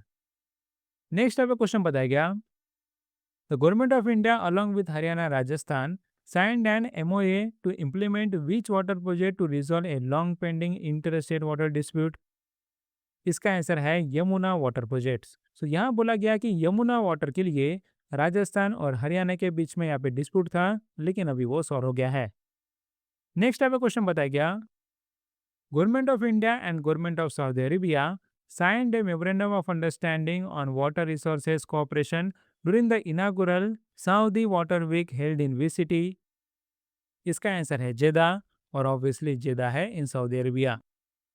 नेक्स्ट टाइप का क्वेश्चन बताया गया, the FCRI amendment rules 2026 amend the FCRA rules of which year। इसका answer है 2011। अब यहाँ पे इस करंट अफेयर में क्या बोला गया, देखो यहाँ पे न्यूज़ ये है कि यहाँ पे यूनियन मिनिस्टर अमित शाह ने फॉरेन कंट्रीब्यूशन रेगुलेशन एक्ट 2.0 का पोर्टल और यहाँ पे electronic overseas citizen of India का कार्ड सिस्टम लॉन्च किया। तो यहाँ पे उसके रिलेटेड सबसे पहले देखते हैं कि यहाँ पे FCRA 2.0 पोर्टल क्या है। सो देखो, जैसे ही FCRI अमेंडमेंट रूल्स 2026 का नोटिफिकेशन लॉन्च हुआ, जिसने यहाँ पे FCRI रूल्स 2011 को अमेंड किया, तब से यहाँ पे ये पोर्टल लॉन्च किया गया। उसके बाद ये पोर्टल हॉस्ट किया जा रहा है on the national government cloud, that is Meghraj. अब यहाँ पे सवाल ये है कि FCRI अमेंडमेंट रूल्स 2026 में FCRA रूल्स 2011 को अमेंड किए, लेकिन क्या क्या अमेंडमेंट हुए ये भी आपको पता होना चाहिए। सो देखो, मिनिस्ट्री ऑफ होम अफेयर्स ने यहाँ पे foreign contribution regulation amendment rules लाए थे ऑन जून 22। और यहाँ पे चेंजेस लाए गए। और यहाँ पे इसमें कुछ मेजर चेंजेस लाए गए कि एनजीओज के लिए जो यहाँ पे पहले रूल्स फ्लेक्सिबल थे, उसके लिए कुछ यहाँ पे लिमिट्स रखे गए। जैसे कि यहाँ पे activity specific, geography specific registration, साथ ही यहाँ पे mandate of A 10 lakh minimum spend over 2 years, इस तरह के अलग अलग रूल्स। सो देखते हैं कि इसमें क्या क्या रूल्स थे। सो सबसे पहले यहाँ पे ये बोला गया कि एनजीओज को कुछ स्पेसिफिक ऑब्जेक्टिव सिलेक्ट करना चाहिए from the pre defined schedule. और यहाँ पे उन्हें डिक्लेयर करना चाहिए कि कौन से एग्जैक्टली स्टेट्स या फिर यूनियन टेरिटरीज में वो ऑपरेट करेंगे। पहले ये नहीं था। उसके ही साथ यहाँ पे ये बोला गया कि यहाँ पे जो एग्जिस्टिंग ऑर्गेनाइजेशन है, उन्होंने यहाँ पे फॉर्म FC6CF यहाँ पे फाइल करना चाहिए अंटिल ईयर June 21, 2027। अगर ये उन्होंने फॉर्म फिल नहीं किया तो फिर उनका रजिस्ट्रेशन कैंसिल हो सकता है। उसके बाद यहाँ पे और क्या क्या चेंजेस किए गए। सो देखो, यहाँ पे ये बोला गया कि FCRA लाइसेंस को रिन्यू करने के लिए या फिर मेंटेन करने के लिए ऑर्गेनाइजेशंस को मिनिमम 10 लाख तो स्पेंड करना चाहिए over the 2 consecutive years. So basically बोला जा रहा है कि जो भी फॉरेन कंट्रीब्यूशन मिल रहा है, उसमें से एटलीस्ट 10 लाख स्पेंड करना चाहिए। साथ ही यहाँ पे ये बोला गया कि अगर यहाँ पे फॉरेन कंट्रीब्यूशन इंस्टॉलमेंट में मिल रहा है, तो यहाँ पे इंस्टॉलमेंट मिलने से पहले उसके पहले के इंस्टॉलमेंट का एटलीस्ट 75% तो फंड यूज होना चाहिए। सो वो अगर यूज नहीं हुआ तो फिर यहाँ पे सेकंड इंस्टॉलमेंट या फिर उसके बाद की इंस्टॉलमेंट नहीं मिलेगी। साथ ही यहाँ पे ये बोला गया कि एनजीओ के अंदर जो कंपनी डायरेक्टर होते हैं, पार्टनर्स होते हैं, ट्रस्टीज होते हैं, देन कर्ता of the Hindu undivided family होते हैं, या फिर कोई भी इंडिविजुअल जो मैनेजर रोल कंट्रोल करता है, तो यहाँ पे इन सब की डेफिनेशन नए रूल्स में दी गई है। और यहाँ पे ये बोला गया कि जिन ऑर्गेनाइजेशंस में फॉरेन नेशनल्स है, यानी कि यहाँ पे इंडियन ओरिजिन छोड़ के बाकी ओरिजिन के यहाँ पे लोग हैं, तो फिर उन्हें टोटल इन एलिजिबिलिटी फेस करना पड़ सकता है। उसके साथ यहाँ पे ये बोला गया कि नॉन गवर्नमेंट ऑर्गेनाइजेशन ने उनके सारे social media handles, website links और पब्लिकेशंस को डिस्क्लोज करना चाहिए। साथ ही यहाँ पे ये बोला गया कि अगर FCRA लाइसेंस कैंसिल किया जाता है या फिर सरेंडर किया जाता है या फिर रिन्यूअल के बिना वो एक्सपायर हो जाता है, तो फिर एक डेजिग्नेटेड अथॉरिटी टेम्परेली अपॉइंट की जाएगी, जो यहाँ पे एनजीओ के फॉरेन फंडेड एसेट को टेक ओवर करेगी। सो क्लियर हो गया। ये सारे नए रूल्स थे जो यहाँ पे FCRA अमेंडमेंट रूल्स 2026 में लाए गए। सो यहाँ पे इसी के लिए ये पोर्टल निकाला गया था। उसके बाद यहाँ पे और एक नया सिस्टम निकाला गया, वो था EOCI सिस्टम। अब यहाँ पे overseas citizen of India scheme क्या है? देखो, ये 2005 में अप्रूव की गई थी, जहाँ पे eligible persons of Indian origin अपना रजिस्ट्रेशन कर सकते हैं। और यहाँ पे एलिजिबिलिटी क्या है? यहाँ बोला गया है कि जो भी इंडिविजुअल्स 26 जनवरी 1950 को इंडियन सिटीजन थे या फिर सिटीजनशिप के लिए एलिजिबल थे, वो इसके लिए अप्लाई कर सकते हैं। लेकिन पाकिस्तान, बांग्लादेश या फिर बाकी नोटिफाइड कंट्री के सिटीजन्स इसके लिए एलिजिबल नहीं है। और यहाँ पे नया जो पोर्टल निकाला गया है, दैट इज EOCI सिस्टम, इससे एंड टू एंड यानी कि पूरी प्रोसेस ऑनलाइन ही होगी। साथ ही यहाँ पे ये बोला गया कि इस सिस्टम में ये भी बताया गया कि अगर आपने एक नया passport after the age of 20 obtain किया है, तो उसके लिए आपको ओवरसीज सिटीजन ऑफ इंडिया का बुकलेट री इशू करने की जरूरत नहीं। बस आपको अपना पासपोर्ट को अपडेट करना है। अब यहाँ पे लास्ट में इस करंट अफेयर के रिलेटेड कुछ यहाँ पे इंपॉर्टेंट डॉक्यूमेंट्स है जिसके बारे में मैं आपको बताता हूँ। एक तो यहाँ पे परमानेंट अकाउंट नंबर, जो एक 10 कैरेक्टर अल्फा न्यूमेरिक आइडेंटिफायर होता है, जो इनकम टैक्स डिपार्टमेंट इशू करता है under section 139A of the income tax act 1961। उसके साथ यहाँ पे आधार कार्ड होता है, जो एक 12 डिजिट यूनिक आइडेंटिटी नंबर होता है, जो unique identification authority of India issue करता है। साथ ही इसके अंदर बायोमेट्रिक और डेमोग्राफिक डाटा होता है, और यह ऑपरेट करता है under ministry of electronics and information technology. उसके साथ यहाँ पे यूनिक डॉक्यूमेंटेशन आइडेंटिफिकेशन नंबर होता है, जो एक 18 कैरेक्टर अल्फान्यूमेरिक आइडेंटिफायर है, जो यहाँ पे चार्टर्ड अकाउंटेंट जनरेट करता है through the institute of chartered accountants of India. और इससे वो सर्टिफिकेट्स, ऑडिट रिपोर्ट्स और अटेस्टेशन डॉक्यूमेंट्स को ऑथेंटिकेट करता है। क्लियर हो गया? इतना था इस करंट अफेयर में। नेक्स्ट आपका क्वेश्चन बताया गया, SBI Life Insurance Company Limited signed an MOU with which institute to establish the Bharat AI and Cyber Innovation Hub for Insurance? इसका आंसर है आईआईटी बॉम्बे। आईआईटी बॉम्बे के साथ एसबीआई लाइफ इंश्योरेंस कंपनी ने एक MoU sign किया, जहां पे वो एस्टेब्लिश करेंगे Bharat AI and cyber innovation hub for insurance. और अब एसबीआई लाइफ इंश्योरेंस की बात करें तो ये 2000 को एस्टेब्लिश किया गया था, जिसका हेडक्वार्टर है मुंबई महाराष्ट्र। और ये है joint venture between the SBI that state bank of India and the BNP Paribas Cardiff, जो है insurance arm of the France BNP Paribas. Next अब क्वेश्चन बताया गया, the Appointments Committee of the Cabinet approved the reappointment of who as the chairman of the CBDT for another 6 months from July 1st, 2026? इसका answer है Ravi Agarwal. Next अब question बताया गया, which legendary Marathi theatre and film personality popularly known as Bai passed away at the age of 92 in Mumbai? इसका answer है विजय में था। ये अभी नहीं रही और ये बॉर्न हुई थी इन 1934 इन वडोदरा गुजरात। साथ ही उन्होंने ऑर्डर किया ऑटोबायोग्राफी दैट इज जिम्मा a memoir. Next type question बताया गया, how many tiger reserves have been identified by the government of India for priority recovery through science led interventions? इसका आंसर है 25। अब यहाँ पे इस करंट अफेयर में क्या बोला गया, देखो यहाँ पे ये बोला गया कि गवर्नमेंट ऑफ इंडिया ने 25 टाइगर रिजर्व को आइडेंटिफाई किया है, जिन्हें यहाँ पे रिकवरी के लिए प्रायोरिटी दी जाएगी। और ये डिसीजन लिया गया है बेस्ड ऑन 2 रिपोर्ट्स जो रिलीज की है by the union minister Bhupendra Yadav. साथ ही बोला गया कि ये रिपोर्ट रिलीज की गई है ऐसे इवेंट में जो मार्क करता है 18 years of the tiger reintroduction at the Sariska tiger reserve. अब यहाँ पे इन रिपोर्ट्स में क्या बोला गया, इन रिपोर्ट्स में ये बोला गया कि यहाँ पे टाइगर पॉपुलेशन तो एनुअल रेट ऑफ 6% से ग्रो हो रही है, लेकिन 58 टाइगर रिजर्व में से 25 टाइगर रिजर्व ऐसे है जिसमें यहाँ पे टाइगर नंबर्स बहुत कम है या फिर बिल्कुल भी टाइगर नहीं है। साथ ही यहाँ बोला गया कि बहुत सारे रिजर्व्स में ये कंडीशन आई है क्योंकि यहाँ पे लो प्रे अबेंडेंस है, यानी कि यहाँ पे टाइगर्स के लिए प्रे ही नहीं है। उसके साथ ऐसे कौन कौन से टाइगर रिजर्व है जिन्हें आइडेंटिफाई किया गया है as a potential recipient site, जिनमें यहाँ पे बिल्कुल कम टाइगर्स है या फिर टाइगर है ही नहीं। देखो यहाँ पे आपको टाइगर रिजर्व के नाम याद रखना जरूरी है क्योंकि इस पे डायरेक्टली क्वेश्चन आपको एग्जाम में पूछ सकते हैं। देखो छत्तीसगढ़ में यहाँ पे टाइगर रिजर्व है गुरु घासीदास तमोर पिंगला, देन उदंती सीतानादी, उसके बाद इंद्रावती और यहाँ पे अछना कमर। उसके बाद यहाँ पे झारखंड में है पलामाऊ, देन अरुणाचल प्रदेश में है कामलंग नमदफा, देन उड़ीसा में है सतकोसिया, उसके बाद तेलंगाना में है कावल।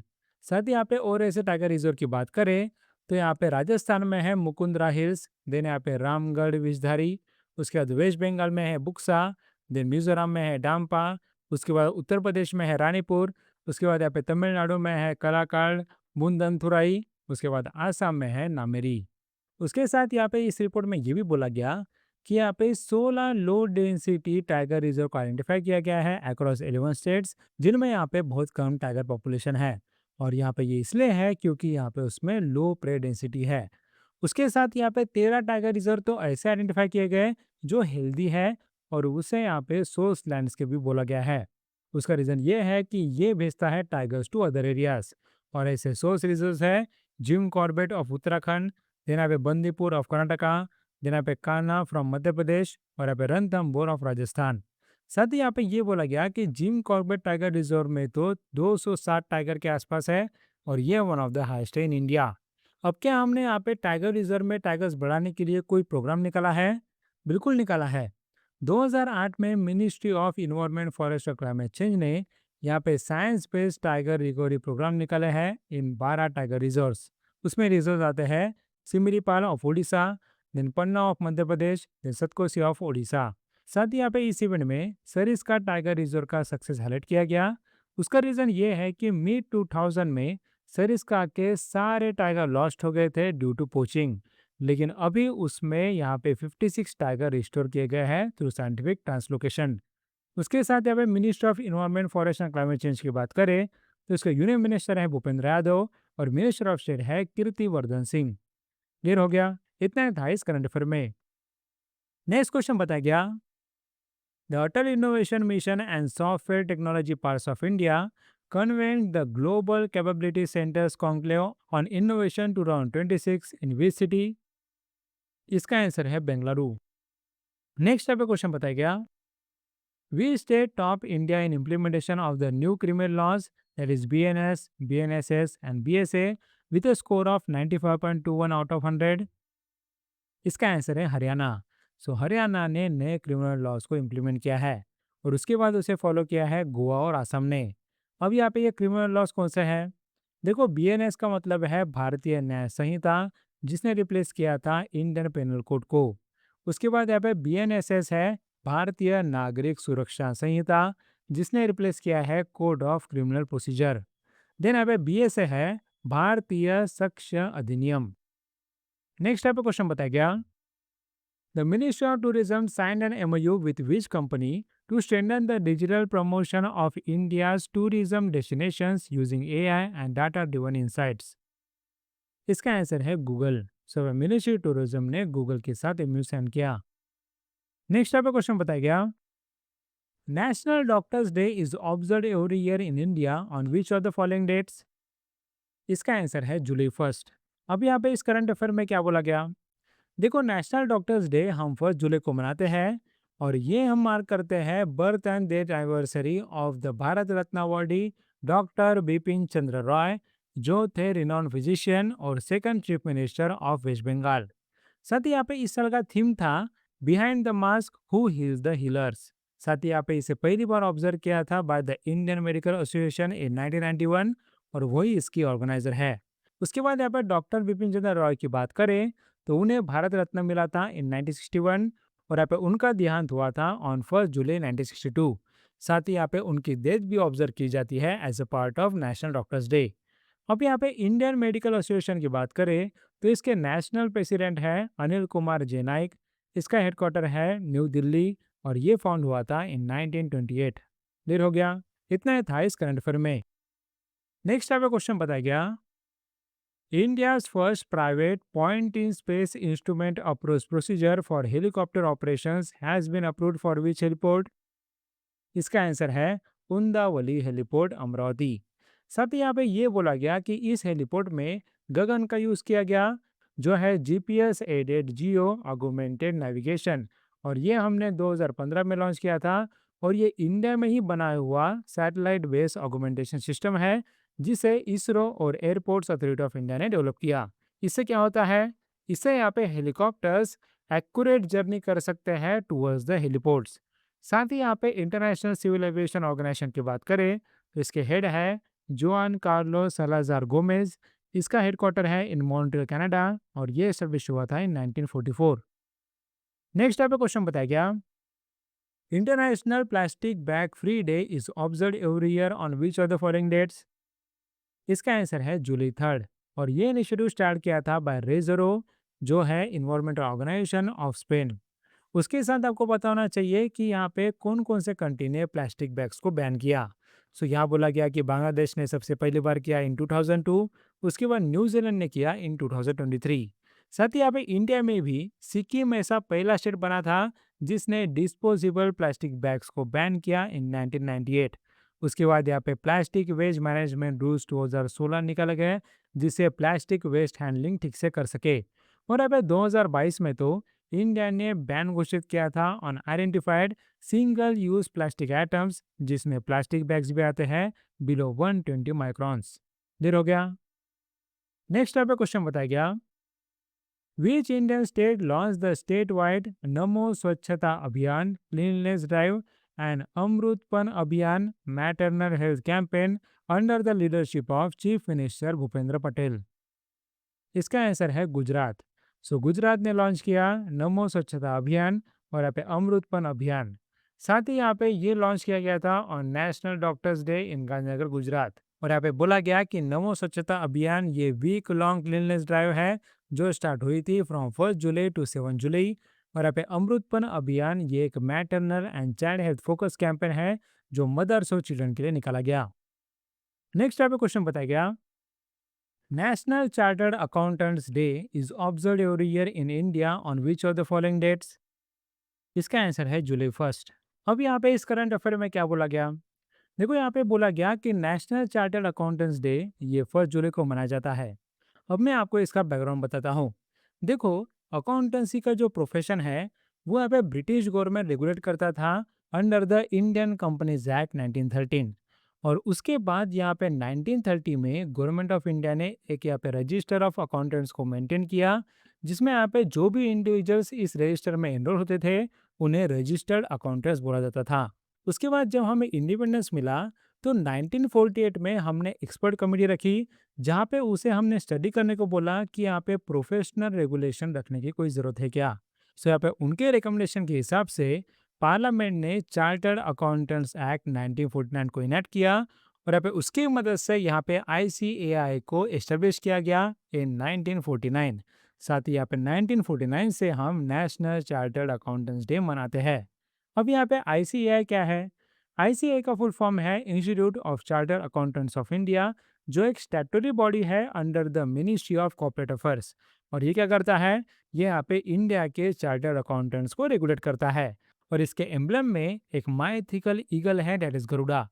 अब यहाँ पे इसकी लीडरशिप की बात करें तो इसके प्रेसिडेंट है प्रसन्न कुमार डी। इसका हेडक्वार्टर है न्यू दिल्ली और ये एस्टेब्लिश हुआ था इन 1949। क्लियर हो गया? इतना ही था इस करंट अफेयर में। नेक्स्ट टाइप का क्वेश्चन बताया गया, how many key initiatives did the ministry of information and broadcasting announce to strengthen India's film industry? इसका आंसर है 2। अब ये कौन से इनिशिएटिव है? इसमें एक आता है constitution of high level study group और दूसरा है मॉडल स्टेट सिनेमा रेगुलेशन। अब ये क्या है?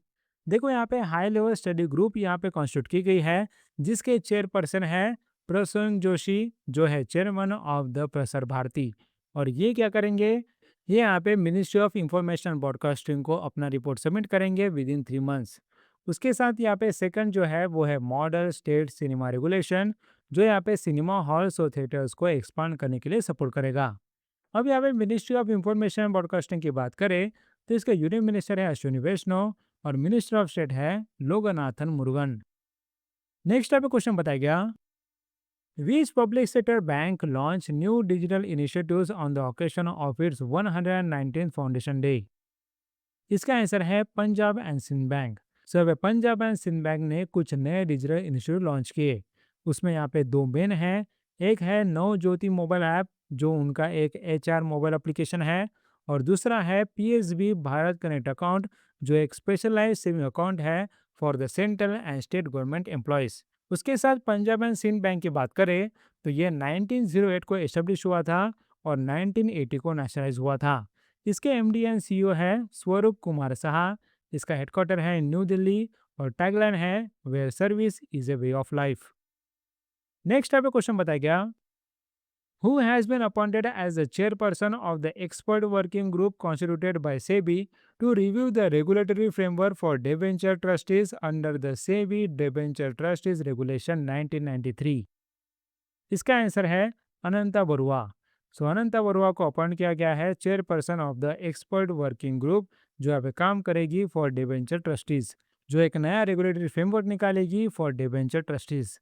और इसके को चेयरपर्सन है रजनीश कुमार, जो थे former chairman of state bank of India. Next पे क्वेश्चन बताया गया, the digital India programme, a flagship initiative of the government of India, was launch in which year? इसका आंसर है 2015। अब यहाँ पे इस करंट अफेयर में क्या बोला गया? देखो, यहाँ पे बोला गया कि डिजिटल इंडिया प्रोग्राम ये गवर्नमेंट ऑफ इंडिया का फ्लैगशिप प्रोग्राम है, जिसने 11 साल कंप्लीट किए हैं, क्योंकि ये लॉन्च हुआ था ऑन 1 जुलाई 2015। और इसे इम्प्लीमेंट किया जाता है by the ministry of electronics and information technology. अब यहाँ पे इसके अंडर कुछ काम हुआ है क्या? देखिए, यहाँ पे काम हुआ है क्योंकि इंडिया अभी वर्ल्ड का second largest mobile phone manufacturer है। उसके साथ यहाँ पे इलेक्ट्रॉनिक्स बन गया है इंडिया का थर्ड लार्जेस्ट एक्सपोर्ट कैटेगरी। उसके बाद यूपीआई की बात करें तो यहाँ पे फाइनेंशियल ईयर 26 में 24,162 करोड़ ट्रांजैक्शन हो गए हैं, और ये अकाउंट करता है 49% of the global real time digital transaction. और यूपीआई पावर करता है around 81% of the India's digital payment ecosystem. उसके बाद यहाँ पे डिजिटल इंफ्रास्ट्रक्चर की बात करें तो यहाँ पे भारत नेट ने 2.18 लाख ग्राम पंचायत को कनेक्ट किया है with the high speed broadband. उसके साथ यहाँ पे 5G कवरेज अभी 99% ऑफ द डिस्ट्रिक्ट में रीच हुआ है। साथ ही यहाँ पे गुवाहाटी आसाम में एक नेशनल डाटा सेंटर भी खोला गया। उसके बाद यहाँ पे ये बोला गया कि यहाँ पे इनोवेशन इकोसिस्टम भी बहुत अच्छा ग्रो हो रहा है, क्योंकि फाइनेंशियल ईयर 2025-26 में ही 55,200 से ज़्यादा DPIIT रिकॉग्नाइज्ड स्टार्टअप्स ऐड हुए। उसके साथ यहाँ पे विमेन एम्पावरमेंट भी देखा गया। उसका रीज़न ये है कि इन स्टार्टअप में से 48% स्टार्टअप में एटलीस्ट वन वुमन डायरेक्टर है या फिर पार्टनर है। और यहाँ पे इंडिया का ग्लोबल इनोवेशन इंडेक्स में रैंक 81 से 38 हो गया, जो कि बहुत अच्छा इंप्रूवमेंट है। उसके बाद इंडिया एआई मिशन की बात करें तो ये 2024 में अप्रूव हुआ था with the outlay of 10,372 crore. और इंडिया एआई कोष ये एक इंडिया का नेशनल एआई डाटा सेट और रिसोर्स प्लेटफॉर्म है, जो यहाँ पे रिसर्चर, स्टार्टअप्स और इंस्टीट्यूशंस के लिए एसेसिबल है। ये तो हमने बात की about the artificial intelligence pillar. Next यहाँ पे दूसरा पिलर है सेमीकंडक्टर। सेमीकंडक्टर में इंडिया सेमीकंडक्टर मिशन 2021 में लॉन्च हुआ और अभी 12 सेमीकंडक्टर मैन्युफैक्चरिंग प्रोजेक्ट्स अप्रूव किए गए हैं, जिसका इन्वेस्टमेंट पाइपलाइन है 1.64 लाख करोड़। अब लास्ट में ministry of electronics and information technology की बात करें तो इसका यूनियन मिनिस्टर है अश्विनी वैष्णव और मिनिस्टर ऑफ स्टेट है जितिन प्रसादा। क्लियर हो गया? इतना था इस करंट अफेयर में। नेक्स्ट आपका क्वेश्चन बताया गया, India's first satellite-based landing system approach on a commercial Indigo Airbus A320 aircraft was successfully conducted in which city and state? इसका आंसर है उदयपुर राजस्थान। उदयपुर राजस्थान में इंडिया का पहला satellite based landing system approach यहाँ पे किया गया on commercial IndiGo Airbus A320 aircraft. साथ ही आपको यहाँ पे director general of civil aviation के बारे में बताऊँ तो ये स्टैट्यूटरी बॉडी है under the aircraft amendment act 2020। इसके डायरेक्टर जनरल है वीर विक्रम यादव। इसका हेडक्वार्टर है न्यू दिल्ली और ये स्टैब्लिश हुआ था इन 1946। नेक्स्ट आपका क्वेश्चन बताया गया, When is the International Day of Parliamentarism observed every year? इसका आंसर है जून 30th और इसका थीम था the future of human rights is written in parliaments. साथ ही यहाँ पे पार्लियामेंट के दो अलग अलग टाइप होते हैं। इट इज बाइकामेरल, जिसमें यहाँ पे दो चेंबर होते हैं, जैसे कि इंडिया में लोकसभा और राज्यसभा है। और उसके बाद होता है यूनिकैमेरल, जिसमें बस एक ही लेजिस्लेटिव चेंबर होता है। अब यहाँ पे ओल्डेस्ट पार्लियामेंट की बात करें तो वो है अल्थिंग, जो आइसलैंड का पार्लियामेंट था और ये एस्टेब्लिश हुआ था इन 930 एडी। उसके बाद यहाँ पे इंटर पार्लियामेंट्री यूनियन की बात करें तो इसके प्रेसिडेंट है डॉक्टर तुलिया एक्सन। इसका हेडक्वार्टर है इन जिनेवा स्विट्जरलैंड। इसके मेंबर है 183 और ये एस्टेब्लिश हुआ था इन 1889। देर हो गया। नेक्स्ट आपको क्वेश्चन बताया गया, who has been appointed as the executive director of the reserve bank of India? इसका आंसर है रविशंकर। और आपको पता होना चाहिए कि आरबीआई के पास 15 एग्जीक्यूटिव डायरेक्टर होते हैं, जिसमें से एक चीफ फाइनेंशियल ऑफिसर होता है। साथ ही यहाँ पे रिसेंटली गुणवीर सिंह को अपॉइंट किया गया as the executive director of the department of payment and settlement systems. Next आपका क्वेश्चन बताया गया, prime minister Narendra Modi was conferred the honorary title guardian of the blue horizon by the president of which country? इसका answer है Seychelles. अब यहाँ पे इस current affair में क्या बोला गया, देखिए प्राइम मिनिस्टर नरेंद्र मोदी जी ने सेचेल में विजिट किया था और उन्होंने अटेंड किया था golden jubilee celebration of the national day of Seychelles. साथ ही उन्होंने एक कॉमेमोरेटिव लोगो भी लॉन्च किया, जो मार्क करता है 50 years of development relations between India and Seychelles. उसके साथ यहाँ पे पीएम मोदी ने यह भी बताया कि लास्ट टाइम जब सेचेल के प्रेसिडेंट ने इंडिया में विजिट किया था, तब इंडिया ने एक स्पेशल इकोनॉमिक पैकेज उनके लिए निकाला था ऑफ $175 मिलियन। और यहाँ पे पीएम मोदी बन गए पहले इंडियन प्राइम मिनिस्टर जिन्होंने सेचेल्स के नेशनल असेंबली को एड्रेस किया। साथ ही यहाँ पे सेचेल्स ने एक honorary title that is guardian of the blue horizon prime minister Narendra Modi को कॉन्फर किया। और ये सेचेल्स का हाईएस्ट डिस्टिंक्शन है और ये पहली बार सेचेल्स ने अवार्ड किया। साथ ही यहाँ पे पीएम मोदी जी का ये 34th इंटरनेशनल ऑनर है। उसके साथ यहाँ पे पीएम मोदी ने विजिट किया है अरुलमिहू नवा शक्ति विनायगर टेम्पल, जो विक्टोरिया में है और ये अफ्रीकन आइलैंड नेशन में अकेला हिंदू टेम्पल है। उसके बाद बोला गया कि नरेंद्र मोदी जी ने made in India fast patrol vessel PS Lespwar Seychelles को हैंडओवर किया, जो बिल्ड किया था by the Goa shipyard limited. उसके बाद यहाँ पे नरेंद्र मोदी ने कुछ गिफ्ट दिए। ये गिफ्ट के नाम आपको पता होना चाहिए क्योंकि ये जीआई टैग्स होते हैं। यहाँ पे बोला गया कि प्रेसिडेंट डॉक्टर पैट्रिक हेरमिनी को यहाँ पे मुरादाबादी ब्रास टर्टॉइस उत्तर प्रदेश के मुरादाबाद का ब्रास टॉर्टस दिया। उसके बाद यहाँ पे फर्स्ट लेडी को यहाँ पे मध्य प्रदेश से महेश्वरी सिल्क स्टोल दिया।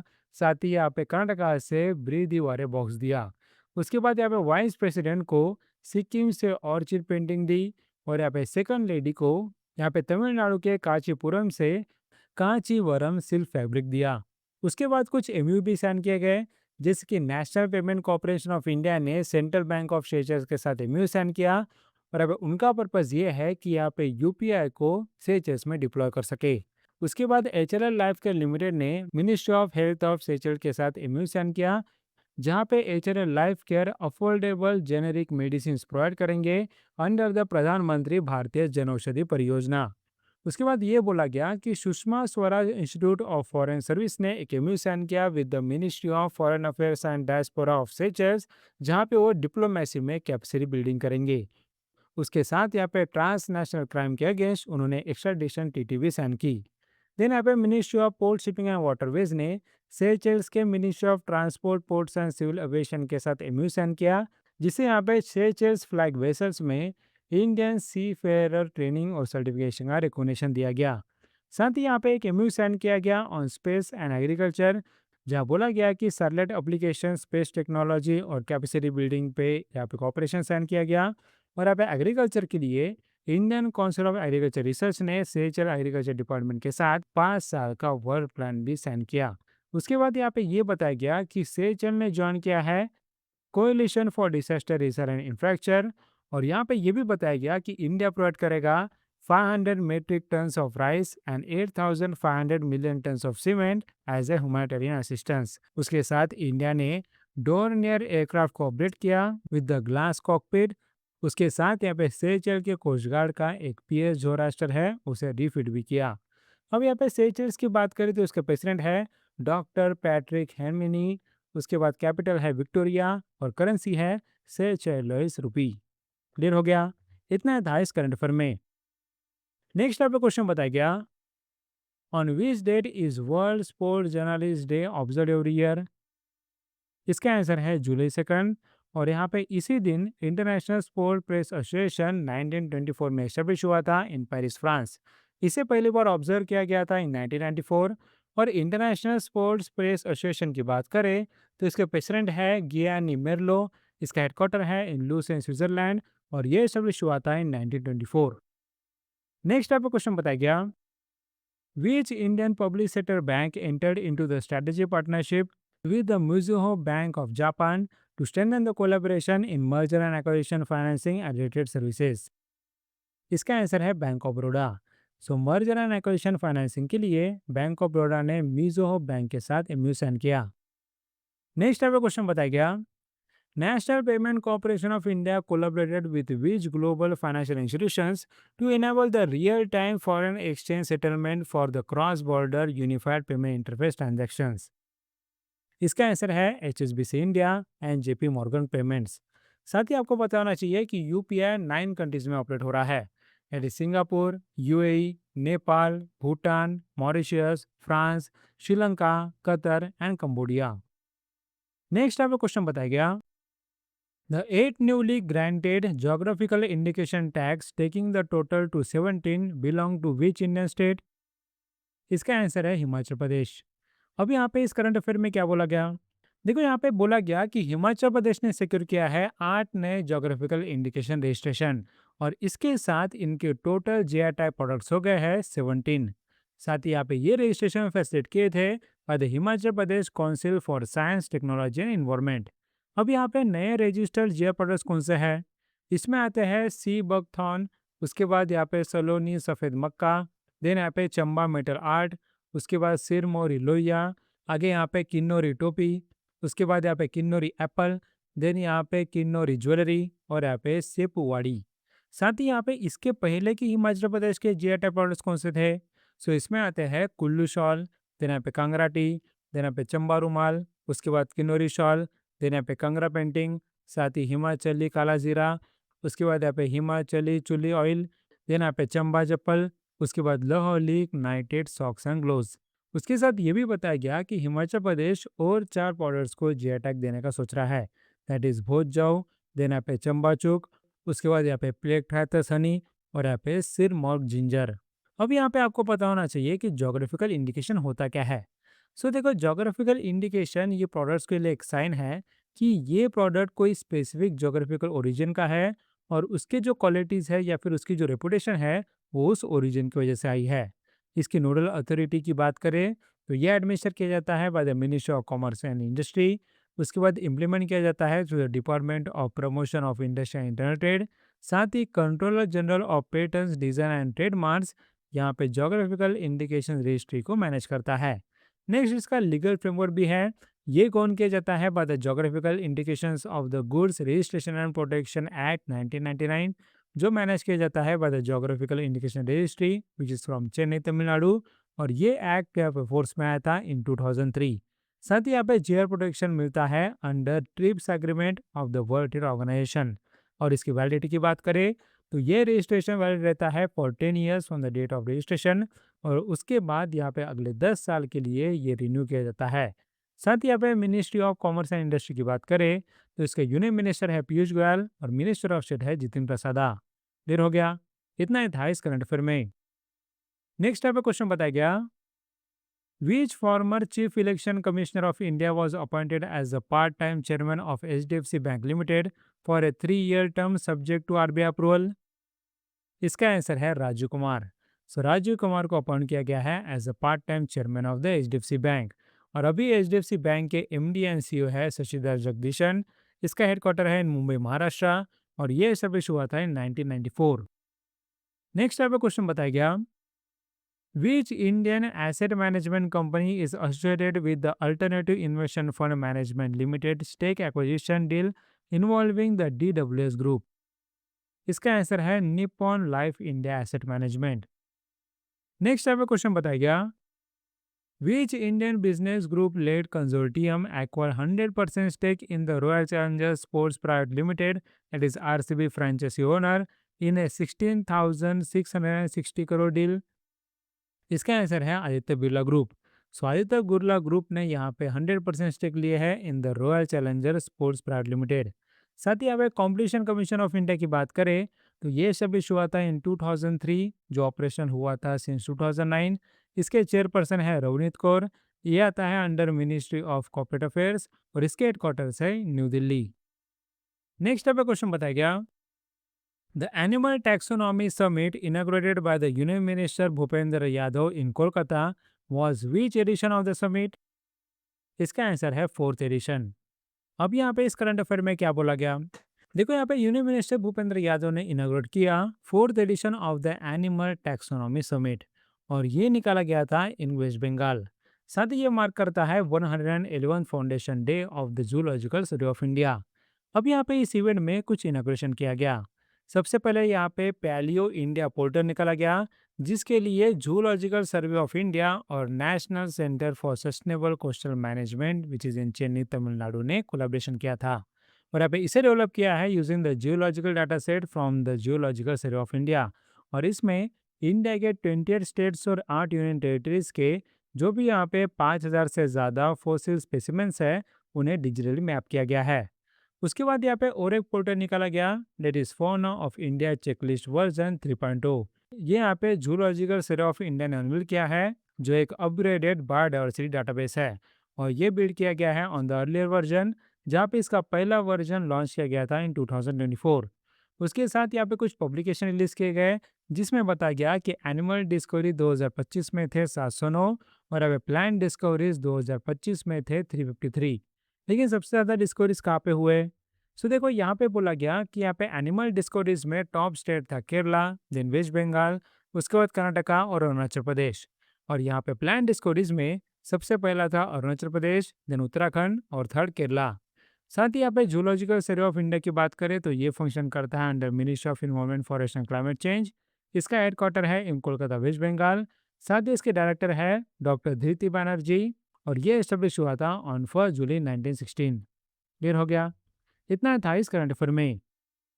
नेक्स्ट आपका क्वेश्चन बताया गया, which Indian private sector bank announce the acquisition of the Deutsche bank India's retail private banking and wealth management business for 281.7 crore? इसका आंसर है कोटक महिंद्रा बैंक। सो यहाँ पे कोटक महिंद्रा बैंक ने डूश बैंक इंडिया के यहाँ पे बिजनेसेस एक्वायर किए हैं। और डूश बैंक इंडिया ये इंडिया नाम है, और द डूश बैंक जो है ऑफ जर्मनी। नेक्स्ट यहाँ पे क्वेश्चन बताया गया, Bharat petroleum corporation limited signed a share purchase agreement to acquire a 40% equity stake in which company for 85 crore. इसका आंसर है टिकी तार and Shell India private limited. Next यहाँ पे क्वेश्चन बताया गया, who among the following a former governor of Mizoram and former lieutenant governor of Puducherry passed away recently. इसका answer है मदन मोहन लखेरा। और इनका सिग्निफिकेंस ये है कि ये थे पहले person from Garhwal division of Uttarakhand जिन्होंने सर्व किया एज अ गवर्नर, और वो पहले ऑफिसर थे फ्रॉम उत्तराखंड जिन्हें अवार्ड किया गया है विशिष्ट सेवा मेडल, देन यहाँ पे अति विशिष्ट सेवा मेडल, और यहाँ पे परम विशिष्ट सेवा मेडल। नेक्स्ट यहाँ पे क्वेश्चन बताया गया, goods and services tax day is observe every year in India on which of the following dates. इसका आंसर है जुलाई 1। अब यहाँ पे इस करंट अफेयर में क्या बोला गया, देखो goods and services tax day ये 1 जुलाई को मनाया जाता है, क्योंकि जीएसटी यहाँ पे इफेक्ट में आया था ऑन 1 जुलाई 2017। और इस साल इसका 9 जीएसटी डे है, क्योंकि पहली बार इसे ऑब्जर्व किया गया था इन 2018। साथ ही यहाँ पे जीएसटी है क्या, देखो जीएसटी ये डेस्टिनेशन बेस्ड इनडायरेक्ट टैक्स है जो यहाँ पे गुड्स और सर्विसेज के सप्लाई को लगता है, और इसने रिप्लेस किया है मल्टीपल इनडायरेक्ट टैक्सेस जैसे कि value added tax, excise duty और यहाँ पे सर्विस टैक्स। साथ ही इसने one nation one tax one market का कंसेप्ट इंट्रोड्यूस किया। अब यहाँ पे इसका बैकग्राउंड देखते हैं, तो यहाँ पे जीएसटी सबसे पहले अटल बिहारी वाजपेयी जी ने प्रपोज किया था इन 2000, लेकिन यहाँ पे 2014 में ही इसका एक बिल निकाला गया था, that is 122nd amendment bill, और उसे प्रेसिडेंशियल एसेंट मिला था इन 2016।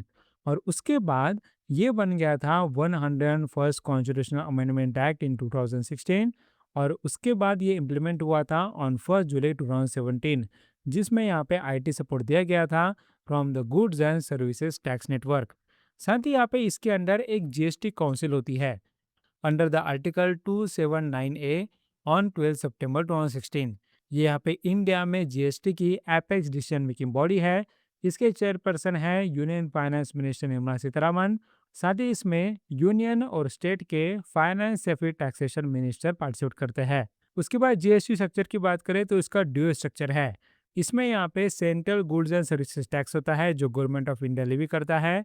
उसके बाद state goods and services tax होता है जो स्टेट गवर्नमेंट लेवी करते हैं। उसके बाद integrated goods and services tax होता है जो सेंटर ही लेवी करता है जब यहाँ पे इंटर स्टेट गुड्स का सप्लाई हो या फिर इंपोर्ट हो, और यहाँ पे उसके बाद वो डेस्टिनेशन स्टेट्स को शेयर किया जाता है। यानी मानो कि यहाँ पे यूपी से महाराष्ट्र में कोई गुड भेज रहे हैं, तो यहाँ पे उस पे integrated goods and services tax central government लगाएगी, और वो शेयर करेगी विथ महाराष्ट्र, यूपी के साथ नहीं। जहाँ पे वो गुड जा रहा है यानी कि जिस डेस्टिनेशन स्टेट में जा रहा है उसके साथ शेयर किया जाता है। उसके बाद यहाँ पे जीएसटी के टैक्स अलग अलग कौन से थे।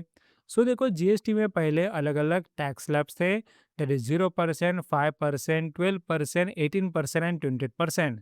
तो यहाँ पे इसमें से अभी 12% और 28% रिमूव कर दिया गया है, और यहाँ पे बोला गया कि सितंबर 2025 में एक सिंप्लीफाइड स्ट्रक्चर निकाला गया जहाँ पे 0% के साथ साथ 5% और 18% टैक्स स्लैब रखा गया। साथ ही इसमें एक 40% डीमेरिट रेट भी रखा गया जो यहाँ पे टोबैको और लग्जरी गुड जैसे आइटम के लिए इंट्रोड्यूस किया गया। अब यहाँ पे 5% और 18% में क्या क्या इंक्लूड होगा उसका आपको थोड़ा आइडिया होना चाहिए।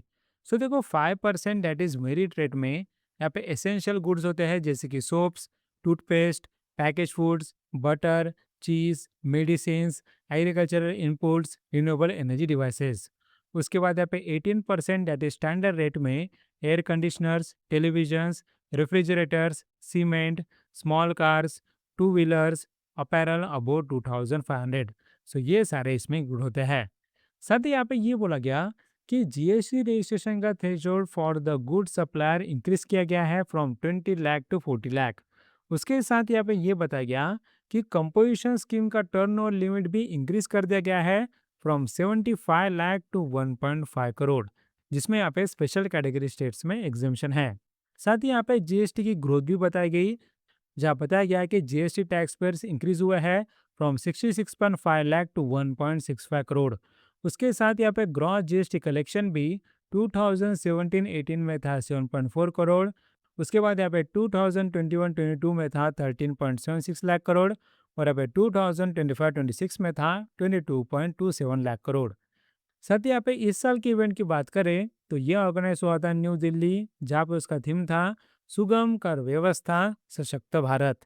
और यहाँ पे central board of indirect tax and custom की बात करें तो ये स्टेटरी बॉडी है under the department of revenue which is under ministry of finance. और इसे पहले central board of excise and custom बोला जाता था। और ये एडमिनिस्ट्रेट करता है इनडायरेक्ट टैक्सेस, जिसमें custom duty, central excise duty और यहाँ पे जीएसटी इंक्लूड है। उसके बाद यहाँ पे सीबीआईसी के चेयरमैन है विवेक चतुर्वेदी। इसका हेडक्वार्टर है न्यू दिल्ली और ये एस्टेब्लिश हुआ था इन 1964। क्लियर हो गया? इतना ही था इस करंट अफेयर में। नेक्स्ट आपका क्वेश्चन बताया गया, which eminent Tamil poet and Sahitya Akademi award winner passed away at the age of 96। इसका आंसर है पूवी यारासु। सो ये थे Tamil poet and Sahitya Akademi award winner. Next आपका क्वेश्चन बताया गया, which 1992 batch IS officer of the Kerala cadre recently assumed the charge as the Chief Secretary of Kerala? इसका answer है विश्वनाथ सिन्हा।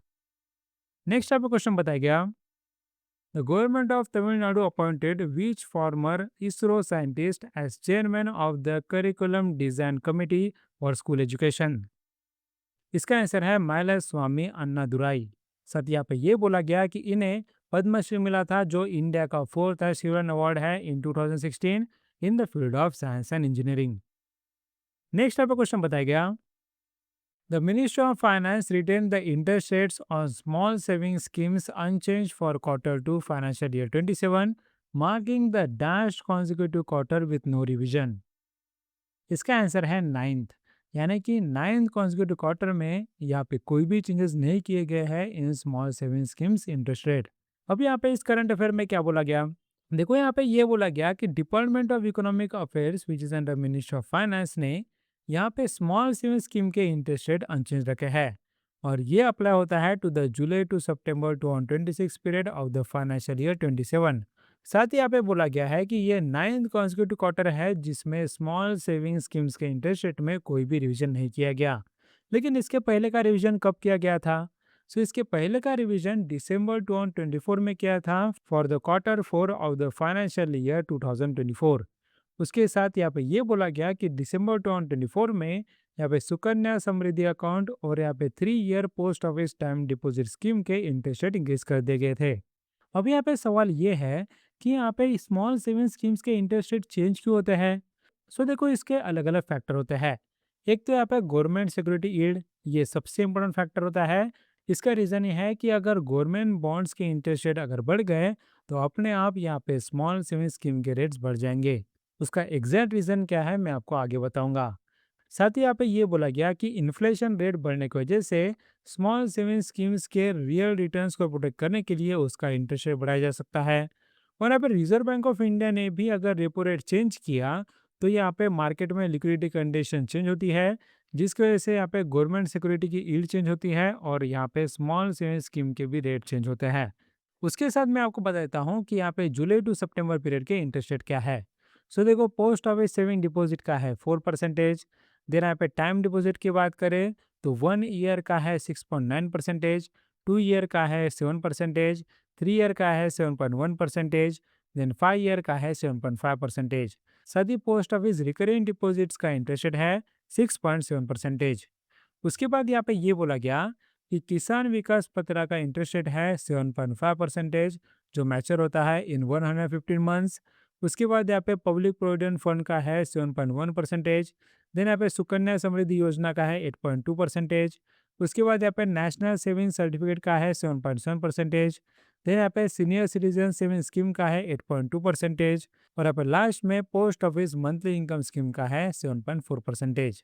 अब यहाँ पे आपका सबसे बड़ा सवाल ये होगा कि यहाँ पे ये स्मॉल सेविंग स्कीम है क्या?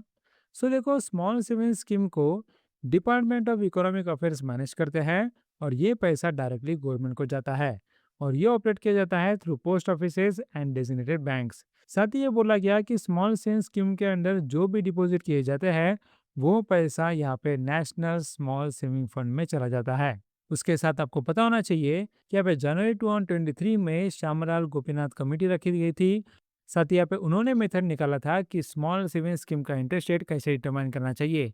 और यहाँ पे मिनिस्ट्री ऑफ फाइनेंस तो 2016 से ही इंटरेस्ट रेट यहाँ पे रेगुलर बेसिस पे रिव्यू करती रहती है। लेकिन अभी यहाँ पे ये बोला गया कि स्मॉल सेविंग स्कीम का इंटरेस्ट रेट जनरली यहाँ पे गवर्नमेंट बॉन्ड यील्ड्स के 25 टू 100 बेसिस पॉइंट हायर होना चाहिए। सब इसके वजह से ही मैंने आपको बोला था कि अगर गवर्नमेंट बॉन्ड का इंटरेस्ट रेट बढ़ गया तो अपने आप स्मॉल सेविंग स्कीम का भी इंटरेस्ट रेट बढ़ सकता है। क्लियर हो रहा है? अब मैं आपको एक एक करके स्मॉल सेविंग स्कीम्स के बारे में बताता हूँ। सबसे पहले सुकन्या समृद्धि योजना। सो ये लॉन्च कब हुआ था? ये लॉन्च 22 जनवरी 2015 को हुआ था as a part of Beti Bachao Beti Padhao campaign. और इसके अंदर नेचुरल गार्डियन या फिर लीगल गार्डियन जो होता है ऑफ द गर्ल जिसकी एज 10 ईयर से कम होती है, वो ये अकाउंट खोल सकते हैं। और यहाँ पे डिपॉजिटर इसे ओपन या फिर ऑपरेट कर सकता है, लेकिन एक गर्ल के लिए बस एक ही अकाउंट ओपन होगा। साथ ही यहाँ पे ये बोला गया कि नेचुरल या फिर लीगल गार्डियन यहाँ पे 2 गर्ल चिल्ड्रन के लिए 2 अकाउंट खोल सकते हैं। उसके साथ यहाँ पे ये बताया गया कि अगर सेकंड बर्थ में ट्विन गर्ल्स आए तो फिर मैक्सिमम 3 अकाउंट खोल सकते हैं। उसके बाद यहाँ पे डिपॉजिट्स में क्या? सो देखो, मिनिमम डिपॉजिट है 250 और यहाँ पे मैक्सिमम डिपॉजिट रहेगा 1,50,000 इन वन फाइनेंशियल ईयर। और यहाँ पे ये बोला गया कि ये डिपॉजिट आप कर सकते हो for up to 15 years from the date of opening the account. उसके बाद इसमें आपको टैक्स बेनिफिट भी मिलता है, यानी कि जो भी आप कंट्रीब्यूशन करते हो वो टैक्स फ्री रहता है। उसके बाद यहाँ पे इंटरेस्ट अर्न करते हो उस पर टैक्स नहीं लगता। साथ ही यहाँ पे मैच्योरिटी में जो भी पूरा पैसा आपको लमसम में आता है वो भी टैक्स फ्री रहता है under the section 80C of the income tax act. इसकी वजह से ये ट्रिपल टैक्स फ्री स्कीम है, that is exempt exempt exempt. और यहाँ पे ये भी बोला गया कि सुकन्या समृद्धि योजना का इंटरेस्ट रेट हर 3 महीने में रिवाइज किया जाता है। साथ ही यहाँ पे डिपॉजिटर इंटरेस्ट कैसे अर्न करते हैं उसका भी कैलकुलेशन रखा गया है। यहाँ बोला गया कि हर महीने के 5वें दिन से उस महीने के एंड तक जो भी अकाउंट में लोअर बैलेंस रहेगा, यानी कि लोएस्ट बैलेंस रहेगा, उस बैलेंस के ऊपर यहाँ पे इंटरेस्ट रेट कैलकुलेट किया जाएगा। और यहाँ पे फाइनेंशियल एंड के बाद ये इंटरेस्ट अकाउंट में क्रिएट किया जाता है। इसका मतलब यहाँ पे तभी के तभी क्रिएट नहीं किया जाता, बल्कि यहाँ पे फाइनेंशियल ईयर एंड होने के बाद ही ये क्रिएट किया जाता है। साथ ही यहाँ पे ये बोला गया कि अकाउंट ओपन करने के बाद 21 साल बाद ये अकाउंट मैच्योर हो जाता है। लेकिन यहाँ पे बोला गया कि अब मैरिज के लिए आप 18 साल बाद इस अकाउंट को क्लोज कर सकते हो, लेकिन उसके लिए आपको डॉक्यूमेंटेशन देने की जरूरत है। साथ ही यहाँ पे ये बोला गया कि अकाउंट मैनेजमेंट पूरी तरह गार्डियन के पास रहता है जब तक यहाँ पे गर्ल चाइल्ड 18 ईयर्स की नहीं होती। जैसे वो 18 साल की हो जाती है तो अकाउंट होल्डर उस अकाउंट को खुद से कंट्रोल कर सकती है by submitting the necessary documents. उसके साथ ये बोला गया कि अकाउंट होल्डर यहाँ पे विड्रॉल भी कर सकती है of up to 50% for education. लेकिन यहाँ पे कंडीशन ये है कि यहाँ पे उसका 18 साल का एज कंप्लीट होना चाहिए और उसका 10 स्टैंडर्ड भी कंप्लीट होना चाहिए। उसके साथ यहाँ पे ये बोला गया कि यहाँ पे विड्रॉल यहाँ पे एक तो लमसम किया जा सकता है या फिर इंस्टॉलमेंट में किया जा सकता है, जहाँ पे बताया गया कि 1 साल में बस एक ही विड्रॉल होगा और ये यहाँ पे 5 साल वो कर सकती है। उसके बाद इसमें प्री मैच्योर क्लोजर का भी ऑप्शन है। अगर यहाँ पे अकाउंट होल्डर की डेथ हो जाती है तो फिर यह अकाउंट इमीडिएटली क्लोज किया जा सकता है। उसके साथ अगर account holder life threatening medical issues face कर रही है या फिर गार्डियन की डेथ हो रही है तो भी फिर यहाँ पे अकाउंट को क्लोज किया जा सकता है, कि अकाउंट होने के बाद पहले 5 साल में प्री मैच्योर क्लोजर नहीं हो सकता। नेक्स्ट हम बात करते हैं about the public provident fund. So देखो, पब्लिक प्रोविडेंट फंड स्कीम ये बहुत ही पॉपुलर स्कीम है क्योंकि इसमें टैक्स सेविंग्स भी है, रिटर्न्स भी है और सेफ्टी भी है। यहाँ पे बोला गया कि पहला पब्लिक प्रोविडेंट फंड यहाँ पे ऑफर किया गया था in the year 1968 by the finance ministries national savings institute. और इसका पूरा टेन्योर है 15 साल, जिसे आप 5 साल के ब्लॉक में और रिन्यू कर सकते हो। उसके साथ यहाँ पे इंटरेस्ट रेट अभी इसका है 7.1%। लेकिन इसमें आप कितना इन्वेस्ट कर सकते हो? इसमें आप मिनिमम 500 इन्वेस्ट कर सकते हो या फिर मैक्सिमम 1.5 लाख पर एनम। आपको मैंने बताया था सुकन्या समृद्धि योजना में ये अमाउंट है 250, लेकिन यहाँ पे पीपीएफ में मिनिमम अमाउंट है 500। साथ ही इसमें कौन एलिजिबल है, इसमें कोई भी इंडियन सिटीजन एलिजिबल है, लेकिन ये अकाउंट आप जॉइंटली हेल्ड नहीं कर सकते। अगर आपको किसी के साथ करना ही है तो उन्हें आप नॉमिनेशन में रख सकते हो, लेकिन इस अकाउंट को जॉइंटली हेल्ड नहीं कर सकते, ये याद रखें। उसके साथ ये बोला गया कि इसमें आपको टैक्स बेनिफिट मिलते हैं। जैसे कि यहाँ पे जो भी अमाउंट आप इन्वेस्ट करते हो वो टैक्स एग्जेम्प्ट होता है under the section 80C of the income tax act. साथ ही यहाँ पे जो भी रिटर्न्स आपको आते हैं वो भी टैक्सेबल नहीं होता। यहाँ पे चाहे वो इंटरेस्ट हो या फिर लमसम अमाउंट हो, कोई भी चीज़ टैक्सेबल नहीं होती। इसके वजह से इसे भी एग्जेम्प्ट एग्जेम्प्ट एग्जेम्प्ट का स्टेटस मिल गया है। उसके बाद हम बात करते हैं about the senior citizen saving scheme. ये बस ऐसे सीनियर सिटीजन के लिए है जो यहाँ पे 60 साल की एज उनकी कंप्लीट हो गई और अभी उन्हें रेगुलर इनकम की जरूरत है। सो यहाँ पे कौन कौन एलिजिबल है, यहाँ पे Indian citizen about the age of 60 years. लेकिन क्या 55 ईयर्स तक यहाँ पे कोई एलिजिबल नहीं है? बिल्कुल एलिजिबल है, लेकिन वो ऐसे रिटायरी होने चाहिए जिन्होंने वॉलेंटरी रिटायरमेंट स्कीम या फिर सुपर एन्युएशन ऑप्ट किया है। लेकिन क्या और उससे कम नहीं हो सकता अबाउट 50 ईयर्स? बिल्कुल हो सकता है, लेकिन यहाँ पे कंडीशन ये है कि वो रिटायर्ड डिफेंस पर्सनल होने चाहिए। सो यहाँ पे आप समझो कि अगर कोई रिटायर्ड डिफेंस पर्सनल है तो वो 50 साल के बाद भी यहाँ पे अकाउंट ओपन कर सकता है। उसके बाद अगर कोई वॉलंटरी रिटायरमेंट स्कीम ले रहा है या फिर सुपर एन्युएशन ले रहा है तो वो यहाँ पे 55 ईयर्स के बाद भी ये अकाउंट खोल सकता है। उसके साथ बाकी इंडियन सिटीजन 60 साल के बाद तो ये अकाउंट खोल ही सकते हैं। साथ ही इसमें मैच्योरिटी की बात करें तो इसकी मैच्योरिटी पीरियड है 5 ईयर्स, लेकिन इसे 3 साल के लिए और एक्सटेंड किया जा सकता है।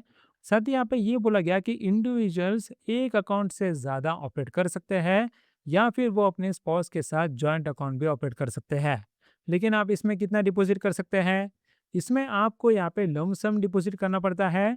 मिनिमम आपको 1000 का डिपॉजिट करना पड़ता है या फिर उसके बाद द मल्टीपल्स ऑफ 1000। साथ ही यहाँ पे मैक्सिमम डिपॉजिट अमाउंट है 30 लाख। साथ ही यहाँ पे इंटरेस्ट रेट की बात करें तो इंटरेस्ट रेट हर 3 साल में पे किया जाता है और यहाँ पे प्री मैच्योर विड्रॉल भी आप कर सकते हो, लेकिन 1 साल के बाद ही कर सकते हो। उसके साथ ये बोला गया कि यहाँ पे 80C of the income tax act के अंदर यहाँ पे आपको टैक्स बेनिफिट भी मिलता है। उसके बाद यहाँ पे और एक स्कीम की बात कर देते हैं, दैट इज किसान विकास पत्र। सो किसान विकास पत्र गवर्न करता है गवर्नमेंट सेविंग सर्टिफिकेट एक्ट 1959, जिसे यहाँ पे ओरिजिनली लॉन्च किया गया था इन 1988 और उसे रीलॉन्च किया गया इन 2014। अभी ये अवेलेबल है to the resident Indians and trust. पहले ये बस फार्मर्स के लिए था, लेकिन अभी ये सबके लिए निकाला गया है। इसके यहाँ पे टेनर की बात करें तो वो है 124 मंथ्स, लेकिन ये फिक्स नहीं होता। यहाँ पे बस आप इतना समझो कि यहाँ पे किसान विकास पत्र में पैसा डबल हो जाता है। इसका मतलब अगर इंटरेस्ट रेट कम हुआ तो पैसा डबल होने के लिए टाइम लगेगा, अगर इंटरेस्ट रेट ज़्यादा रहा तो पैसा डबल होने के लिए कम टाइम लगेगा। सो अभी जो इसका इंटरेस्ट रेट है वो है 7.4%, जिसकी वजह से पैसा डबल होता है इन 115 मंथ्स। इसलिए अभी इसका टेन्योर है 115 मंथ्स। क्लियर हो रहा है? साथ ही इसकी इन्वेस्टमेंट अमाउंट देखें तो वो है 1000, जिसमें कोई भी अपर लिमिट नहीं है और यहाँ पे इंटरेस्ट रेट हर क्वार्टर में गवर्नमेंट रिव्यू करता है। उसके बाद यहाँ पे और एक स्कीम है, डेट इज महिला सम्मान सेविंग सर्टिफिकेट। ये एक one time small saving scheme थी जो वीमेन और गर्ल्स के लिए निकल गई थी। साथ ही ये अवेलेबल थी for 2 year period up to March 2025 और इसमें यहाँ पे 2 लाख की डिपॉजिट फैसिलिटी थी, जिसमें आपको 7.5% का फिक्स इंटरेस्ट मिलता था और इसमें पार्शियल विड्रॉल ऑप्शन भी था। अब यहाँ पे लास्ट में मिनिस्टर ऑफ फाइनेंस की बात करें तो इसके यूनियन मिनिस्टर है निर्मला सीतारामन और मिनिस्टर ऑफ स्टेट है पंकज चौधरी। क्लियर हो गया? इतना ही था इस करंट अफेयर में। नेक्स्ट टाइप क्वेश्चन बताया गया, the academy appointed which film producer to oversee the 17th governors award succeeding the Jennifer Fox. इसका आंसर है Jennifer Todd. Next type question बताया गया, which Indian media entrepreneur and peace ambassador recently received the global peace award from the global peace foundation in Melbourne during an Australian visit. इसका answer है doctor Sandeep Marwah. और आपको ये भी पता होना चाहिए कि ये न्यूज़ में इसलिए थे क्योंकि उन्हें 7 इंटरनेशनल ऑनर मिले थे across Australia in 7 days. Next type का क्वेश्चन बताया गया, the cabinet committee on economic affairs approved the construction of a 6 lane road tunnel on which expressway to improve the connectivity in Delhi. इसका answer है Dwarka expressway. अब यहाँ पे national highway authority of India की बात करें तो इसके चेयरमैन हैं संतोष कुमार यादव, इसका हेडक्वार्टर है न्यू दिल्ली और ये एस्टेब्लिश हुआ था इन 1988। क्लियर हो गया। नेक्स्ट आपका क्वेश्चन बताया गया, which awards have been announced to recognize the outstanding performance of the members of parliament and parliamentary standing committees? इसका आंसर है संसद रत्न अवार्ड्स। अभी यहाँ पे इस करंट अफेयर में क्या बोला गया, देखो यहाँ पे ये बोला गया कि संसद रत्न अवार्ड्स ये दिए जाते हैं to the outstanding performance of the members of parliament और यहाँ पे पार्लियामेंट्री स्टैंडिंग कमिटीज। और यहाँ पे इस साल जूरी ने यहाँ पे 10 लोकसभा एमपीज, 2 राज्यसभा एमपीज और 4 पार्लियामेंट्री स्टैंडिंग कमेटी को सिलेक्ट किया है फॉर द प्रेस्टिजियस अवार्ड्स। अब यहाँ पे किन्हें किन्हें अवार्ड मिला, सो अगर हम लोकसभा एमपीज की बात करें तो फिर यहाँ पे मिला है to the Jagdambika Pal, then यहाँ पे पीपी चौधरी, उसके बाद निशिकांत दुबे, देन डॉक्टर श्रीकांत एकनाथ शिंदे, उसके बाद यहाँ पे प्रवीण पटेल, देन आगे विद्युत बरन महतो, उसके बाद Lumbaran Chaudhary, then doctor Hemant Vishnu Savara, then Smita उदय वाघ और यहाँ पे नरेश गणपत मस्के। साथ ही यहाँ पे राज्यसभा के 2 एमपीज थे, डॉक्टर मेधा विश्राम कुलकर्णी और यहाँ पे नरहरि अमीन। उसके बाद पार्लियामेंट्री स्टैंडिंग कमिटीज की बात करें तो यहाँ पे कमिटी ऑन एग्रीकल्चर का अवार्ड मिला, उसके बाद फाइनेंस कमेटी, देन यहाँ पे committee on rural development and Panchayati Raj और यहाँ पे committee on coal and mines. Clear हो गया। इतना ही था इस करंट अफेयर में। नेक्स्ट क्वेश्चन बताया गया, the India's first indigenous tactical aerostat developed by IIT Delhi and DRDO provides an operational surveillance and communication coverage of up to how many kilometres? इसका आंसर है 20 किलोमीटर्स।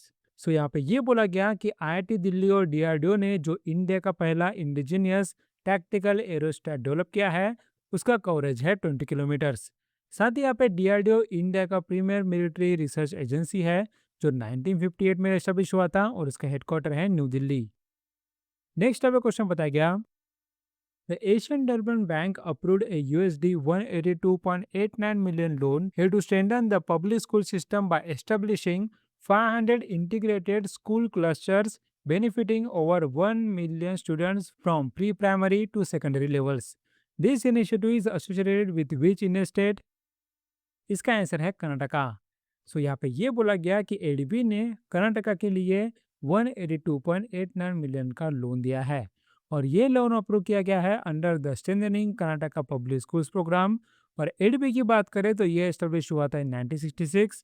इसके प्रेसिडेंट है मासातो कांदा, इसका headquarter है मनीला फिलीपींस और इसमें 69 मेंबर नेशंस है जिसमें से 50 रीजनल मेंबर्स है और 19 बाहर से है। साथ ही यहाँ पे इंडिया की बात करें तो इंडिया इसका फाउंडिंग मेंबर है और currently 4th largest share holder है। नेक्स्ट आपको क्वेश्चन बताया गया, Razorpay in partnership with the NPCA Bharat bill pay limited launched which mobile first net banking solution in Mumbai Maharashtra? इसका आंसर है बैंकिंग कनेक्ट। सो razor पे ने एनपीसीआई के साथ मिलके एक बैंकिंग कनेक्ट नाम का नेट बैंकिंग सॉल्यूशन निकाला है और ये प्लेटफॉर्म नेट बैंकिंग को मॉडर्नाइज करता है क्योंकि इसमें यहाँ पे मल्टी बैंक का इंटीग्रेशन रहता है, यानी कि एक ही नेट बैंकिंग अकाउंट में आपको अलग अलग बैंक के अकाउंट्स दिखेंगे। उसके बाद यहाँ पे क्यूआर बेस्ड और यहाँ पे इंटेंट ड्रिवन पेमेंट फ्लो भी किया जाता है। साथ ही यहाँ पे इसे सपोर्ट किया गया है बाय द एसबीआई, देन यहाँ पे HDFC bank, ICICI bank, federal bank, AU small finance bank और यस बैंक और आगे और भी बैंक इसमें ज्वाइन होंगे। नेक्स्ट आपका क्वेश्चन बताया गया, during the first civil investiture ceremony President Draupadi Murmu conferred the Padma Award on 26 on how many distinguished personalities? इसका आंसर है 66। अब यहाँ पे इस करंट अफेयर में क्या बोला गया, देखो यहाँ पे ये बोला गया कि यहाँ पे प्रेसिडेंट द्रौपदी मुर्मू जी ने यहाँ पे 2026 के लिए पद्म अवार्ड्स दिए थे ऑन 66 डिस्टिंग्विश्ड पर्सनालिटी और ये दिए गए during the first civil investor ceremony which was conducted at Rashtrapati Bhavan New Delhi. और यहाँ पे ये भी बताया गया कि प्रेसिडेंट ऑफ इंडिया ने 2026 के लिए 131 पद्मा अवार्ड्स अप्रूव किए हैं जिसमें से 5 पद्म विभूषण है, देन यहाँ पे 13 पद्म भूषण है और 113 पद्मश्री है।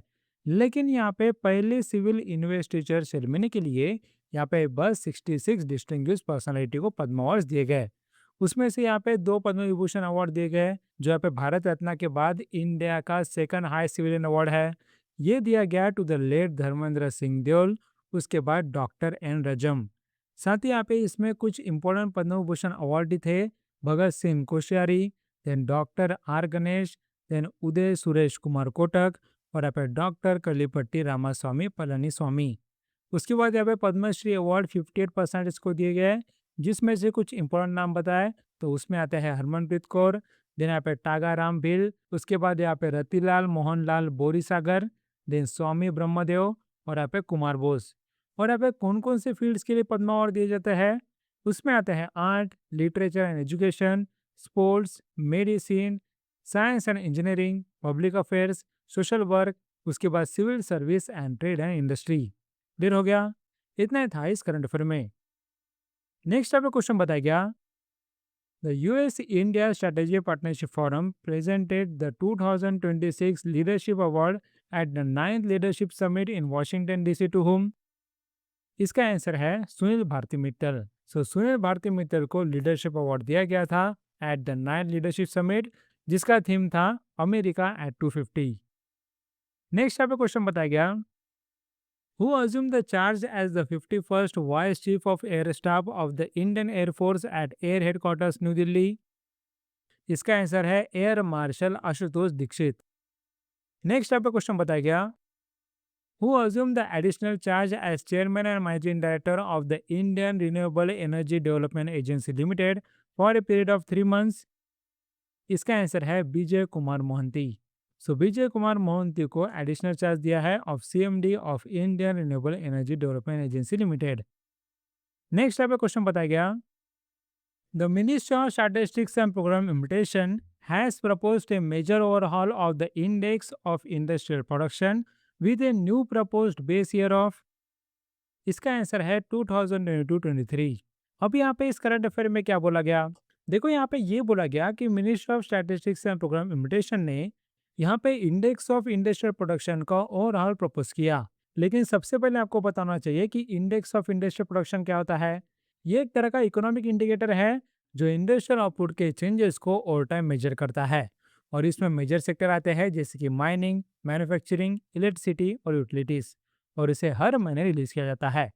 अब यहाँ पे क्या क्या चेंजेस प्रपोज किए गए हैं। सो देखो, मिनिस्ट्री ऑफ स्टैटिस्टिक्स के अंदर एक यहाँ पे टेक्निकल एडवाइजरी पैनल था, उसने यहाँ पे कुछ चेंजेस रिकमेंड किए। वो कौन से? सबसे पहला यहाँ बोला गया कि बेस ईयर हमें रिवाइज करना चाहिए फ्रॉम 2011-12 टू 2022-23। क्लियर है? उसके बाद ये बोला गया कि हमने चेन लिंक मेथोडोलॉजी यूज करना चाहिए। यानी कि पहले क्या होता था कि पहले बस फिक्स बेस सिस्टम रहता था, यानी कि जो वेट्स थे वो वेट्स लंबे समय के लिए अनचेंज रहते थे, जिसकी वजह से अगर इंडिया की इकोनॉमी चेंज होती है तो यहाँ पे उसके स्ट्रक्चर में चेंज होता है, लेकिन ये चेंज आईआईपी में इम्प्लीमेंट नहीं होता था। इसलिए अभी हमने चेन लिंक अप्रोच लाया है, जिसमें हम सेक्टर के वेट्स को हर साल अपडेट कर सकेंगे, जिससे यहाँ पे इंडस्ट्रीज को एक्यूरेटली कैप्चर किया जा सके। साथ ही यहाँ पे ये बोला गया कि यहाँ पे कुछ सेक्टर का कवरेज एक्सपांड कर दिया गया, जहाँ बोला गया कि इंडस्ट्रियल बास्केट में 407 आइटम ग्रुप्स थे, लेकिन अभी वो बढ़ा के 463 आइटम ग्रुप्स हो जाएंगे। और यहाँ पे नए सेक्टर्स कौन से ऐड किए जाएंगे, इसमें आएगा gas supply, then water supply, उसके बाद सीवरेज एंड वेस्ट मैनेजमेंट। साथ ही यहाँ पे ये बोला गया कि मैन्युफैक्चरिंग बास्केट में 120 नए आइटम ग्रुप्स को ऐड किया जाएगा और 64 एग्जिस्टिंग आइटम ग्रुप्स को रिमूव कर दिया जाएगा। साथ ही यहाँ पे ये बोला गया कि इलेक्ट्रिसिटी में, यहाँ पे इलेक्ट्रिसिटी जनरेशन में दो अलग अलग चीज़ों में यहाँ पे क्लासीफाई किया जाएगा। एक तो यहाँ पे रिन्यूएबल एनर्जी और दूसरा non renewable energy. Next, mining sector में यहाँ पे इंक्लूड किया जाएगा माइनर मिनरल्स और रेयर अर्थ मिनरल्स। उसके साथ ये भी बोला गया कि एक मेथड में इंप्रूव किया जाएगा। यहाँ बोला गया कि अभी इंडेक्स ऑफ इंडस्ट्रियल प्रोडक्शन ये मेजरली यहाँ पे रिलाइड है on the wholesale price index for the price adjustment. यानी कि जब इन्फ्लेशन होता है सो उसके लिए अभी वो होलसेल प्राइस इंडेक्स यूज कर रहा है। लेकिन ऐसा प्रपोज किया जा रहा है कि हमने यहाँ पे इसे शिफ्ट करना चाहिए टू प्रोड्यूसर प्राइस इंडेक्स। सो जब ये अवेलेबल होना शुरू हो जाएगा तब हम उसमें शिफ्ट कर लेंगे। उसके बाद यहाँ पे फैक्ट्री सब्स्टिट्यूशन फ्रेमवर्क भी निकाला गया, जिसमें ये बोला गया कि हमने कोल फैक्ट्रीज और आउटडेटेड इंडस्ट्रियल यूनिट्स को रिप्लेस करना चाहिए, जिससे यहाँ पे अभी जो यूनिट्स हमारे पास अवेलेबल है उनका ही डाटा हम ले पाएंगे। साथ ही यहाँ पे ये बोला गया कि सीजन के वाइज आउटपुट चेंज होते रहता है। सो हम आगे जाके सीजनली एडजस्टेड आईआरपी डाटा निकालेंगे। इससे क्या होगा? इससे हम मंथ टू मंथ कंपैरिजन कर सकेंगे, क्योंकि यहाँ पे सीजनल वेरिएशन रिमूव कर दिया गया है। क्लियर हो गया? इतना ही था इस करंट अफेयर में। नेक्स्ट टाइप का क्वेश्चन बताया गया, Bharat petroleum corporation limited through its overseas arm BPRL ventures BV acquired the remaining 34.6% stake of which company in IBV Brazil Petroleo Limited? इसका आंसर है Videocon energy Brazil limited. So यहाँ पे Videocon energy Brazil limited से Bharat petroleum corporation limited ने 34.6% stake खरीद लिए है of the company IBV Brazil Petroleo limited. साथ ही यहाँ पे बीपीएसएल की बात करें तो ये एक महारत्ना पब्लिक सेक्टर का अंडरटेकिंग है जो आता है under ministry of petroleum natural gas. ये 1952 में एस्टेब्लिश हुआ था और इसका हेडक्वार्टर है इन मुंबई महाराष्ट्र। नेक्स्ट टाइप का क्वेश्चन बताया गया, who was the former Russian politician and close aide of Vladimir Putin, once considered a potential successor who passed away at the age of 73? इसका आंसर है सर्गेई इवानोव। नेक्स्ट टाइप का question बताया गया, who was the veteran journalist and former Odisha bureau head of Press Trust of India who passed away recently? इसका answer है शरद Chandra. Next type का question बताया गया, Which state became the first in Northeast India to adopt the Uniform Civil Code legislation? इसका answer है आसाम। अब यहाँ पे इस करंट अफेयर में क्या बोला गया? देखो यहाँ पे ये बोला गया कि आसाम लेजिस्लेटिव असेंबली ने uniform civil code bill pass किया। साथ ही आसाम बन गया है पहला state in north east India जिसने UCC that is uniform civil code का लेजिस्लेशन अडॉप्ट किया। और ऐसे ऑल ओवर इंडिया में वो ऐसा थर्ड स्टेट है आफ्टर उत्तराखंड एंड गुजरात। अब यहाँ पे आपको पता होना चाहिए कि यूसीसी में क्या क्या चीज़ें बोली जाती है। सबसे पहले यहाँ पे लिव इन रिलेशनशिप के बारे में बोला गया। यहाँ बोला गया कि कपल जो भी लिव इन रिलेशन में रहते हैं उन्हें यहाँ पे उसका रजिस्ट्रेशन करना चाहिए विद द सब रजिस्ट्रार। साथ ही यहाँ पे ये बोला गया कि अगर उन्होंने रजिस्टर नहीं किया विद इन ए मंथ तो फिर उन्हें लीगल कॉन्सिक्वेंसेस फेस करना पड़ेगा। जैसे कि यहाँ बोला गया कि उन्हें 3 महीने का इम्प्रिजनमेंट फेस करना पड़ेगा, उसके बाद फाइन लग सकता है ऑफ 10,000। साथ ही अगर उन्होंने फॉल्स डिक्लेरेशन किया तो उन्हें फाइन लगेगा 25,000 का। और यहाँ पे अगर फैक्ट्स को उन्होंने छुपाया तो फिर 3 महीने का इम्प्रिजनमेंट भी फेस करना पड़ सकता है। और यहाँ पे ये भी बोला गया कि अगर दोनों पार्टनर में से एक पार्टनर 21 साल के कम एज का है तो फिर यहाँ पे उनके पेरेंट्स या फिर गार्डियन को इन्फॉर्म करना जरूरी है। साथ ही बोला गया कि रजिस्टर लिव इन रिलेशनशिप में अगर यहाँ पे चिल्ड्रन बॉर्न होते हैं तो फिर उसे लीगली रिकॉग्नाइज किया जा सकता है। नेक्स्ट पे बोला गया कि अगर यहाँ पे म्यूचुअली दोनों पार्टनर्स को एक दूसरे से अलग होना है तो फिर सेपरेशन प्रोसेस बड़ा सिंपल है। लेकिन यहाँ बोला गया कि अगर डिस्प्यूट अराइज होता है तो फिर यहाँ पे फीमेल पार्टनर मेंटेनेंस सीख कर सकती है फ्रॉम अनदर पार्टनर। साथ ही यहाँ पे ये बोला गया कि यहाँ पे मैरिज का मिनिमम लीगल एज भी ये बिल डिसाइड कर रही है। ये दैट इज वुमेन के लिए 18 ईयर्स और मेन के लिए 21 ईयर्स। उसके साथ ही ये बोला गया कि इससे कम एज के चाइल्ड मैरिज स्ट्रिक्टली अलाउड नहीं है। जहाँ बोला गया कि कोई भी पर्सन चाइल्ड मैरिज में इन्वॉल्व है तो उसे 2 साल की जेल या फिर फाइन लग सकता है या फिर दोनों लग सकता है। उसके साथ यहाँ पे बिल ये बोल रहा है कि आप 2 शादी या 2 से ज़्यादा शादी नहीं कर सकते। यहाँ बताया गया कि अगर आपकी पहली मैरिज लीगली वैलिड है तो आप दूसरी शादी नहीं कर सकते। और अगर आपने उसका वायलेशन किया तो आप पनिशेबल हो अंडर सेक्शन 82 ऑफ द भारतीय न्याय संहिता 2023 और जिसमें आपको 7 साल की जेल भी हो सकती है। उसके साथ यहाँ पे ये बोला गया कि अगर यहाँ पे फोर्स मैरिज किया जा रहा है या फिर फ्रॉडुलेंट मैरिज किया जा रहा है जिससे यहाँ पे मैरिज कनेक्ट किया जा रहा है through force, threat, coercion, concealment of an existing marriage या फिर फ्रॉडुलेंट इंफॉर्मेशन तो फिर यहाँ पे उसके लिए सजा रहेगी 7 ईयर्स ऑफ जेल या फिर मॉनेटरी फाइन। उसके साथ यहाँ पे ये बोला गया कि क्लोज ब्लड रिलेटिव्स के साथ यहाँ पे मैरिज करना प्रोहिबिट है, जिसकी ब्रदर एंड सिस्टर, देन यहाँ पे पेरेंट एंड चाइल्ड, उसके बाद अंकल एंड नीज और यहाँ पे आंट एंड नेफ्यू।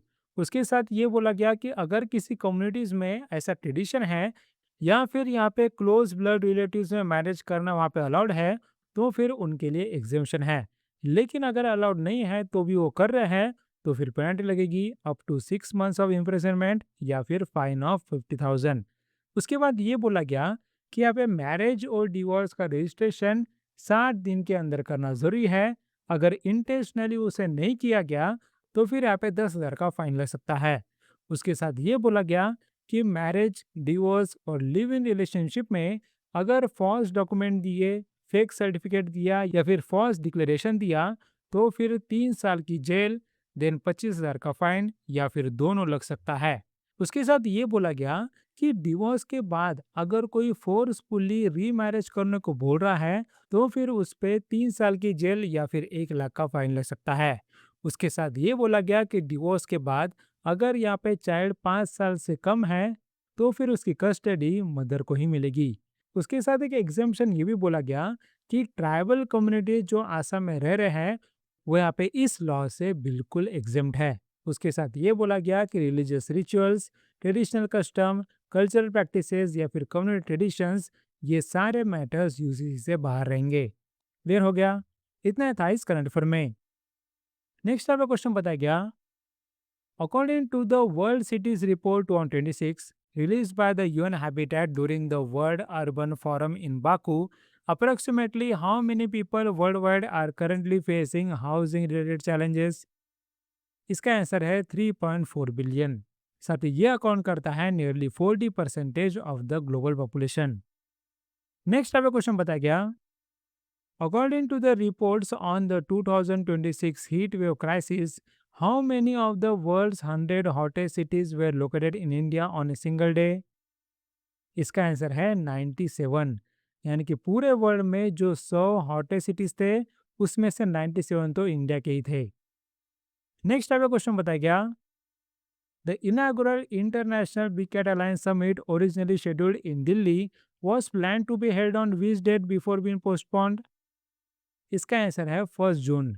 सो 1 जून को इंटरनेशनल बिग कैट अलायंस का समिट होने वाला था लेकिन वो अभी पोस्टपोन कर दिया गया है। नेक्स्ट डेट अभी आने की है।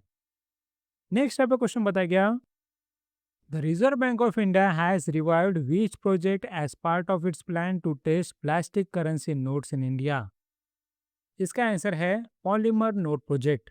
अब यहाँ पे इस करंट अफेयर में क्या बोला गया, देखो यहाँ पे रिजर्व बैंक ऑफ इंडिया वापस से ये सोच रही है कि वो पॉलीमर या फिर plastic based bank notes introduce करे।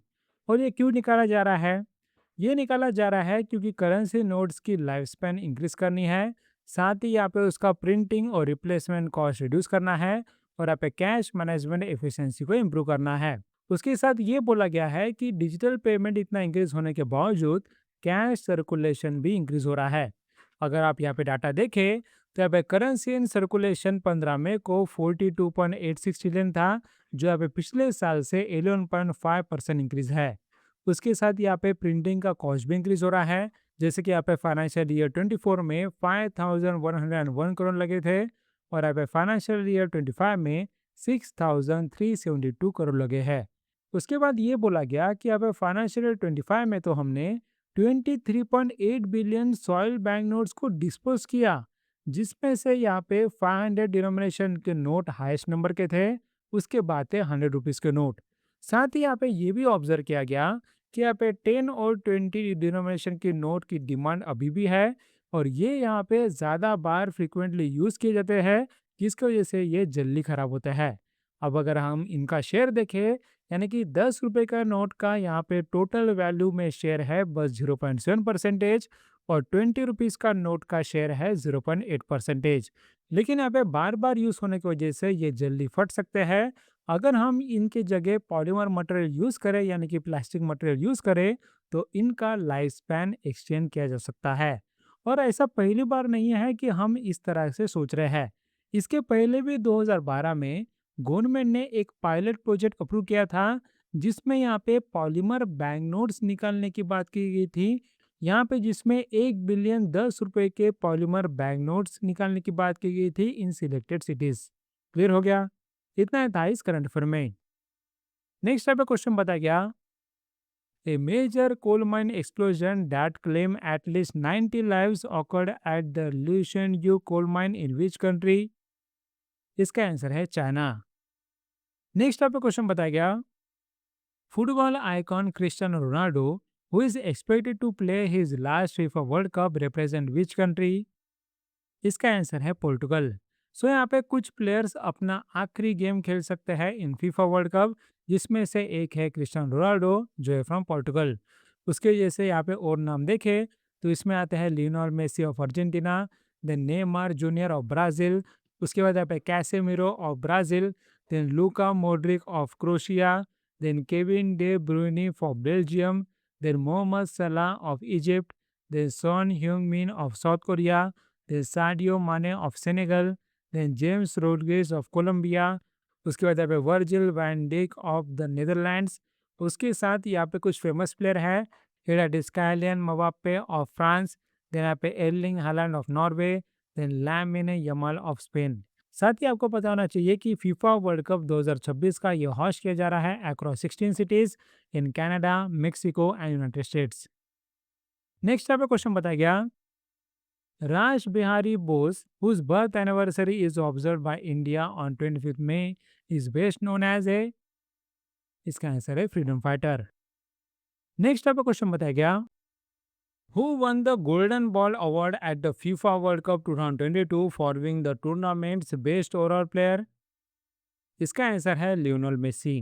अब यहाँ पे इस करंट अफेयर में क्या बोला गया, देखो आपको पता है कि फीफा हो रहा है, सो यहाँ पे फीफा के रिलेटेड आपको कुछ चीज़ें पता होनी चाहिए। सो देखो जब फीफा हो जाता है तब यहाँ पे कुछ इंडिविजुअल अवार्ड दिए जाते हैं, जैसे गोल्डन बॉल, ये अवार्ड दिया जाता है to the best overall player of the tournament. Then golden boot जो दिया जाता है to the highest goal scorer of the tournament. Then golden glove जो दिया जाता है to the best goalkeeper of the tournament. और यहाँ पे बेस्ट यंग प्लेयर जो अवार्ड किया जाता है to the outstanding young footballer of the tournament. अब मैं आपको बताता हूँ कि पिछले 3 फीफा में किन्हें किन्हें अवार्ड्स मिले थे। सो देखो 2022 में फीफा हुआ था जब गोल्डन बॉल दिया गया था to the Lionel Messi, then golden boot दिया गया टू द काइलिन मबाप्पे, उसके बाद यहाँ पे गोल्डन ग्लो दिया गया टू द एमिलियानो मार्टिनेज, और यहाँ पे बेस्ट यंग प्लेयर था एनजो फर्नांडिस। उसके बाद यहाँ पे 2018 का फीफा की बात करें तो यहाँ पे गोल्डन बॉल दिया गया to the Luka Modric, then golden boot दिया गया टू द हैरी केन, उसके बाद गोल्डन ग्लो दिया गया टू द थीबॉट कॉर्टस। साथ ही यहाँ पे बेस्ट यंगर प्लेयर था काइलिन मबाप्पे।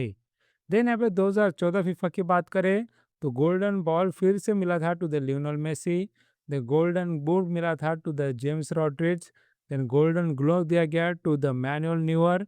साथ ही यहाँ पे बेस्ट यंग प्लेयर था पॉल पोग्बा। अब मैं आपको यहाँ पे स्टार्टिंग के टाइम में जब फीफा स्टार्ट हुआ था तब के अवार्ड्स बताता हूँ। सो देखो यहाँ पे 1930 में फीफा स्टार्ट हुआ था, तब बस एक ही अवार्ड दिया जाता था, दैट इज गोल्डन बूट, जो हाईएस्ट गोल स्कोरर को दिया जाता था। और तब यहाँ पे हाईएस्ट गोल स्कोरर थे गिलेर्मो स्टेबिले। साथ ही आपको कुछ स्पेशल अचीवमेंट पता होना चाहिए। देखो यहाँ पे हाईएस्ट गोल्डन बूट्स गोल यहाँ पे मारे गए थे बाय द जस्ट फोंटेन इन 1958, जिन्होंने 13 गोल स्कोर किए थे। उसके बाद यहाँ पे सबसे ज़्यादा golden ball awards Lionel Messi को मिला है, जहाँ पे उन्हें ये अवार्ड 2 बार मिले इन 2014 एंड 2022। उसके साथ यहाँ पे एक ही गोलकीपर जिन्हें गोल्डन बॉल का अवार्ड मिला वो थे ओलिवर कैन इन 2002। उसके साथ यहाँ पे यंगेस्ट मॉडर्न सुपरस्टार विनर जिन्हें यहाँ पे बेस्ट यंग प्लेयर अवार्ड मिला था, ये थे काइलिन मबाप्पे, जिन्हें यहाँ पे 2018 में अवार्ड मिला। साथ ही यहाँ पे इसकी हिस्ट्री की बात करें तो फीफा वर्ल्ड कप 1930 में स्टार्ट हुआ था और तब उसे जीता था बाय द यूरुग्वे, जिन्होंने अर्जेंटीना को डिफीट किया था। साथ ही यहाँ पे फीफा वर्ल्ड कप ये वर्ल्ड का मोस्ट प्रेस्टिजियस फुटबॉल टूर्नामेंट है, जिसे FIFA that is federation international day football association manage करता है। साथ ही आपको most recent FIFA world cup champion के बारे में पता होना चाहिए। 1994 में इसे जीता था बाय ब्राज़ील, देन 1998 में जीता था बाय फ्रांस, देन 2002 में जीता था बाय ब्राज़ील, देन 2006 में जीता था बाय इटली, देन 2010 में जीता था बाय स्पेन, देन 2014 में जर्मनी, देन 2018 में फ्रांस और 2022 में अर्जेंटीना। सो क्लियर हो गया, इतना था इस करंट अफेयर में। नेक्स्ट आपको क्वेश्चन बताया गया, who became the fastest ever Indian sprinter after clocking 10.09 seconds in the men's 100-meter final at the Federation Cup held in Ranchi Jharkhand? इसका आंसर है गुरिंदर वीर सिंह। सो ये बन गए हैं फास्टेस्ट एवर इंडियन स्प्रिंटर जिन्होंने 100 मीटर कवर किए हैं ओनली इन 10.09 सेकंड्स। साथ ही यहाँ पे इस रिकॉर्ड के साथ वो पहले इंडियन एथलीट बने हैं जिन्होंने 10.0 का सेकंड रेंज को ब्रेक किया। नेक्स्ट टाइप का क्वेश्चन बताया गया, which fort in Rajasthan, known as the Great Wall of India, has been recognized for having the world's second longest continuous intact wall after the Great Wall of China? इसका answer है Kumbhalgarh fort.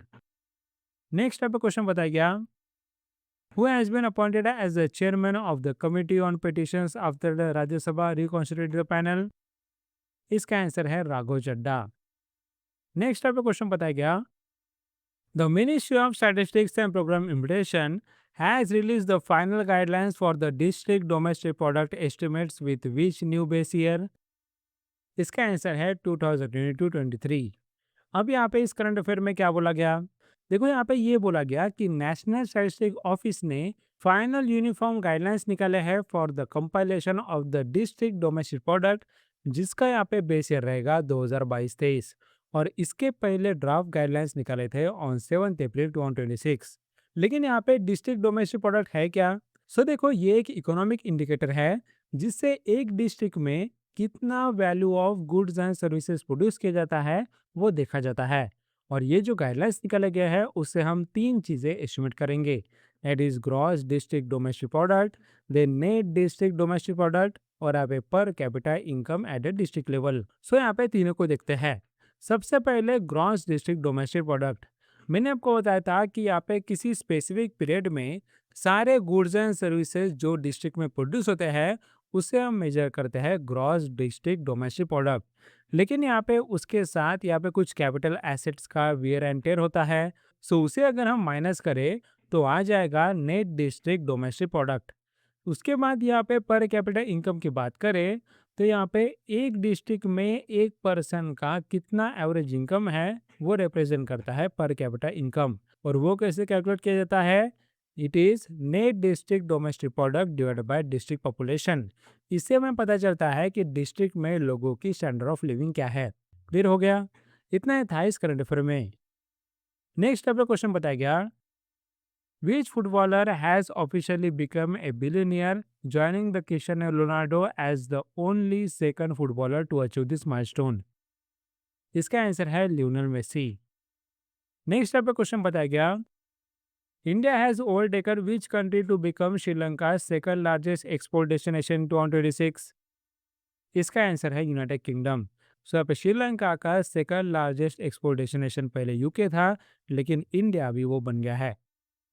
Next आपका question बताया गया, which Indian state has intensified the Jal Parab wildlife conservation campaign in the Little Rann of Kutch to protect the wildlife during the extreme summer temperatures? इसका answer है गुजरात। सो गुजरात ने जल परब wild life conservation campaign start किया था।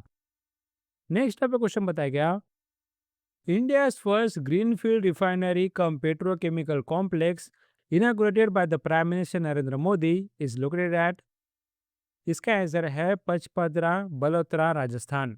अब इस current affair में क्या बोला गया, देखो यहाँ पे ये बोला गया कि प्राइम मिनिस्टर ने रिसेंटली राजस्थान और गुजरात में विजिट किया। अब सबसे पहले जब राजस्थान में विजिट किया तब उन्होंने क्या क्या किया, इन्होंने यहाँ पे राजस्थान के जोधपुर एयरपोर्ट में एक नया टर्मिनल बिल्डिंग इनॉग्रेट किया। उसके साथ उन्होंने राजस्थान में मॉडिफाइड उड़े देश का आम नागरिक स्कीम भी लॉन्च किया। अब यहाँ पे मॉडिफाइड उड़े देश का आम नागरिक स्कीम है क्या, देखो यहाँ पे मार्च 2026 में यूनियन कैबिनेट ने मॉडिफाइड उड़े देश का आम नागरिक स्कीम यहाँ पे लॉन्च किया था, जिसका आउटले था 28,840 crore over the next 10 years. और इसके अंडर उनका एम था to develop 100 aerodromes by upgrading existing unserved air strip, जिसके लिए इन्वेस्टमेंट लगाया जाएगा 12,159 करोड़। साथ ही यहाँ पे ये बोला गया कि इस स्कीम के अंदर 2,577 करोड़ लगाए जाएंगे for operations and maintenance.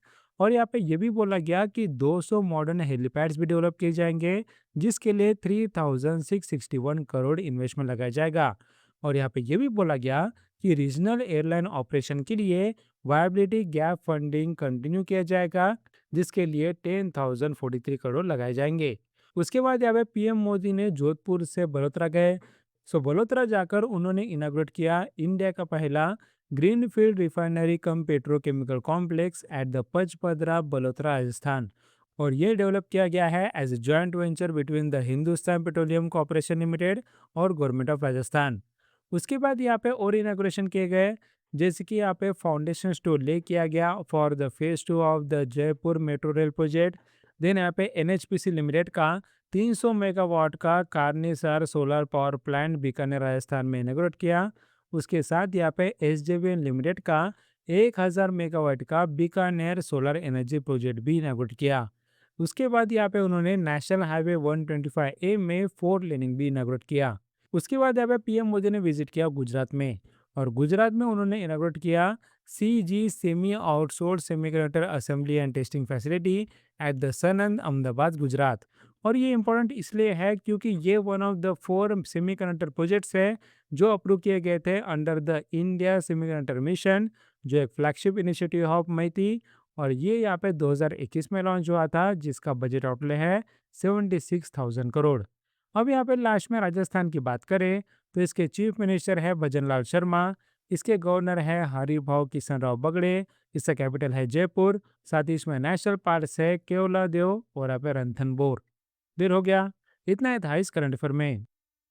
Next question बताया गया, the advance imaging platform clear that is cleavable light erase antibody reporter was developed by the scientists at the Jawaharlal Nehru Center for Advanced Scientific Research located in which city?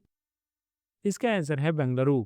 और यहाँ पे ये जो नया clear platform निकला गया है, इसे रिसर्चर्स अलग अलग तरह के प्रोटीन्स को विजुलाइज कर सकेंगे with in the same biological sample using a single fluorescent marker. और इससे यहाँ पे अलग अलग डिसीजेज जैसे कि कैंसर जैसे डायग्नोस होंगे। नेक्स्ट यहाँ पे क्वेश्चन बताया गया, which city has been announced by the government of India as the host city for the International Day of Yoga? इसका आंसर है कोलकाता। और ये मैंने आपको पिछले वीडियो में ही बताया था कि यहाँ पे कोलकाता होस्ट सिटी है for the international day of yoga, जिसका थीम था योगा फॉर हेल्दी एजिंग। लेकिन आपको ये भी पता होना चाहिए कि इसके पहले होस्ट सिटी कोई और रहने वाला था, that is iconic Khajuraho temples in the state of Madhya Pradesh, जिसे यहाँ पे ऑर्गेनाइज किया जाने वाला था by the Morarji Desai national institute of yoga under the ministry of AYUSH. लेकिन बाद में इसे यहाँ पे कोलकाता में किया गया। सो आपको ये पता होना चाहिए कि यहाँ पे खाजुराहो टेम्पल्स ये कौन से स्टेट में है, ये है इन मध्य प्रदेश। नेक्स्ट यहाँ पे क्वेश्चन बताया गया, what are the names of the 2 advanced digital platforms launched by the Indian army to enhance the battlefield decision making, logistics management and operational efficiency? इसका आंसर है Kautilya and Q force. So ये दो नए advance digital platforms है। Next पे question बताया गया, who chaired the 5th executive committee meeting of the central council for research in Ayurvedic sciences in new Delhi? इसका आंसर है वैद्य राजेश कोटेचा। अब यहाँ पे इस करंट अफेयर में क्या बोला गया, देखो यहाँ पे ये बोला गया कि वैद्य राजेश कोटेचा जो है secretary of the ministry of Ayush, उन्होंने चेयर किया 5th executive committee meeting of the central council for research in Ayurvedic sciences in new Delhi. साथ ही ये जो CCRS है, ये है apex research body under the ministry of Ayush. अब यहाँ पे इस मीटिंग में कुछ नए इनिशिएटिव लॉन्च किए गए, जैसे कि यहाँ पे रिसर्च मेथोडोलॉजी बुक जो आया अंडर द आयुर्वेद प्रबोधिनी ग्रंथालय सीरीज, और इसमें बताया गया कि यहाँ पे रिसर्च की मेथड कैसी है, यानी कि रिसर्च किस तरह से करना चाहिए। नेक्स्ट है CCRAS प्रयत्न 2026-2027, जिसमें बताया गया कि यहाँ पे साइंटिफिक राइटिंग या फिर पब्लिकेशन कैसे किया जाता है। नेक्स्ट है यहाँ पे डिजिटल इकोसिस्टम डैशबोर्ड, जिसमें CCRAS के सारे वेब बेस्ड रिसोर्सेज को साथ में लाया जा सके। और आपको पता होना चाहिए कि central council for research in Ayurvedic sciences ने इसके पहले आयुष दीक्षा एस्टेब्लिश किया, जो एक डिजिटल लर्निंग प्लेटफॉर्म है जिसमें आप आयुष सेक्टर के बारे में सीख सकते हो। अब यहाँ पे मिनिस्ट्री ऑफ आयुष की बात करें तो इसका फुल फॉर्म है ministry of Ayurveda, yoga and naturopathy, यूनानी सिद्धा, सोवारिकपा एंड होम्योपैथी। उसके साथ इसके मिनिस्टर ऑफ स्टेट है जाधव प्रताप राव गणपत राव, और सेक्रेटरी है वैद्य राजेश कोटेचा। नेक्स्ट पे क्वेश्चन बताया गया, Adani green energy limited commissioned ए 3.37 GWh battery energy storage system eight विच लोकेशन? इसका आंसर है खवड़ा गुजरात। साथ ही ये बन गया है वर्ल्ड का largest single location battery storage deployment outside China. Next आपका क्वेश्चन बताया गया, during the 51st Pragati meeting prime minister Narendra Modi reviewed the infrastructure projects worth approximately. इसका आंसर है 30,000 करोड़। लेकिन आपको प्रगति का फुल फॉर्म बताना चाहिए, ये है pro active governance and timely implementation. Next आपका क्वेश्चन बताया गया, the supreme court Collegium recommended the appointment of 5 new judges following the increase in the sanction strength of the Supreme Court from 34 to dash। इसका answer है 38 जजेस। और यहाँ पे नए 5 कौन से रिकमेंडेशन है, इसमें आते हैं justice Sheel Nagu, then justice Shri Chandrashekhar, then justice Sanju Sachdeva, then justice Arun Palli और यहाँ पे सीनियर एडवोकेट वी मोहन्ना। और सीनियर एडवोकेट वी मोहन्ना ने तो एक रिकॉर्ड ही बना दिया, क्योंकि वो बन गई है सेकंड वुमेन जिसे डायरेक्टली एलिवेट किया गया from the bar to the supreme court जज after justice Indu Malhotra. Clear हो गया। नेक्स्ट आपको क्वेश्चन बताया गया, the defence acquisition council has approved a modernisation plan worth how much to strengthen the Indian army navy and air force. इसका answer है 52,000 करोड़। अब ये इतना इम्पोर्टेंट नहीं है, लेकिन यहाँ पे एग्जाम में कुछ भी पूछ सकते हैं। सो यहाँ पे ये बोला गया कि डिफेंस एक्विजिशन काउंसिल ने कुछ डिफेंस प्रोक्योरमेंट को अप्रूव किया, जैसे कि इंडियन आर्मी के लिए यहाँ पे आकाश तरंग सिस्टम जो है anti unmanned aerial vehicle system, उसके बाद यहाँ पे man portable anti tank guided missile system. साथ ही यहाँ पे इंडियन आर्मी के लिए और एक प्रोक्योरमेंट किए जाएंगे, that is medium range surface to air missile, then very short range air defence system, उसके बाद active protection system for tanks, then यहाँ पे जेट बेस्ड कामिकाजे ड्रोन्स। उसके बाद यहाँ पे इंडियन नेवी प्रोक्योरमेंट्स की बात करें तो उसमें आते हैं मल्टी इन्फ्लेस ग्राउंड माइंस, उसके बाद यहाँ पे naval ship borne unmanned aerial systems, साथ ही यहाँ पे लैंड बेस्ड टेस्टिंग फैसिलिटी। उसके बाद यहाँ पे इंडियन एयरफोर्स के प्रोक्योरमेंट की बात करें तो इसमें आते हैं fixed wing high altitude pseudo satellites. Clear हो गया। साथ ही यहाँ पे डिफेंस एक्विजिशन काउंसिल की बात करें तो ये एस्टेब्लिश हुआ था इन 2001 और इसके एक्स ऑफिशियल चेयरमैन हैं union minister of defence that is Rajnath Singh.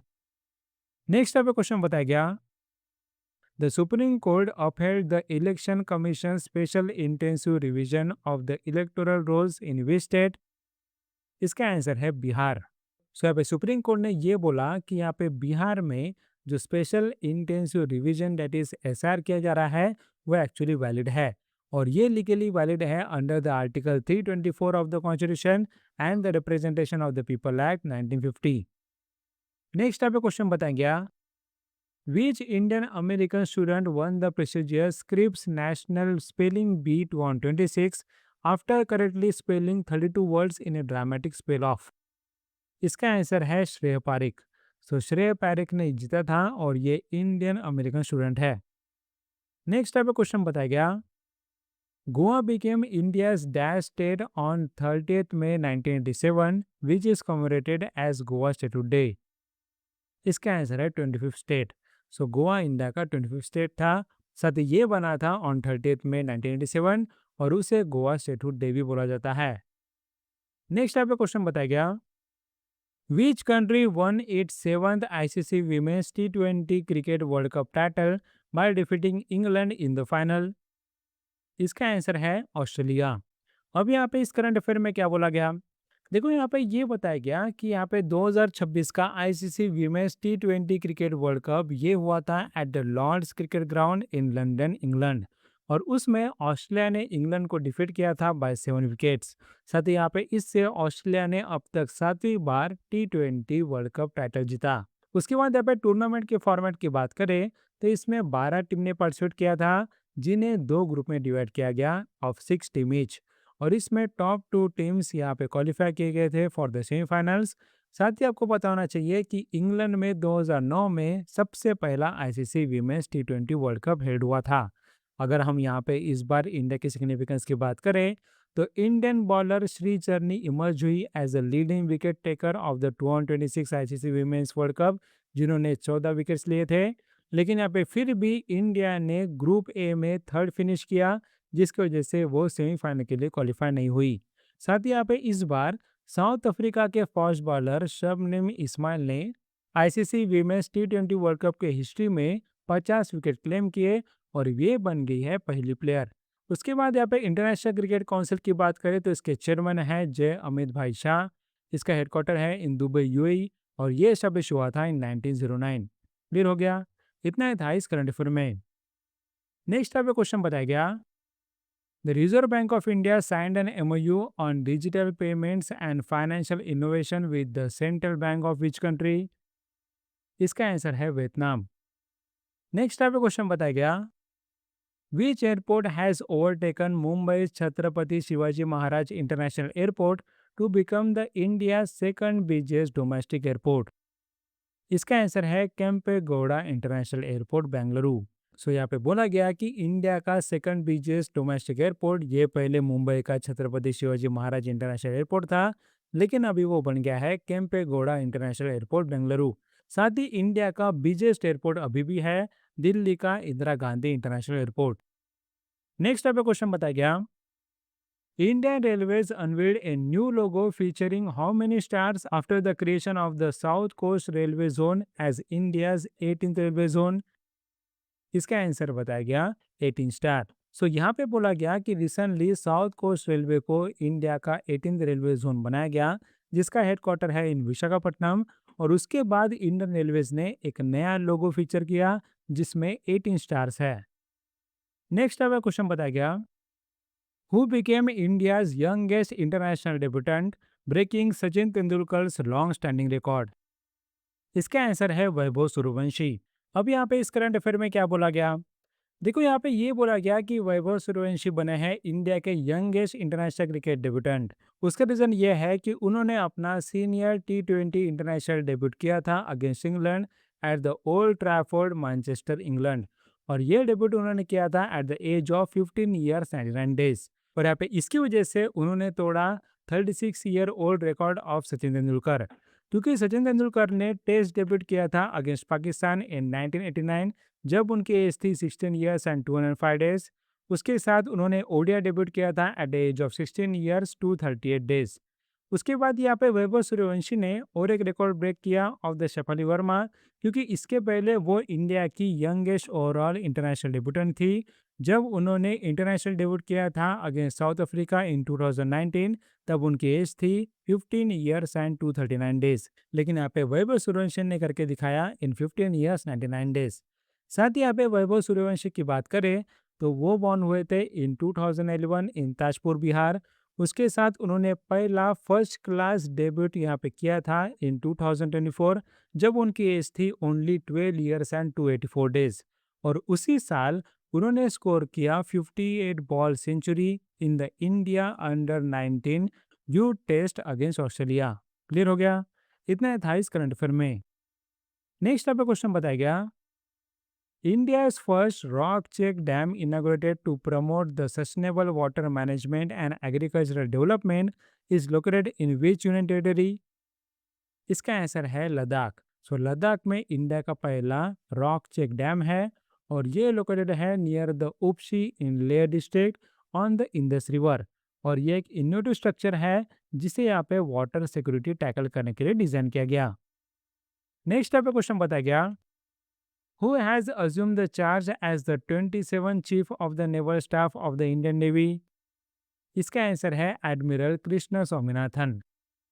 Next आपको क्वेश्चन बताया गया, Who has taken charge as the Chief of the Western Naval Command of the Indian Navy? इसका आंसर है वाइस एडमिरल संजय वत्स्यान। नेक्स्ट आपको question बताया गया, world rural development day is observe every year on. इसका answer है जुलाई 6। अब यहाँ पे इस करंट अफेयर में क्या बोला गया, देखो यहाँ पे ये बोला गया कि वर्ल्ड रूरल डेवलपमेंट डे ये हम हर साल 6 जुलाई को मनाते हैं और इस साल इसका सेकंड ऑब्जर्वेंस था।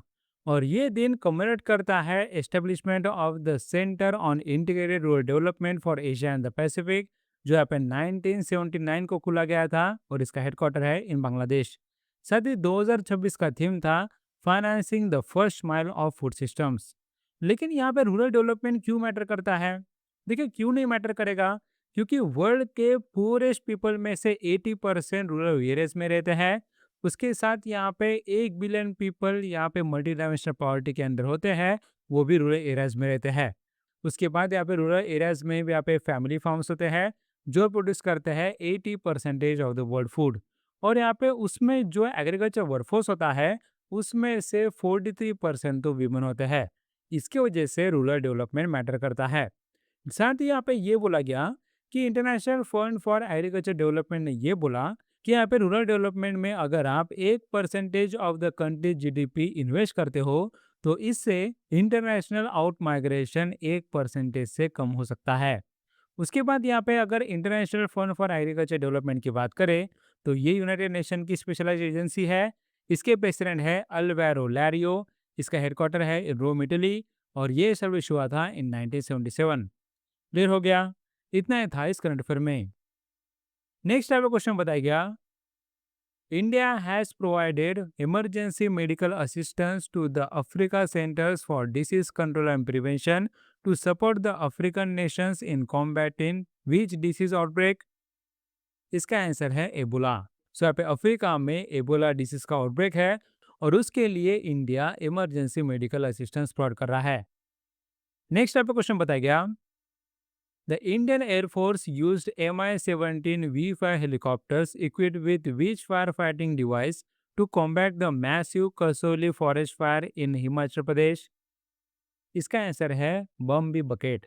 सो यहाँ पे हिमाचल प्रदेश में जो कसोली फॉरेस्ट फायर हुआ था उसको यहाँ पे कॉम्बैट करने के लिए इंडियन एयरफोर्स के Mi-17 V5 हेलीकॉप्टर ने बम्बी बकेट का यूज किया। नेक्स्ट आपका क्वेश्चन बताया गया, which Indian badminton men's double pair won the Singapore Open 2026 title, becoming the first Indian doubles pair to win the prestigious tournament?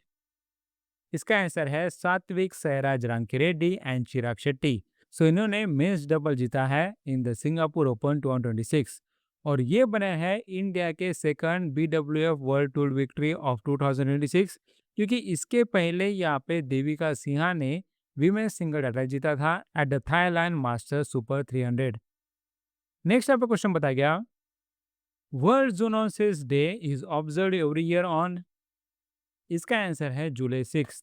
अब यहाँ पे इस करंट अफेयर में क्या बोला गया, देखो वर्ल्ड जूनोसिस डे जुलाई 6 को मनाया जाता है और ये डे मार्क करता है anniversary of the Louis Pasteur जिन्होंने पहला ह्यूमन रेबीज वैक्सीन एडमिनिस्टर किया था। उसके साथ यहाँ पे जूनोसिस क्या होता है, देखो जूनोसिस ये इन्फेक्शियस डिसीज होते हैं जो यहाँ पे नॉन ह्यूमन एनिमल से ह्यूमन को ट्रांसमिट किए जाते हैं।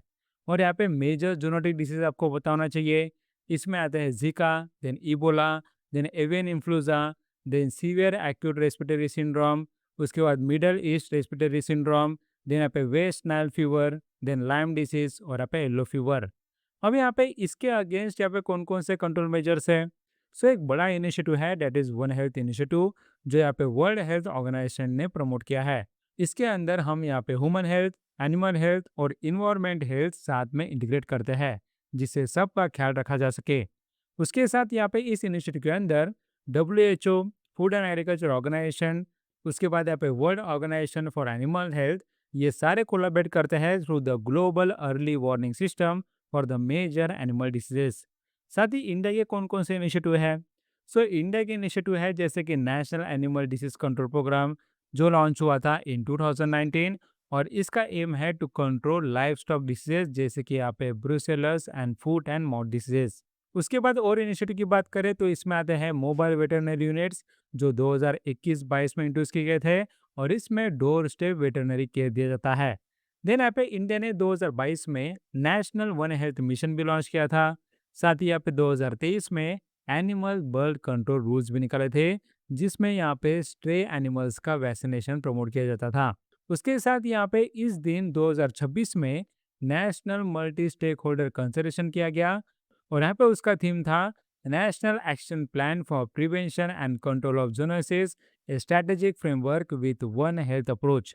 और यहाँ पे ये भी बताया गया कि इस बार 10 प्रायोरिटी जोनोटिक डिसीजेस पे एक टेक्निकल रिसोर्स लॉन्च किया गया जिसमें 10 डिसीजेस थे, rabies, dengue, then leptospirosis, avian influenza, tuberculosis, brucellosis, then scrub typhus, then hantavirus infection, then salmonellosis और हेपेटाइटिस सेरोसिस।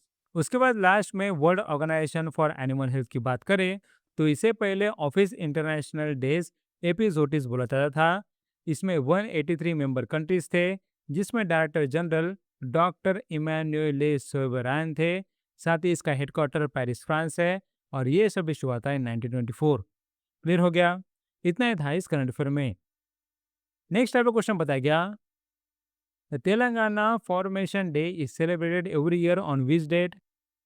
इसका आंसर है 2 जून। साथ ही बोला गया कि इस साल इसका 12th एनिवर्सरी है, जहाँ पे ये तेलंगाना स्टेट सेपरेट हुआ था from the United Andhra Pradesh, और ये 29 स्टेट ऑफ इंडिया बना था। नेक्स्ट टाइप का क्वेश्चन बताया गया, which Hyderabad born model has been named to the Forbes 30 under 30 Asia 2026 list? इसका आंसर है भविता मंडवा। नेक्स्ट टाइप का क्वेश्चन बताया गया, the Indian teenagers Vivaan Chaucharia, then Ariana Agarwal, then Avayana Mehta won the 2026 Earth Prize for developing which biodegradable material that can effectively remove microplastics from water? इसका answer है plastic. सो यहाँ पे इन्होंने डेवलप किया है प्लास्टिक बायोडिग्रेडेबल मटेरियल, जो यहाँ पे वाटर से माइक्रो प्लास्टिक रिमूव करता है, और ये निकाला गया है from the tamarind seed powder. Next आपको क्वेश्चन बताया गया, the Delhi government with support from the world bank has launch the clean air healthy Delhi programme with a total project cost of? इसका आंसर है 8,300 करोड़। अब यहाँ पे इस करंट अफेयर में क्या बोला गया, देखो यहाँ पे ये बोला गया कि यहाँ पे chief minister of Delhi Rekha Gupta ने अनाउंस किया है कि 8,300 करोड़ प्रोग्राम निकाला गया है to tackle air pollution in the national capital territory of Delhi, और उसके लिए वर्ल्ड बैंक सपोर्ट कर रहा है। इसका टाइटल है क्लीन एयर हेल्दी दिल्ली, और ये प्रोजेक्ट जॉइंटली फंड करेगा दिल्ली गवर्नमेंट और वर्ल्ड बैंक, जहाँ पे दिल्ली गवर्नमेंट का शेयर रहेगा 35% और यहाँ पे वर्ल्ड बैंक का शेयर रहेगा 65%। साथ ही ये प्रोजेक्ट रहेगा for 7 years from September 2026 to August 2033। उसके साथ यहाँ पे ये बोला गया कि इंडिया में एयर पॉल्यूशन का बहुत बड़ा इशू है, क्योंकि वर्ल्ड एयर क्वालिटी रिपोर्ट के हिसाब से इंडिया वर्ल्ड का 6th मोस्ट पॉल्यूटेड कंट्री है, जिसमें इंडिया का एवरेज PM2.5 कॉन्सेंट्रेशन 48.9 माइक्रोग्राम पर मीटर क्यूब है, जो यहाँ पे WHO के 5 माइक्रोग्राम पर मीटर क्यूब के गाइडलाइन से नियरली 10 गुना ज़्यादा है। उसके साथ अगर रैंक्स देखें तो इंडिया का Loni which is in Ghaziabad Uttar Pradesh, ये वर्ल्ड का मोस्ट पॉल्यूटेड सिटी है। उसके बाद थर्ड रैंक में यहाँ पे बेरनीहाट मेघालय है, और यहाँ पे फोर्थ रैंक में दिल्ली है। सो यहाँ पे वर्ल्ड के पहले 4 में से 3 तो इंडिया की है। साथ ही यहाँ पे national capital of territory Delhi की बात करें तो इसके सीएम है रेखा गुप्ता, इसके लेफ्टिनेंट गवर्नर है सरदार तरनजीत सिंह संधू, और कैपिटल है न्यू दिल्ली। क्लियर हो गया? इतना ही था इस करंट अफेयर में। नेक्स्ट टाइप का क्वेश्चन बताया गया, which e commerce company partner with the Bombay stock exchange to launch project Shikhar, an initiative to help MSMEs and online sellers become publicly listed companies? इसका आंसर है मीशो। सो मीशो और बॉम्बे स्टॉक एक्सचेंज ने साथ में मिलके एक प्रोजेक्ट शिखर निकाला है, जिससे MSMEs और ऑनलाइन सेलर्स पब्लिकली लिस्ट हो सके। नेक्स्ट टाइप का क्वेश्चन बताया गया, the international cricket council suspended which country's cricket board with immediate effect due to serious governance and administrative breaches? इसका आंसर है क्रिकेट कनाडा। नेक्स्ट टाइप का question बताया गया, who has been appointed as the new chief justice of the Patna high court? इसका answer है justice Meenakshi Madan Rai. Next type का question बताया गया, which organisation release the report titled strategic road map for making Ayurveda global? इसका answer है नीति आयोग। अब यहाँ पे इस करंट अफेयर में क्या बोला गया, देखो यहाँ पे नीति आयोग ने रिलीज किया एक रिपोर्ट जिसका नाम है strategic road map for making Ayurveda global, और इसमें यहाँ पे फेस प्लान आउटलाइन किया गया है कि किस तरह से हमें आयुर्वेदा को ग्लोबली रिकॉग्नाइज्ड और evidence based health care system बनाना है बाय 2047। और अभी की आयुर्वेदा की बात करें तो आयुर्वेदा एक्सपोर्ट्स यहाँ पे 2014 में $1.09 बिलियन थे, लेकिन वो अभी इंक्रीज होके $2.16 बिलियन हो गए हैं, और अभी आयुर्वेदा प्रोडक्ट्स 150 कंट्रीज में एक्सपोर्ट हो गए हैं। साथ ही यहाँ पे एक आयुर्वेदा ग्लोबल मैप नाम की स्टडी कंडक्ट की गई थी, by the Health Division of the NITI Aayog in collaboration with the PricewaterhouseCoopers। और उन्होंने इस रोड मैप को 3 पिलर्स के बेस पे यहाँ पे निकाला है, that is availability, acceptability and propagation. साथ ही यहाँ पे ये बताया गया कि यहाँ पे आयुर्वेदा को हमने 20 नेशनल हेल्थ सिस्टम में इंटीग्रेट करना चाहिए बाय 2047, और यहाँ पे उसका इंश्योरेंस कवरेज हमने एक्सपांड करना चाहिए टू 10 कंट्रीज। साथ ही हमने एक ग्लोबल आयुर्वेदा रजिस्टर एस्टेब्लिश करना चाहिए under the national commission for Indian system of medicine. उसके बाद बोला गया कि यहाँ पे इस रोड मैप में माइलस्टोन के 3 फेजेस है। एक तो यहाँ पे शॉर्ट टर्म माइलस्टोन रहेंगे जो हमें कंप्लीट करने हैं बाय ईयर 2029। उसके बाद यहाँ पे मीडियम टर्म माइलस्टोन है जो हमें कंप्लीट करने हैं बाय 2035, और लॉन्ग टर्म माइलस्टोन है जो हमें कंप्लीट करने हैं बाय 2047। उसके साथ यहाँ पे इस रिपोर्ट में ये बोला गया कि हमने आयुर्वेदा को ट्रेडिशनल चाइनीज मेडिसिन के साथ कंपेयर करना चाहिए, और यहाँ पे हमने ये देखा कि ट्रेडिशनल चाइनीज मेडिसिन ने ग्लोबल एक्सपेंशन को सपोर्ट करने के लिए यहाँ पे लार्ज स्केल गवर्नमेंट बैकिंग की थी, और यहाँ पे उसी तरह का अप्रोच हमें भी रखना पड़ेगा। अब अगर हम नीति आयोग की बात करें तो ये 1 जनवरी 2015 को एस्टेब्लिश हुआ था, और उसने प्लानिंग कमीशन को रिप्लेस किया था जो फंक्शन था फ्रॉम 1950 टू 2014। अभी नीति आयोग एक नॉन कॉन्स्टिट्यूशनल, नॉन स्टेटरी और एग्जीक्यूटिव थिंक टैंक है ऑफ गवर्नमेंट ऑफ इंडिया, और ये एक apex public policy advisory body है। उसके साथ इसके एक्स ऑफिशियल चेयरपर्सन है प्राइम मिनिस्टर नरेंद्र मोदी, इसके वाइस चेयरपर्सन है अशोक कुमार लहरी, और इसके सीईओ है निधि चिब्बर। साथ ही इसका हेडक्वार्टर है न्यू दिल्ली। क्लियर हो गया? इतना ही था इस करंट अफेयर में।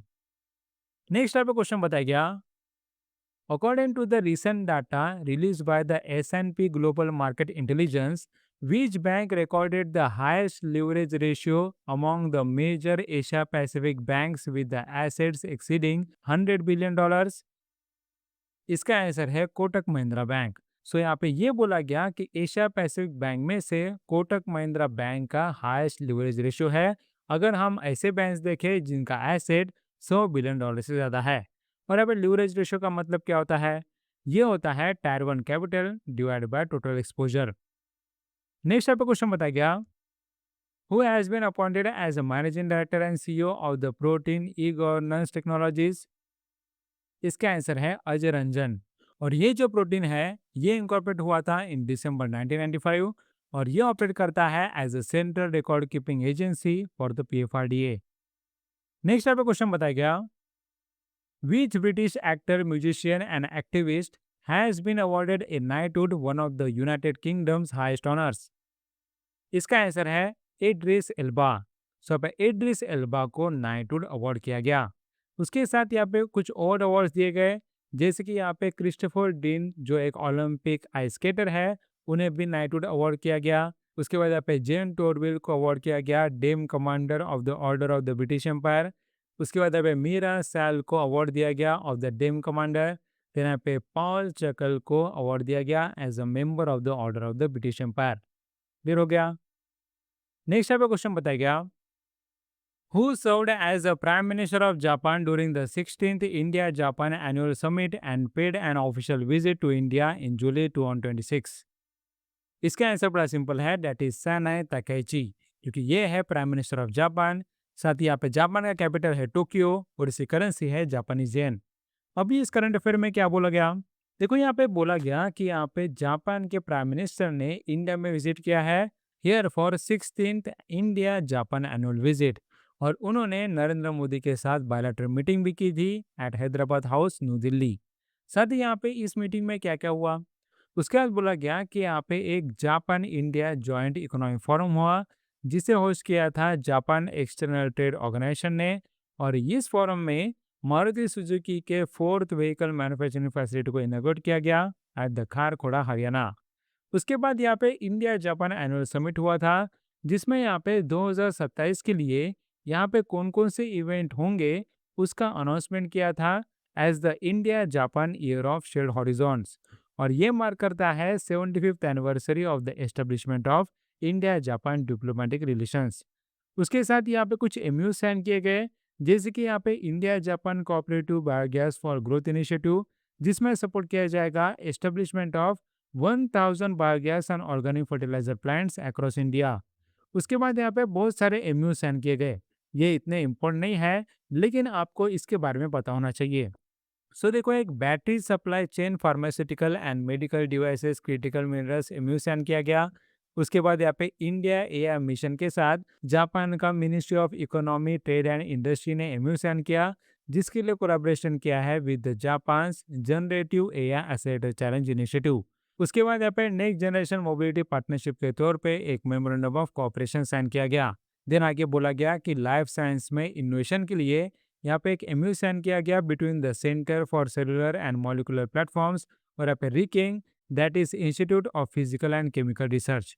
उसके बाद बायोलॉजी और न्यूरोसाइंस के लिए भी एक एमयू साइन किया गया between the national centre for biological sciences, Tata institute of fundamental research and RIKEN.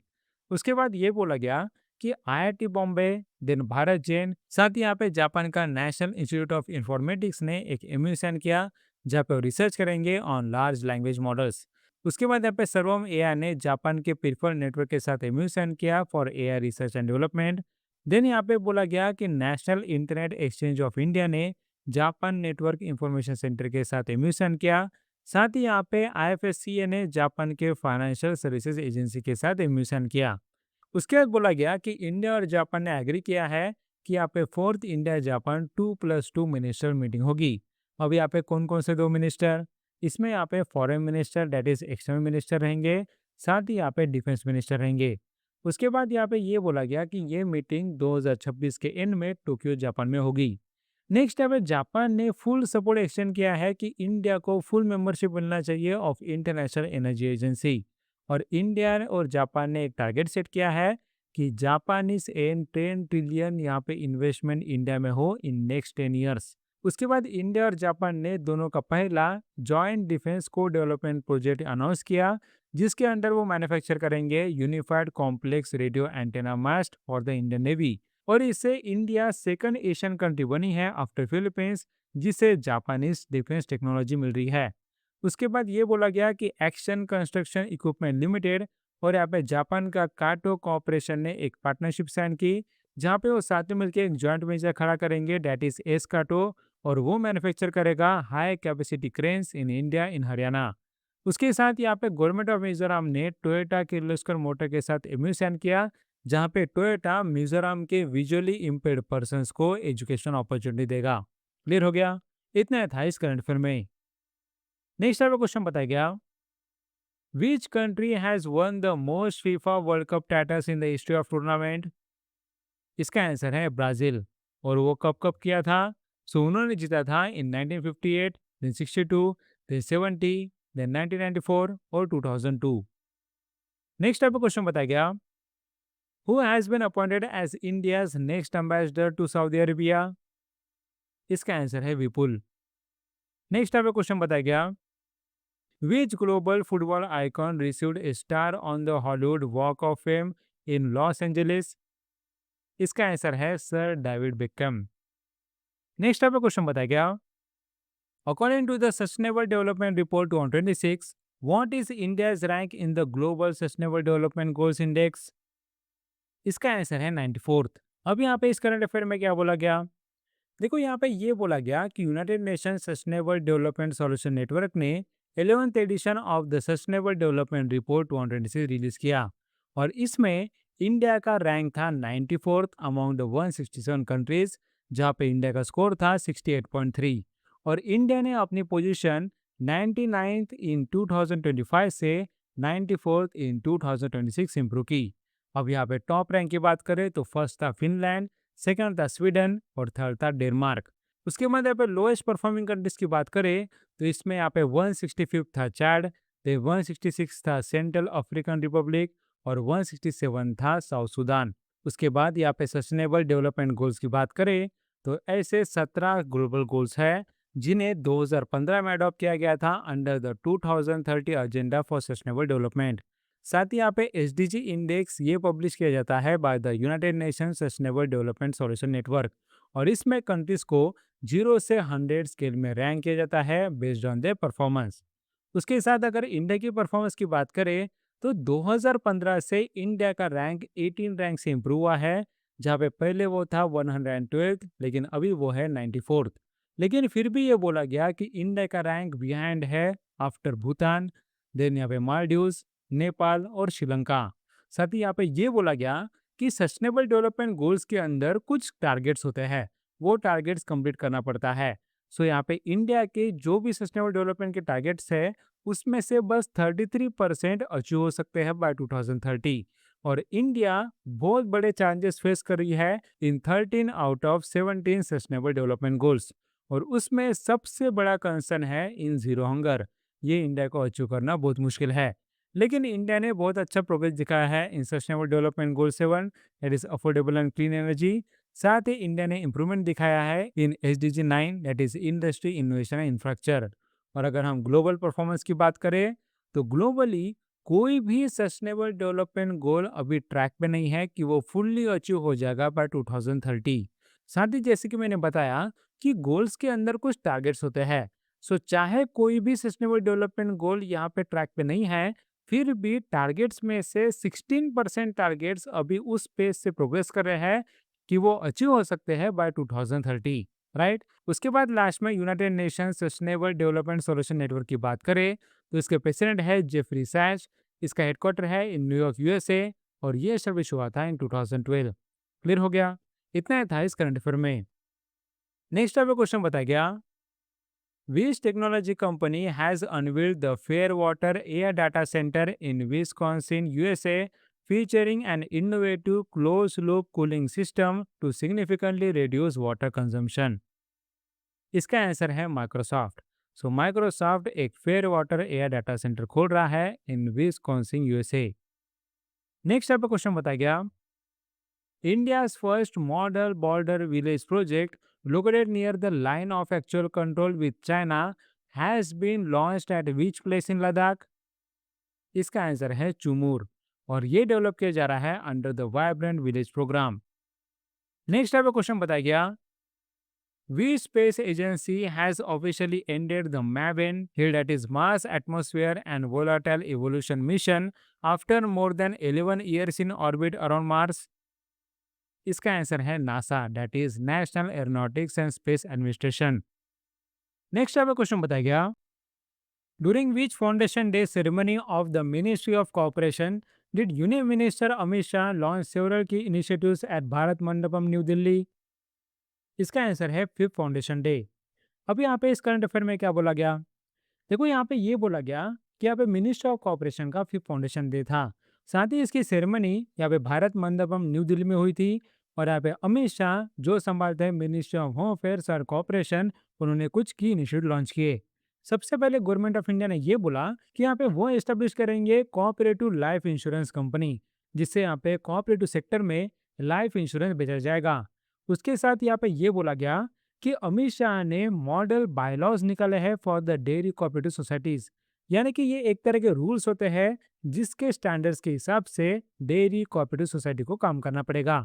सो ये एक तरह का कॉन्स्टिट्यूशन होता है फॉर डेयरी कोऑपरेटिव सोसाइटीज।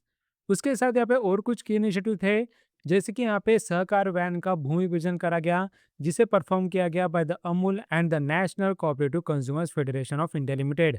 यहाँ पे सहकार वन क्या है, सहकार वन यहाँ पे ट्री प्लांटेशन के लिए निकाला गया। सो उसका भूमि पूजन यहाँ पे निकाला गया था। साथ ही यहाँ पे ये बोला गया कि tissue culture facility of the भारतीय बीज सहकारी समिति लिमिटेड, ये इनॉग्रेट की गई एट द बाराबंकी उत्तर प्रदेश और यहाँ पे जलगांव महाराष्ट्र। लेकिन यहाँ पे इसमें द टिश्यू कल्चर क्या है, देखो टिश्यू कल्चर में बड़े प्लांट का यहाँ पे छोटा पीस लिया जाता है और उससे सैपलिंग क्रिएट किया जाता है, उसे हम बोलते हैं टिश्यू कल्चर। नेक्स्ट यहाँ पे और इनिशिएटिव देखे तो इसमें नेशनल कोऑपरेटिव डाटाबेस निकाला गया 3.0, जिससे यहाँ पे कोऑपरेटिव डाटा मैनेजमेंट किया जाएगा। साथ ही यहाँ पे जियो टैग मोबाइल एप्लीकेशन भी निकाला गया, जिससे कोऑपरेटिव इंफ्रास्ट्रक्चर को ट्रैक किया जाएगा। साथ ही यहाँ पे नेशनल डेयरी डेवलपमेंट बोर्ड का milk supply review dashboard portal भी निकाला गया, जिससे यहाँ पे मिल्क सप्लाई मैनेजमेंट स्ट्रेंथन किया जा सके। उसके बाद ये बोला गया कि cooperative milk producers organisation multi state limited और यहाँ पे Gomay cooperative society multi state limited inaugurate किया गया। साथ ही यहाँ पे ये बोला गया कि यहाँ पे national urban cooperative finance and development corporation ने एक सहकार सीबीएस निकाला। सीबीएस का मतलब है कोर बैंकिंग सॉल्यूशन, ये यहाँ पे कोऑपरेटिव बैंक्स के लिए एक सेंट्रलाइज्ड कोर बैंकिंग प्लेटफॉर्म है। इसका मतलब ये है कि अगर मैंने मेरे गांव में यहाँ पे कोऑपरेटिव बैंक्स में एक अकाउंट खोला और फिर मैं कहीं बाहर गया और वहाँ पे भी मुझे अगर कोऑपरेटिव बैंक से ट्रांजैक्शन करना है, तो मैं यहाँ पे उसके ही किसी ब्रांच में जाके ट्रांजैक्शन कर सकता हूँ। यहाँ पे इस सिस्टम को बोलते हैं कोर बैंकिंग सॉल्यूशन, राइट। उसके बाद यहाँ पे अर्बन कोऑपरेटिव बैंक्स के लिए एक सहकार सहयोगी निकाला गया है, जो एक conversational artificial intelligence powered platform है। इससे यहाँ पे कस्टमर्स को और अच्छी सर्विस मिलेगी। नेक्स्ट यहाँ पे गवर्नमेंट ऑफ इंडिया ने ई पैक्स इनिशिएटिव लॉन्च किया है for the digital transformation of 50,000 primary agriculture credit societies. उसके साथ एक एमयू भी साइन किया गया बिटवीन द भारतीय बीज सहकारी समिति limited and Indian council of agriculture research. Next यहाँ पे ये बोला गया कि यूनियन मिनिस्टर अमित शाह ने भारत टैक्सी इनिशिएटिव लॉन्च किया, जो यहाँ पे अगले 2 साल में 500 सिटीज के लिए एक्सपांड होगा। उसके बाद यहाँ पे भारत टैक्सी की बात करें तो ये सहकार टैक्सी कोऑपरेटिव लिमिटेड का इनिशिएटिव है, जो एक तरह का ड्राइवर सेंट्रिक मोबिलिटी प्लेटफॉर्म है और ये कोऑपरेटिव मॉडल में बिल्ड किया गया है। लास्ट में मिनिस्ट्री ऑफ कॉर्पोरेशन की बात करें तो ये सब इशू हुआ था इन 2021। इसके यूनियन मिनिस्टर अमित शाह और मिनिस्टर ऑफ स्टेट है कृष्णन पाल और मुरलीधर मोहोल। क्लियर हो गया? इतना था इस करंट अफेयर में। नेक्स्ट आपका क्वेश्चन बताया गया, the United world wrestling under 15 and under 20 Asian wrestling championships 2026 where held in which city? इसका आंसर है पत्तया, थाईलैंड। सो यहाँ बोला गया कि अंडर 15 और अंडर 20 की United world wrestling Asian wrestling championship ये पत्तया, थाईलैंड में हुआ था। और इसमें इंडियन रेसलर ने 20 मेडल जीते थे इन अंडर 20 और 21 मेडल जीते थे इन अंडर 15, जिसमें से टोटल मिला के 12 गोल्ड थे। उसके बाद यूनाइटेड वर्ल्ड रेसलिंग की बात करें तो ये 1921 में एस्टेब्लिश हुआ था। इसके प्रेसिडेंट हैं नेनाद लालोविक और इसका हेडक्वार्टर है इन लूसेन, स्विट्जरलैंड। नेक्स्ट आपका क्वेश्चन बताया गया, the world Kiswahili language day is observe every year on which date? इसका आंसर है जुलाई 7। सो यहाँ पे जुलाई 7 को हम वर्ल्ड किस्वाहिली लैंग्वेज डे मनाते हैं। और इस साल का थीम था the Kiswahili for piece, solidarity and global economic diplomacy. इसे पहली बार ऑब्जर्व किया गया था इन 2022। और किस्वाहिली को हम स्वाहिली भी बोलते हैं, जो एक बंटू लैंग्वेज जो यहाँ पे नाइजर कोंगो लैंग्वेज फैमिली को बिलोंग करता है। नेक्स्ट आपका क्वेश्चन बताया गया, world bio product day is observe every year on which date? इसका आंसर है जुलाई 7। सो जुलाई 7 को हम वर्ल्ड बायो प्रोडक्ट डे मनाते हैं। और वर्ल्ड बायो इकोनॉमी एसोसिएशन की बात करें तो ये एक इंटरनेशनल नॉन प्रॉफिट प्लेटफॉर्म है, जिसके एग्जीक्यूटिव चेयर है जुक्का कंटोला। इसका हेडक्वार्टर है इन हेलसिंकी और ये एस्टेब्लिश हुआ था इन 2023। क्लियर हो गया? नेक्स्ट टाइप का क्वेश्चन बताया गया, the India-France Economic and Financial Dialogue, co-chaired by the Union Finance Minister Nirmala Sitharaman and France Minister Roland Lescure, was held in which city of France? इसका answer है x N province. साथ ही आपको पता होना चाहिए कि यहाँ पे फ्रांस का प्रेसिडेंट है इनामुल मैक्रोन, इसका कैपिटल है पेरिस और इसकी करेंसी है यूरो। अब यहाँ पे इस करंट अफेयर में क्या बोला गया? देखो, इस करंट अफेयर में ये बोला गया कि union finance minister Nirmala Sitharaman और यहाँ पे रोलांड लेस्टर ने एक मीटिंग रखी थी, और जिन्होंने यहाँ पे को-चेयर किया था India France economic and financial dialogue, जो हुआ था at the accent province of southern France. अब यहाँ पे इसमें क्या क्या किया गया? सबसे पहले दोनों ने एग्रीमेंट किया कि जहाँ वो क्रिटिकल मिनरल्स में कॉपरेशन करेंगे। और यहाँ पे ये भी बताया गया कि अगला एडिशन इसका हेल्ड होगा इन 2027। उसके साथ यहाँ पे निर्मला सीतारामन जी ने international thermonuclear experimental reactor project में विजिट किया, जो है एट द कैडारैक, फ्रांस। और ये है क्या? ये one of the world's largest international scientific collaboration है ऑन न्यूक्लियर फ्यूजन एनर्जी, जिसमें 30 पार्टनर कंट्री है और उसमें इंडिया और फ्रांस भी इंक्लूडेड है। साथ ही यहाँ पे ये बोला गया कि निर्मला सीतारामन जी ने यहाँ पे कैंपस साइबर में विजिट किया, जो यहाँ पे फ्रांस का national centre for cyber security innovation, research और स्किल डेवलपमेंट है। क्लियर हो गया? इतना ही था इस करंट अफेयर में। नेक्स्ट टाइप का क्वेश्चन बताया गया, अंडर द प्रधानमंत्री चाय श्रमिक प्रोत्साहन योजना, special assistance of 313 crore was announce for tea garden workers in which Indian state? इसका आंसर है वेस्ट बंगाल। सो यहाँ पे बोला गया कि प्रधानमंत्री चाय श्रमिक प्रोत्साहन योजना के अंडर यहाँ पे वेस्ट बंगाल के टी गार्डन वर्कर्स के लिए 313 करोड़ अनाउंस किया गया। अब यहाँ पे आपको बताना चाहिए कि प्रधानमंत्री चार श्रमिक प्रोत्साहन योजना के अंदर कुछ कंपोनेंट होते हैं, जिसकी यहाँ पे चार श्रमिक शिक्षा योजना, यहाँ पे जिसमें टी गार्डन वर्कर्स के चिल्ड्रन के लिए एजुकेशन की क्वालिटी इंप्रूव करने की बात की गई। उसके बाद यहाँ पे चार श्रमिक स्वास्थ्य सुरक्षा योजना में यहाँ पे हेल्थ केयर फैसिलिटी प्रोवाइड करने की बात की। और यहाँ पे चार श्रमिक आश्रय योजना में यहाँ पे रेस्टिंग शेड्स बनाने की बात की गई।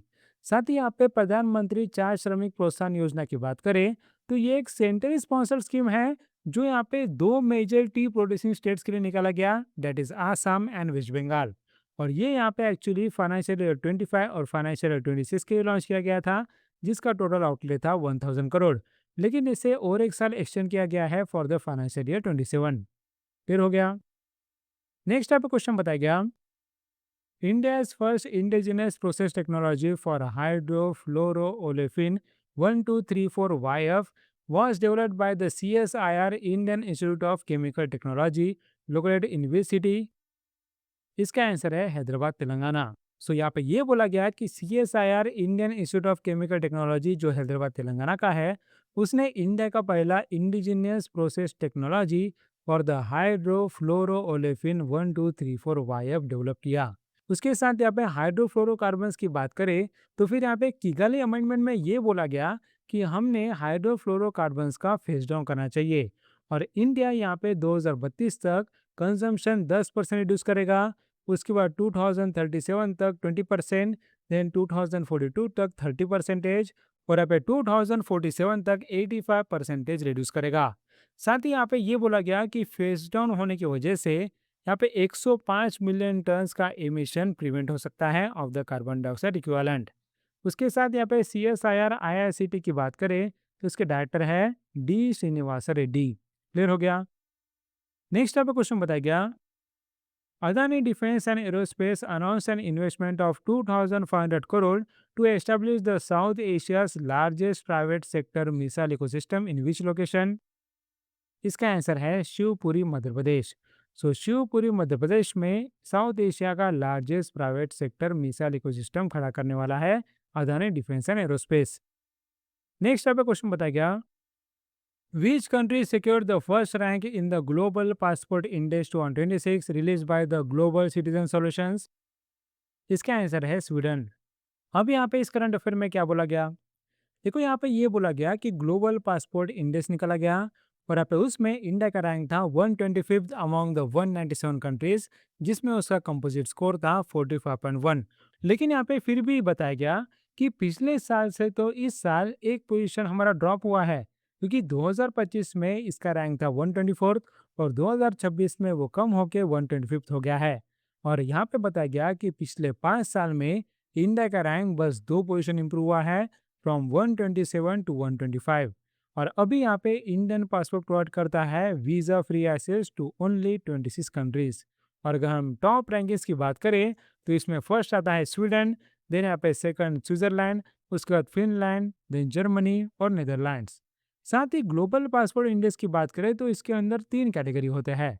एक तो यहाँ पे एनहांस मोबिलिटी जिसका वेटेज 50% होता है, देन यहाँ पे इन्वेस्टमेंट जिसका वेटेज 25% है, और क्वालिटी ऑफ लाइफ जिसका वेटेज 25% है।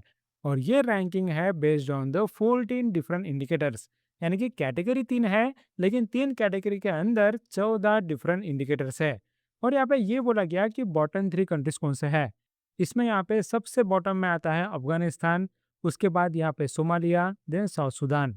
साथ ही अगर इंडिया का कैटेगरी वाइज परफॉर्मेंस देखें तो एनहांस मोबिलिटी इंडेक्स में उसका रैंक था 136, then quality of life index में 118 और यहाँ पे इन्वेस्टमेंट इंडेक्स में 94th। क्लियर हो गया। इतना था इस करंट अफेयर में। नेक्स्ट आपका क्वेश्चन बताया गया, union agriculture minister Shivraj Singh Chauhan launched which initiative aimed at supporting 20 lakh farmers across India? इसका आंसर है प्रगति। और यहाँ पे प्रगति का फुल फॉर्म है promoting regenerative agriculture through agri entrepreneurship initiative. और इसका एम है कि फार्मर्स का इनकम इंक्रीज करना है बाय एटलीस्ट 30%। साथ ही यहाँ पे minister of agriculture and farmer welfare की बात करें तो इसका यूनियन मिनिस्टर है शिवराज सिंह चौहान और मिनिस्टर ऑफ स्टेट है भगीरथ चौधरी एंड रामनाथ ठाकुर। क्लियर हो गया। नेक्स्ट आपका क्वेश्चन बताया गया, union minister Jual Oram launched which digital learning platform dedicated to promote tribal arts. इसका आंसर है ट्राइबेक्स। सो यहाँ पे ये बोला गया कि ट्राइबल आर्ट्स को प्रमोट करने के लिए एक यहाँ पे ट्राइबेक्स नाम का लर्निंग प्लेटफॉर्म लॉन्च किया गया। और ये एक्चुअली क्या है, ये first of its kind digital learning platform है जो actually tribal arts, culture, traditional knowledge और स्किल डेवलपमेंट के लिए डेडिकेटेड है। इसके अंदर यहाँ पे 5 UGC recognised diploma programmes of 1 year offer किया जाता है। साथ ही इसमें आपको कौन कौन सी चीज़ों में डिप्लोमा मिलेगा, सो इसमें आता है संतली ओल्ड की ट्राइबल लैंग्वेज, देन यहाँ पे sustainable tribal culture based livelihood practices, उसके बाद म्यूजोलॉजी एंड ट्राइबल म्यूजियम मैनेजमेंट, साथ ही यहाँ पे tribal arts and crafts of India और यहाँ पे ट्राइबल टेक्सटाइल्स। सो इन सारी चीज़ों में यहाँ पे 1 साल का डिप्लोमा मिलेगा। अगर हम मिनिस्ट्री ऑफ ट्राइबल अफेयर्स की बात करें तो इसका यूनियन मिनिस्टर है जोलाराम, साथ ही यहाँ पे मिनिस्टर ऑफ स्टेट है दुर्गादास यूकी। क्लियर हो गया। नेक्स्ट आपका क्वेश्चन बताया गया, the inaugural United Nations Global Dialogue on Artificial Intelligence Governance, where a Union Minister of State Kirti Vardhan Singh led the Indian delegation, was held in which city? इसका answer है Geneva, Switzerland. So यहाँ पे ये बोला गया कि United Nation global dialogue on AI governance ये held हुआ था इन जेनेवा, स्विट्जरलैंड। और इसमें union minister of state Kirti Vardhan Singh ने इसे लीड किया था, यानी कि इसके चेयरमैन थे। और उसके साथ और भी चेयरमैन थे, दैट इज पॉल कगामे जो है प्रेसिडेंट ऑफ रवांडा, और यहाँ पे मार्क बेनियोफ जो है सीईओ ऑफ सेल्सफोर्स। साथ ही यहाँ पे वाइस चेयर में डोरेन बोगदन मार्टिन ने यहाँ पे पार्टिसिपेट किया था, जो है secretary general of the International Telecommunication Union. Clear हो गया। नेक्स्ट आपका क्वेश्चन बताया गया, how many early career researchers were selected by the India led global biofilm alliance for its flagship global biofilm champion fellowship programme. इसका answer है 15।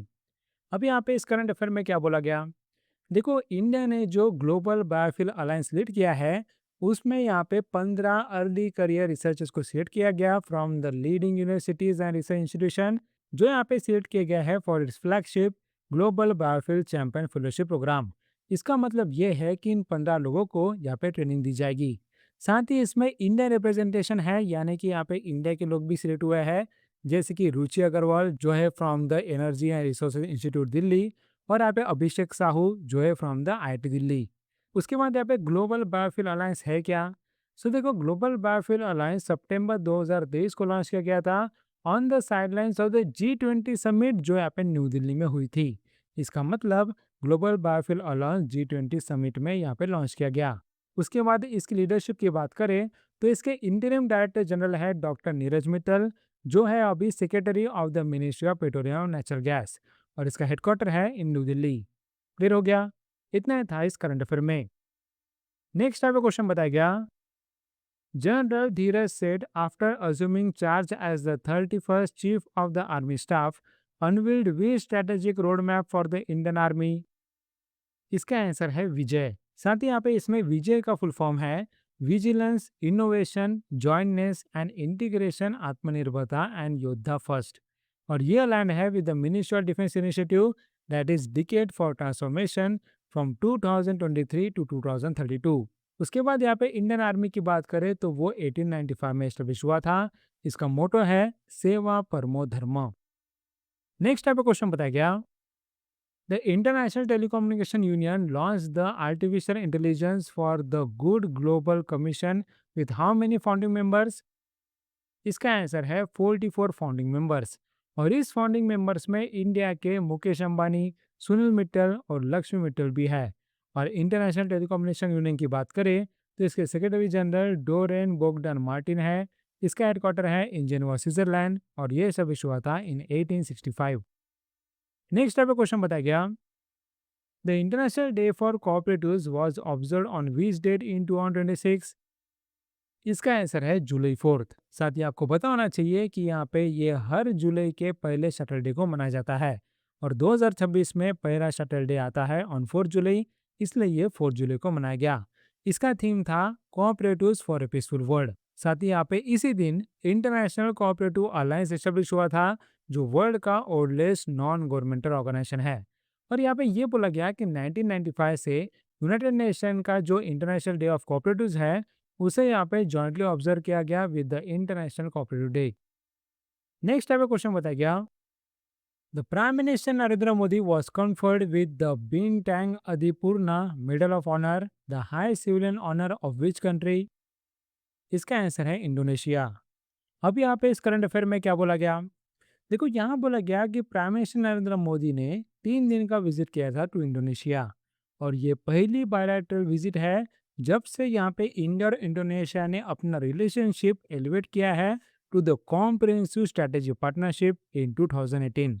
और ये यहाँ पे पीएम मोदी का पहला लेग है, क्योंकि इसके बाद भी वो ऑस्ट्रेलिया और न्यूजीलैंड में जाने वाले हैं। अब यहाँ पे इंडोनेशिया में उन्होंने क्या क्या किया? सबसे पहले प्राइम मिनिस्टर नरेंद्र मोदी पहले इंडियन प्राइम मिनिस्टर बने हैं जिन्होंने इंडोनेशियन पार्लियामेंट को एड्रेस किया, और इस एड्रेस में उन्होंने गंगा महाकाम विजन को भी इन्वॉल्व किया था। साथ ही यहाँ पे ये बोला गया कि पीएम मोदी को कंपेयर किया गया with the Bintang Adipurna of the republic of Indonesia, जो यहाँ पे मेडल ऑफ ऑनर है, और ये हाई सिविलियन ऑनर है ऑफ इंडोनेशिया। और इससे पीएम मोदी बने हैं second Indian prime minister after Jawaharlal Nehru जिन्हें ये बिन टैंग अधिपूर्णा अवार्ड मिला। अब यहाँ पे ये जो रिकॉग्निशन मिला है, इसके साथ पीएम मोदी को अब तक 35 इंटरनेशनल ऑनर मिले हैं फ्रॉम वेरियस कंट्रीज, और वो बने हैं पहले इंडियन प्राइम मिनिस्टर जिन्हें इतने सारे इंटरनेशनल ऑनर्स मिले। उसके बाद यहाँ पे पीएम मोदी ने प्राम्बनान टेम्पल को विजिट किया, जो है in the Yogyakarta Java Indonesia, और ये टेम्पल 1000 साल पुराना है, और जो डेडिकेटेड है टू त्रिमूर्ति, मतलब Lord Shiva, Lord Vishnu and Lord Brahma. और इस विजिट के साथ यहाँ पे इन दोनों लीडर ने साथ में इनॉग्रेट किया प्रम्बनान टेम्पल कॉम्प्लेक्स रिस्टोरेशन प्रोजेक्ट, जिसे archaeological survey of India lead करेगा। साथ ही यहाँ पे प्रम्बनान टेम्पल का सिग्निफिकेंस देखे तो ये यूनेस्को वर्ल्ड हेरिटेज साइट बना था इन 1991, और ये इंडोनेशिया का लार्जेस्ट हिंदू टेम्पल कॉम्प्लेक्स है। और यहाँ पे ये बोला गया कि साउथ ईस्ट एशिया में यहाँ पे कंबोडिया के अंकुर वट के बाद ये सेकंड लार्जेस्ट हिंदू टेम्पल है। उसके साथ यहाँ पे ये बोला गया कि दोनों लीडर ने यहाँ पे प्रोग्रेस रिव्यू किया of the Asian India trade in goods agreement. उसके साथ यहाँ पे इंडोनेशिया ने सपोर्ट किया इंडिया के chairship of the BRICS summit in 2026। उसके बाद यहाँ पे इंडिया और इंडोनेशिया ने कॉपरेशन किया in the exploration and the use of outer space for peaceful purposes. साथ ही यहाँ पे इंडिया का central drug standard control organisation ने एक एमयू साइन किया with the Indonesia's national agency of drug and food control, जहाँ पे वो साथ में मिलकर मेडिकल प्रोडक्ट्स का रेगुलेशन करेंगे। उसके बाद यहाँ पे क्रिटिकल मिनरल्स पे भी बात हुई, जहाँ पे उसमें कोलैबोरेशन हुआ, और एक सेपरेट एमयू भी साइन किया गया between the non ferrous materials technology development centre, उसके बाद मिड वेस्ट, और यहाँ पे पीटी पेरू सहान मिनरल नेशनल, जहाँ पे ये सब साथ मिलके रेयर अर्थ मैग्नेट्स को डेवलप करेंगे। उसके बाद यहाँ पे डिफेंस कॉपरेशन भी हुआ, जहाँ पे इंडिया और इंडोनेशिया ने एग्रीमेंट किया कि यहाँ पे इंडोनेशिया इंडिया से ब्रह्मोस मिसाइल खरीदेगा। साथ ही इससे इंडोनेशिया बन गया है third south east Asian nation after Philippines and Vietnam, जिन्होंने एग्रीमेंट साइन किया है इंडिया के साथ कि वो ब्रह्मोस प्रोक्योर करेंगे। साथ ही यहाँ पे ब्रह्मोस की बात करें तो इसे डेवलप कर रहा है ब्रह्मोस एरोस्पेस, और ये है joint venture between DRDO and Russia's NPO Mashinostroyenia. साथ ही ये भी बोला गया कि इंडिया और इंडोनेशिया ने एक एग्रीमेंट साइन किया, जहाँ पे इंडिया इंडोनेशिया को Astra beyond visual range air to air missile supply करेगा। ये एक all weather air to air missile है जिसे डीआरडीओ ने डेवलप किया है फॉर द इंडियन एयरफोर्स और इंडियन नेवी। नेक्स्ट अब ये बोला गया कि स्टील अथॉरिटी ऑफ इंडिया ने एक एमयू साइन किया विद द पीटी क्राकातौ स्टील, जहाँ पे वो साथ मिलके एक stainless steel slab manufacturing facility खोलेंगे इन इंडोनेशिया। उसके साथ यहाँ पे दोनों कंट्री ने एग्री किया कि यहाँ पे इंडोनेशियन लियासन ऑफिसर यहाँ पे डिप्लॉय किया जाएगा at the information fusion centre of the Indian ocean region. उसके बाद ये भी बोला गया कि इंडिया प्रोक्योर करेगा 100 tons of Dharwad wheat research wheat seed to Indonesia. साथ ही यहाँ पे ये भी बोला गया कि Indian institute of management Bangalore का एक ब्रांच कैंपस इंडोनेशिया पे खोला जाएगा at the Singasari special economic zone Malang. साथ ही यहाँ पे ये बोला गया कि इंडिया और इंडोनेशिया ने जॉइंटली डिक्लेयर किया है कि यहाँ पे 2026-27 को वो डिक्लेयर करेंगे as the Tagore Dewantara year of cultural and educational diplomacy, और ये कमेमोरेट करता है 100th anniversary of the Rabindranath Tagore's visit to Indonesia in 1927। साथ ही ये ऑनर करता है कि हजर देवंतरा को, जो इंडोनेशिया के पहले एजुकेशन मिनिस्टर थे और वो टैगोर से डीपली इन्फ्लुएंस थे। उसके बाद ये भी बोला गया कि इंडिया ने इंडोनेशिया के साथ मिलकर जॉइंटली लॉन्च किया इंडोनेशिया ओपन नेटवर्क, और ये बेस्ड है on India's open network for digital commerce architecture. साथ ही यहाँ पे ये भी एग्रीमेंट हुआ कि यहाँ पे इंडोनेशिया का Sabang port on way island भी डेवलप किया जाएगा। साथ ही यहाँ पे ये बोला गया कि ये प्रोजेक्ट अप्रोक्सीमेटली है 100 miles from India's great Nicobar port project. उसके बाद अभी इंडिया और इंडोनेशिया का ट्रेड देखें तो इंडिया यहाँ पे सेकंड लार्जेस्ट ट्रेडिंग पार्टनर है of the Indonesia in the association of the south east Asian nation region. और हमारा बायलेटरल ट्रेड यहाँ पे 4.3 बिलियन से इंक्रीज हुआ है टू 38.84 बिलियन। उसके साथ यहाँ पे 2024-25 में ये था 28.15 बिलियन। साथ ही यहाँ पे ये बोला गया कि इंडिया का इंडोनेशिया को एक्सपोर्ट बस है 5.38 बिलियन, लेकिन इंडोनेशिया इंडिया को एक्सपोर्ट करता है 22.78 बिलियन। अब यहाँ पे लास्ट में इंडोनेशिया की बात करें तो इसके प्रेसिडेंट है प्रोबोवो सुबियांतो, इसका कैपिटल है जकार्ता और करेंसी है इंडोनेशियन रुपया। क्लियर हो गया? इतना ही था इस करंट अफेयर में। नेक्स्ट आपको क्वेश्चन बताया गया, which government initiative has earned a Guinness World Records title for the highest participation in an online quiz within 1 week with 3,90,812 verified participants? इसका आंसर है माय भारत।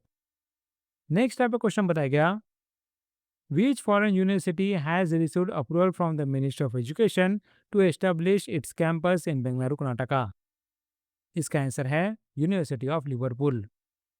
नेक्स्ट आपको क्वेश्चन बताया गया, which bank secured the gold award at the 2026 Pinnacle Innovation Awards for its AI, machine learning and data analytics driven innovation platform? इसका answer है JNK bank.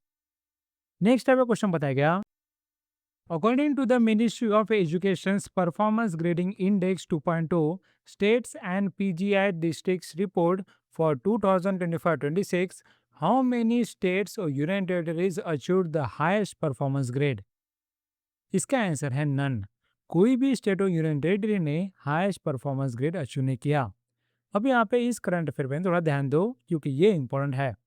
अब यहाँ पे इस करंट अफेयर में क्या बोला गया, देखो यहाँ पे ये बोला गया कि मिनिस्ट्री ऑफ एजुकेशन ने परफॉर्मेंस ग्रेडिंग इंडेक्स रिलीज किया, दैट इज 2.0, यानी कि इसके पहले भी कोई भी परफॉर्मेंस ग्रेडिंग इंडेक्स निकाला गया था।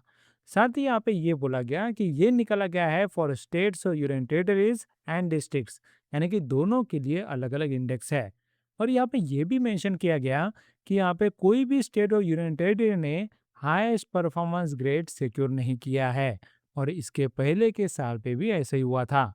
अब देखो यहाँ पे परफॉर्मेंस ग्रेडिंग इंडेक्स की बात करें तो ये 2017 में इंट्रोड्यूस हुआ था, जिसमें स्टेट्स और यूनियन टेरिटरीज का स्कूल एजुकेशन में परफॉर्मेंस मेजर किया जाता है, और ये अंडरटेक करता है department of school education literacy, जो आता है अंडर मिनिस्ट्री ऑफ एजुकेशन। साथ ही यहाँ पे इसके इंडिकेटर्स की बात करें तो इसमें टोटल वेटेज पॉइंट्स का 1000 होता है, जिसमें 70 इंडिकेटर होते हैं, और ये 70 इंडिकेटर्स दो कैटेगरी में ग्रुप किए जाते हैं, that is here outcome and governance and management. उसके साथ ये जो दो कैटेगरी है उसे बाद में डिवाइड किया जाता है इनटू 6 डोमेन्स, जहाँ पे पहली कैटेगरी यहाँ पे आउटकम में 4 अलग अलग डोमेन आते हैं, जैसे कि learning outcome and quality, then access, उसके बाद इंफ्रास्ट्रक्चर एंड फैसिलिटीज और इक्विटी। और उसके बाद जो दूसरा कैटेगरी है that is governance and management, उसमें 2 डोमेन आते हैं, दैट इज गवर्नेंस प्रोसेसेस और टीचर एजुकेशन एंड ट्रेनिंग। ये आप याद रखें। अब यहाँ पे समझेंगे कि अलग अलग ग्रेड कौन से होते हैं, लेकिन उसके पहले मैं आपको बताना चाहता हूँ कि यहाँ पे गवर्नमेंट ने अपने पब्लिकेशंस में क्या ब्लंडर किया है। आप देख सकते हो कि यहाँ पे गवर्नमेंट ने ये पब्लिकेशन निकाला था जहाँ पे पीजीआई इंडेक्स में कौन कौन से ग्रेड होते हैं ये बताया। इसमें देखो ग्रेड 1 में जहाँ पे 2 लिखा है उसमें उत्कर्ष बताया गया, जिसमें स्कोर है 81% टू 90%, और इसका स्कोर रेंज 881 टू 940 है। उसके बाद यहाँ पे ग्रेड 1 में यहाँ पे नेक्स्ट दिखाया गया उत्तम 1, जिसका स्कोर 91 टू 100%, और यहाँ पे स्कोर रेंज 941 टू 1000। उसके बाद यहाँ पे उत्तम 2, यहाँ पे 71% टू 80% और स्कोर रेंज 821 टू 880, राइट। लेकिन यहाँ पे बहुत बड़ी इनकंसिस्टेंसी है। अब देखो, उत्कर्ष एक्चुअली ये पहला ग्रेड था जिसका स्कोर एक्चुअली होना चाहिए 91% टू 100% और इसका स्कोर रेंज होना चाहिए 941 टू 1000, लेकिन ये बिल्कुल उल्टा रख दिया है। उसके साथ देखो यहाँ पे क्या लिखा गया। यहाँ पे लिखा गया कि the highest achievable grade is called Daksh. Daksh तो यहाँ पे कहीं पे भी टेबल में नहीं है, तो फिर दक्ष का नाम आया कैसे। साथ ही यहाँ पे ये बोला गया which is for the state और union territory scoring more than 90% of the grade range, और मोर देन 90% तो यहाँ पे दिखाया गया उत्तम 1, जो कि एक्चुअली गलत है। इसका यहाँ पे एक्चुअली आंसर आना चाहिए उत्कर्ष, लेकिन उसके जगह यहाँ पे दक्ष लिख दिया है। सो ये बहुत बड़ी इनकंसिस्टेंसी है जो आप यहाँ पे हर जगह देखोगे। इसके रिलेटेड आपको कोई भी कंफर्म डाटा नहीं मिलेगा। हर जगह आपको दक्ष या फिर उत्तम 1 या उत्कर्ष में चेंजेस ये सब दिखते जाएंगे। लेकिन सवाल अभी ये है कि यहाँ पे दक्ष का नाम आया कैसे। जब यहाँ पे ग्रेड में अलग अलग ग्रेड्स है तो फिर दक्ष आया कैसे।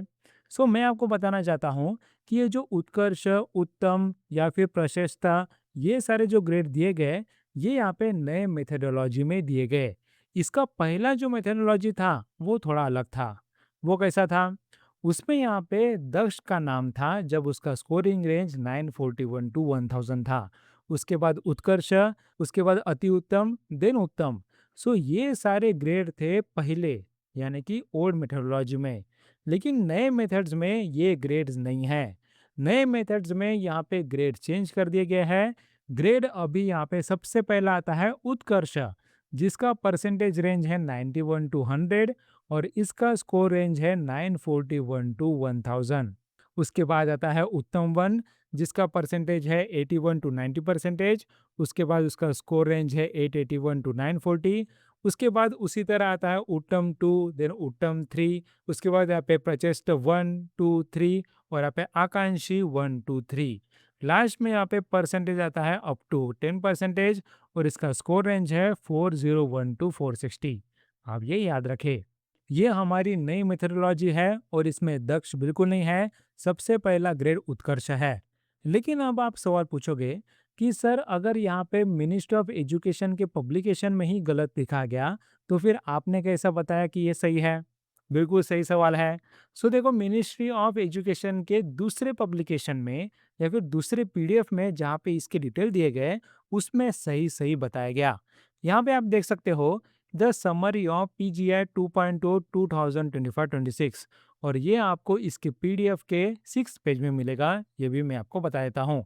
इसमें आप क्लियरली देख सकते हो कि यहाँ पे ग्रेड्स में सबसे पहला उत्कर्ष है, जिसका स्कोर रेंज 941 टू 1000 है और इसमें यहाँ पे स्कोर 91% टू 100% है। इसमें किसी भी स्टेट ने इसे अटेंड नहीं किया। उसके साथ यहाँ पे उत्तम 1 और उत्तम 2 में भी कौन से भी स्टेट ने उस ग्रेड को अटेंड नहीं किया। साथ ही यहाँ पे ये बोला गया कि उत्तम 3 को अटेंड करने वाला एक ही यहाँ पे यूनियन टेरिटरी है, डेट इज चंडीगढ़। उसके बाद यहाँ पे प्रशिष्ट 1 में Dadra and Nagar Haveli and Daman and Diu, उसके बाद पंजाब, केरला और दिल्ली जैसे स्टेट्स आते हैं और यूनियन टेरिटरीज आते हैं। सो क्लियर हो रहा है आपको। सबसे पहला यहाँ पे ग्रेड है उत्कर्ष, देन उत्तम 1, देन उत्तम 2 वगैरह। अब यहाँ पे कौन कौन से स्टेट यहाँ पे कौन कौन से ग्रेड में है, उसके बारे में मैं आपको आगे बताऊंगा। लेकिन यहाँ पे सबसे बड़ा सवाल ये है कि आपको समझ गया कि यहाँ पे ग्रेड्स कौन कौन से हैं, राइट। आई होप कि आपका ये डाउट क्लियर हो गया। उसके बाद देखते हैं कि इसमें जो डाटा लिया गया वो कहाँ से लिया गया। सो देखो, ये सबसे पहले लिया गया from UDISE plus, that is unified district information system for education plus. उसके बाद परख, here that is performance assessment review and analysis of knowledge for holistic development, राष्ट्रीय सर्वेक्षण 2024। उसके बाद पीएम पोषण, विच इज योर प्रधानमंत्री पोषण शक्ति निर्माण पोर्टल। उसके बाद प्रबंध, that is project appraisal budgeting achievements and data handling system portal. और लास्ट में विद्यांजलि पोर्टल। क्लियर हो गया। सो ये सारा डाटा का सोर्स था। साथ ही यहाँ पे जैसे कि मैंने बताया कि यहाँ पे कोई भी स्टेट ने उत्कर्ष, उत्तम 1 या फिर उत्तम 2 कैटेगरी को अटेंड नहीं किया। लेकिन चंडीगढ़ यहाँ पे उत्तम रेंज में आ गया था, जिसका स्कोर था 766, और वो उत्तम 3 में आया था, जिसके बारे में मैंने आपको बताया था।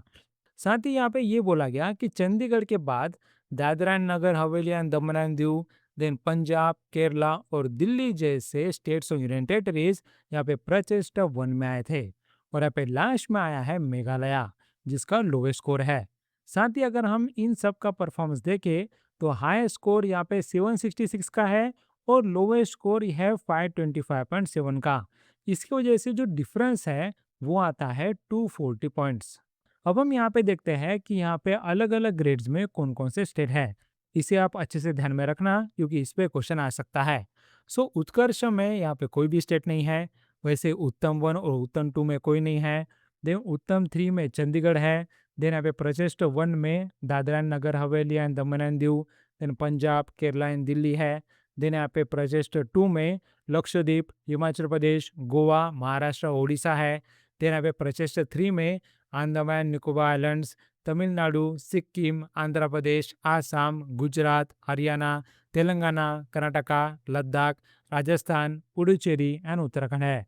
साथ ही यहाँ पे आकांक्षी 1 में यूपी, उसके बाद Chhattisgarh, West Bengal, MP, Bihar, then Tripura, Jharkhand, Mizoram, Manipur, Jammu and Kashmir, Nagaland, Arunachal Pradesh और मेघालय है। उसके बाद आकांक्षी 2 में कोई भी नहीं है और आकांक्षी 3 में भी कोई नहीं है। ये डाटा आपको पता होना चाहिए। उसके बाद हम देखते हैं performance grading index for districts. So districts का क्या हाल है। सो डिस्ट्रिक्ट में ये बोला गया कि यहाँ पे मिनिस्ट्री ऑफ एजुकेशन ने पीजीआई एक्सरसाइज यहाँ पे एक्सटेंड किया है टू द डिस्ट्रिक्ट लेवल, जिससे यहाँ पे performance grading index for district निकाला गया। साथ ही इसमें बताया गया कि इसमें टोटल वेटेज है 600 पॉइंट्स का। यहाँ पे स्टेट्स में कितना था, स्टेट्स में 1000 था, यहाँ पे 600 है, जिसमें भी 70 इंडिकेटर्स है। सो स्टेट्स में भी 70 इंडिकेटर्स थे, लेकिन वहाँ पे पॉइंट्स थे 1000। लेकिन यहाँ पे डिस्ट्रिक्ट में बोला गया कि यहाँ पे पॉइंट्स है 600 और इंडिकेटर 70 ही है। उसके साथ यहाँ पे ये बोला गया कि इसमें भी 6 अलग अलग कैटेगरीज है, जो मैंने आपको एक्सप्लेन किए हैं। उसके बाद यहाँ पे अगर हम टोटल डिस्ट्रिक्ट की बात करें तो यहाँ पे इस साल 784 डिस्ट्रिक्ट कवर किए गए और पिछले साल यहाँ पे 782 डिस्ट्रिक्ट कवर किए गए थे। और ये इंक्रीज क्यों हुआ, क्योंकि यहाँ पे 2 एडिशनल डिस्ट्रिक्ट ऐड किए गए इन Arunachal Pradesh, it is बिचोम and केई पेन्योर। साथ ही यहाँ पे इसमें ग्रेड टाइप्स अलग है क्या, नहीं, बिल्कुल भी सेम है। यहाँ पे स्टेट्स और यूनियन टेरिटरीज के जो ग्रेड्स है वही डिस्ट्रिक्ट को दिए गए, जैसे कि उत्कर्ष, देन उत्तम 1, देन 2, उसके बाद 3। उसके बाद आगे और ग्रेड्स देखे तो इसमें आते हैं प्रचेस्ट 1, देन 2, देन 3, उसके बाद आकांक्षी 1, 2 और 3। ओके। देन अगर हम टॉप परफॉर्मर देखें तो कोई भी डिस्ट्रिक्ट ने हाईएस्ट ग्रेड उत्कर्ष को अटेंड नहीं किया। उसके साथ सेकंड हाईएस्ट उत्तम 1 को भी अटेंड नहीं किया। लेकिन 19 डिस्ट्रिक्ट्स ने सिक्योर किया है उत्तम 2 ग्रेड। उसके साथ यहाँ पे बस 16 डिस्ट्रिक्ट ने सिक्योर किया था उत्तम 2 ग्रेड इन 2024-25। उसके साथ ये बोला गया कि चंडीगढ़ यूनियन टेरिटरी ने सबसे हाईएस्ट ओवरऑल स्कोर लाया है और 437। उसके बाद लास्ट में मिनिस्टर ऑफ एजुकेशन की बात करें तो इसके यूनियन मिनिस्टर है धर्मेंद्र प्रधान, इसके मिनिस्टर ऑफ स्टेट है जयंत चौधरी और डॉक्टर सुकंदा मजूमदार। क्लियर हो रहा है आपको ये कंसेप्ट। सो इतना ही था इस करंट अफेयर में। नेक्स्ट टाइप का क्वेश्चन बताया गया, which country has one the most FIFA world cup titles in history. इसका आंसर है ब्राजील। और ब्राजील ने 5 टाइटल जीते हैं, दैट इज 1958, 1962, 1970, 1994 एंड 2002। उसके बाद यहाँ पे क्वेश्चन बताया गया, which state legislative assembly has signed an MOU to implement the national e-Vidhan application, becoming the 33rd legislature to join the initiative? इसका आंसर है West Bengal legislative assembly. Next type का question बताया गया, the 2026 FIFA World Cup jointly hosted by Canada, Mexico and United States introduced how many official mascots with one representing each host nation? इसका answer बड़ा simple है, 3 mascot है। लेकिन वो कौन से, मैपल है फॉर कनाडा, जो एक तरह का मूज है। उसके बाद यहाँ पे जायो है फॉर मेक्सिको, जो जैगुआर है। और यहाँ पे क्लच है फॉर यूएसए, जो एक बार्ड ईगल है। क्लियर हो गया। नेक्स्ट आपको क्वेश्चन बताया गया, under the nation wide expansion of PM SETU, that is Pradhanmantri skilling and employability transformation through upgraded industrial training institutes, how many industrial training institute clusters have been identified for implementation?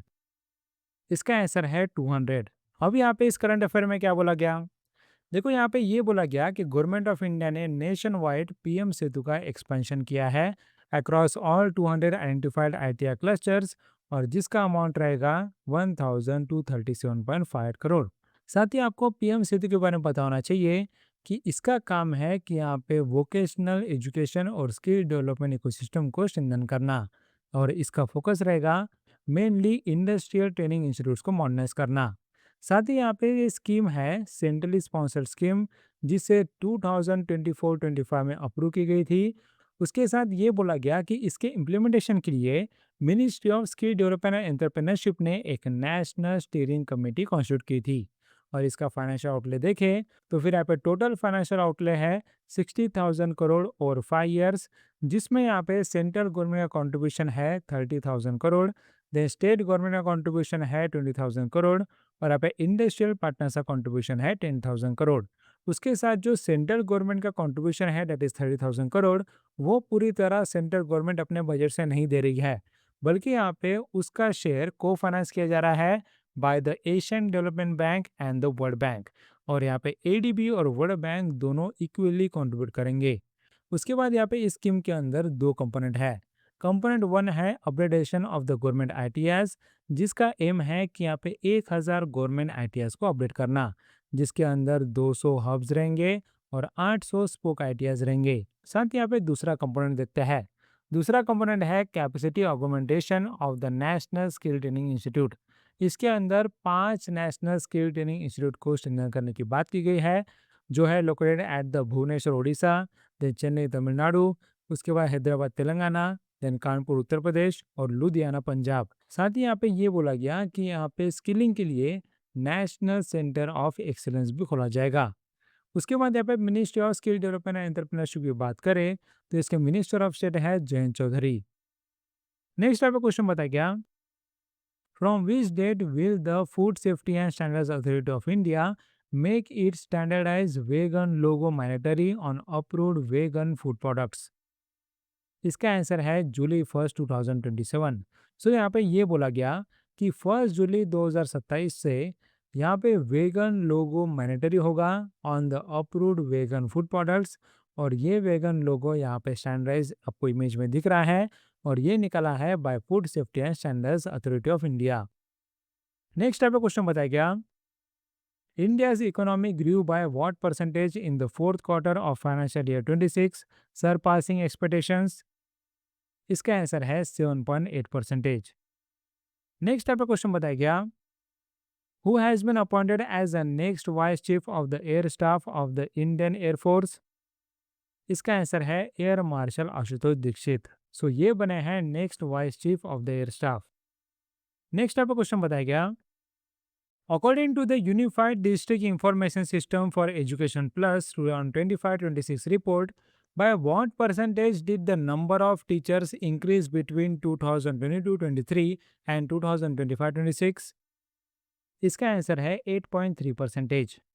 अब यहाँ पे इस current affair में क्या बोला गया, देखो यहाँ पे ये बोला गया कि मिनिस्ट्री ऑफ एजुकेशन ने unified district information system for education plus 2025-26 report release किया, और इस रिपोर्ट के हिसाब से नंबर ऑफ टीचर्स यहाँ पे इंक्रीज हुए हैं बाय 8.3% टू 1,02,73,020।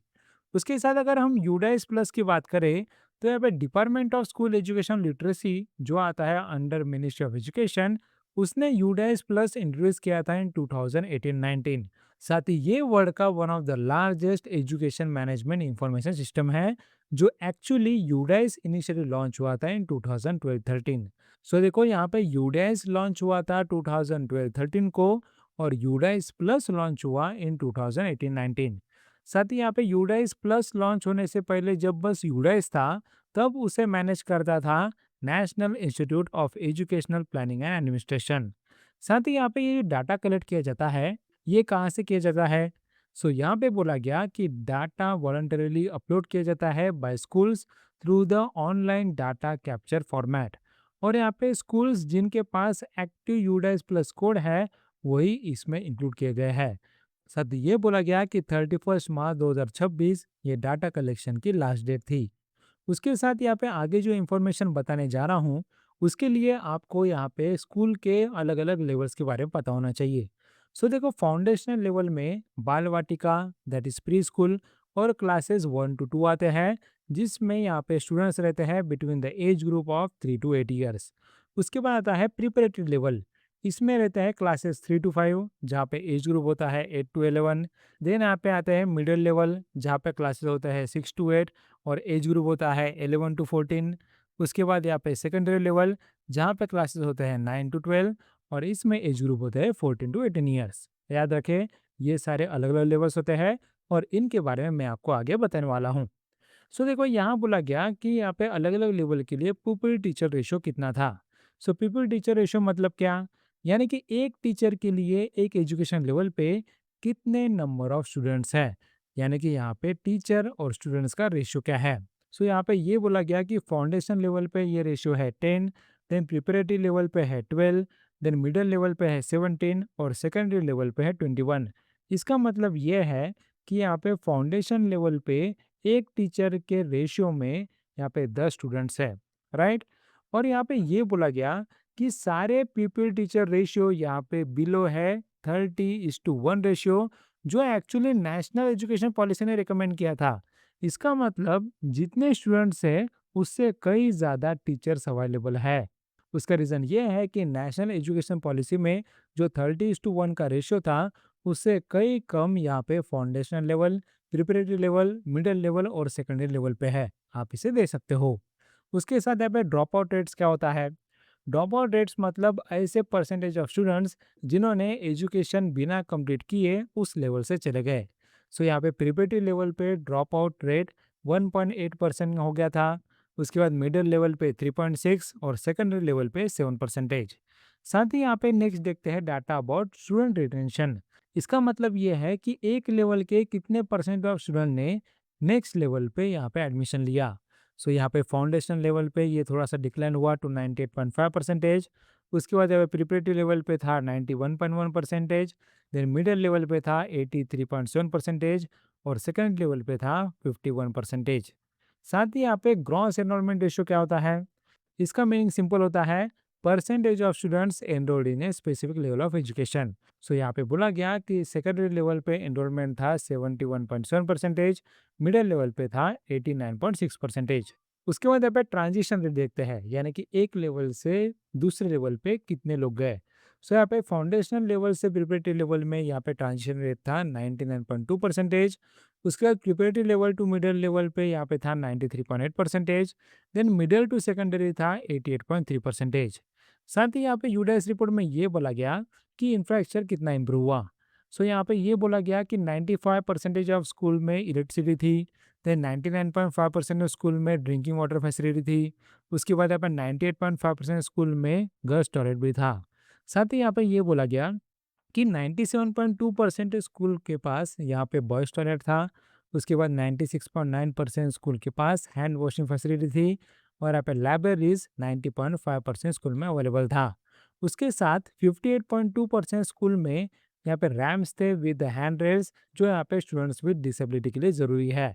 उसके बाद यहाँ पे फीमेल रिप्रेजेंटेशन की बात करें तो यहाँ पे बोला गया कि जो भी टीचिंग वर्कफोर्स है उसमें से 54.9% तो फीमेल टीचर्स है और यहाँ पे जो भी स्टूडेंट्स का एनरोलमेंट हुआ उसमें से 48.4% तो गर्ल्स ही थे। साथ ही यहाँ पे मिनिस्टर ऑफ एजुकेशन की बात करें तो यहाँ पे इसके यूनियन मिनिस्टर है धर्मेंद्र प्रधान और मिनिस्टर ऑफ स्टेट है जयंत चौधरी और डॉक्टर सुकांता मजूमदार। क्लियर हो गया। इतना था इस करंट अफेयर में। नेक्स्ट यहाँ पे क्वेश्चन बताया गया, India's seventh regional meteorological center, inaugurated by the Union Minister Dr. Jitendra Singh, is located in। इसका आंसर है जम्मू। नेक्स्ट आपका क्वेश्चन बताया गया, the panchayat advancement index of the ministry of panchayati raj received which honour at the national e governance award 2026। इसका answer है gold award. Next आपका question बताया गया, Which Indian airline signed a MOU with SIA Engineering Company to collaborate in the maintenance, repair and overhaul sector? इसका answer है air India. सो air India ने SIA engineering company के साथ collaboration किया है in maintenance, repair and overall sector. उसके साथ यहाँ पे एयर इंडिया की बात करें तो ये 1932 में JRD टाटा ने फाउंड किया था एज टाटा एयरलाइंस, जिसे बाद में 1953 में नेशनलाइज किया गया और उसके बाद टाटा ग्रुप ने उसे रीएक्वायर किया इन 2022। नेक्स्ट आपको पता होना चाहिए कि एयर इंडिया इंडिया का फ्लैग कैरियर है जो हेडक्वार्टर्ड है इन गुरुग्राम हरियाणा, और इसे करंटली ओन करते हैं टाटा सन्स और यहाँ पे सिंगापुर एयरलाइंस, क्योंकि यहाँ पे इसने मर्जर किया था विद विस्टारा। नेक्स्ट आपको क्वेश्चन बताया गया, according to the United Nations conference on trade and development world investment report 2026, what was India's rank in global foreign direct investment inflows in 2025? इसका आंसर है 11th। अब यहाँ पे इस करंट अफेयर में क्या बोला गया, देखो यहाँ पे ये बताया गया कि यूनिकटैड ने एक लेटेस्ट रिपोर्ट रिलीज किया है, that is 2026 world investment report international investment in the turbulent era. और ये यूनिकटैड का एक फ्लैगशिप एनुअल पब्लिकेशन है जिसे उसने सबसे पहली बार पब्लिश किया था इन 1991। और यहाँ पे उसने ये बोला कि ग्लोबल FDI 6% से इंक्रीज हुआ है to 1.6 trillion in the year 2025। और यहाँ पे कौन कौन से कंट्रीज में यहाँ पे इन्वेस्टमेंट आया है, सो सबसे ज़्यादा इन्वेस्टमेंट आया है in the United States of America, उसके बाद second Singapore, then third Hong Kong, उसके बाद फोर्थ चाइना, देन यहाँ पे फिफ्थ ब्राज़ील, और यहाँ पे इंडिया का रैंक है 11th, जिसके पास अप्रोक्सीमेटली $39 बिलियन आया था। उसके साथ यहाँ पे पैसा निकला कहाँ से, यानी कि कौन से कंट्री से पैसा निकल के यहाँ पे दूसरे कंट्री से आया। सो ऐसे अगर हम टॉप 5 FDI होम इकोनॉमिक्स की बात करें तो इसमें फर्स्ट आता है United States of America, then second Japan, third China, then fourth Luxembourg, fifth यहाँ पे हांगकांग, और यहाँ पे 18th है इंडिया। और यहाँ बोला गया कि इंडिया से $36 बिलियन निकला था। साथ ही यहाँ पे लास्ट में यूनाइटेड की बात करें तो इसके सेक्रेटरी जनरल है रेबेका ग्रीन्सपैन, इसका हेडक्वार्टर है इन जेनेवा स्विट्जरलैंड, और ये एस्टेब्लिश हुआ था इन 1964। क्लियर हो गया। नेक्स्ट आपको क्वेश्चन बताया गया, which international financial institution has approved a USD 230 million loan to modernize and expand water supply and sanitation infrastructure in Chennai, Tamil Nadu? इसका आंसर है एशियन डेवलपमेंट बैंक। सो ADB ने यहाँ पे $230 मिलियन का loan approve किया, जिससे यहाँ पे चेन्नई तमिलनाडु में वाटर सप्लाई और सैनिटेशन का इंफ्रास्ट्रक्चर इंप्रूव हो। नेक्स्ट आपका क्वेश्चन बताया गया, which company has secured a payment institution license from the Luxembourg financial regulator Commission des Surveillance du Secteur Financier? इसका आंसर है पेटीएम यूरो पेमेंट। सो पेटीएम को payment institution का licence मिला है फ्रॉम लुक्सेमबर्ग। नेक्स्ट आपका question बताया गया, which regulatory authority imposed a combined monetary penalty of 66.7 lakh on the Bank of Baroda and GSE Housing Finance for non-compliance with the Know Your Customer norms and lending guidelines? इसका answer है reserve bank of India. Next आपका question बताया गया, Sirsa kinnow received a geographical indication tag as the first exclusive GI tag fruit of which Indian state? इसका answer है हरियाणा। अब यहाँ पे इस करंट अफेयर में क्या बोला गया, सो देखो यहाँ पे ये बोला गया कि जोग्राफिकल इंडिकेशन रजिस्ट्री ने जोग्राफिकल इंडिकेशन टैग यहाँ पे ग्रांट किया है टू हरियाणाज सिरसा किन्नो, और ये हरियाणा का पहला फ्रूट है जिसे जीआई टैग मिला है। और यहाँ पे किन्नो ये हरियाणा या फिर इंडिया का नेटिव नहीं है, इसका ओरिजिन ट्रेस किया जा सकता है to the early 20th century in the California, United States of America, और इसे डेवलप किया था by the renowned horticulturalist Howard B Frost. और अगर हम हरियाणा के जीआई स्टेटस की बात करें तो यहाँ पे हरियाणा को पहले भी जीआई टैग मिला है, लेकिन यहाँ पे दूसरे स्टेट के साथ शेयर मिला है। जैसे कि बासमती राइस को जीआई टैग मिला था इन 2016, जिसे 6 अलग अलग स्टेट्स और यूनियन टेरिटरी ने शेयर किया था, जिसमें हरियाणा भी था। उसके बाद यहाँ पे फुलकारी को भी जीआई टैग मिला था इन 2010, जिसे जॉइंटली शेयर किया था with Punjab and some parts of the Haryana. So यहाँ पे हम ये बोल सकते हैं कि सिरसा किन्नौर ये हरियाणा का पहला इंडिपेंडेंट जीआई रजिस्ट्रेशन है जो उनका खुद का है। साथ ही यहाँ पे अगर हम जीआई टैग की बात करें तो दार्जिलिंग टी ये पहला इंडियन प्रोडक्ट था जिसे जीआई टैग मिला था इन 2004। साथ ही यहाँ पे जोग्राफिकल इंडिकेशन रजिस्ट्री की बात करें तो इसका हेडक्वार्टर है इन चेन्नई तमिलनाडु। ये सब हुआ था इन 2003 और ये काम करता है under the department for promotion of industry and internal trade which is under ministry of commerce and industry. Clear हो गया? इतना ही था इस करंट अफेयर में। नेक्स्ट आपका क्वेश्चन बताया गया, who was conferred the American Association of Physicians of Indian Origin Humanitarian Award and key to the city of Tampa for contributions to healthcare, education, sports, culture and community development। इसका answer है Nita Ambani. Next आपका question बताया गया, who was declared the winner of the Peru's 2026 presidential election following a closely contested runoff। इसका answer है केको फ्यूजिमोरो। साथ ही आप पे पेरू की बात करें तो इसका कैपिटल है लीमा और करेंसी है पेरुवियन सोल।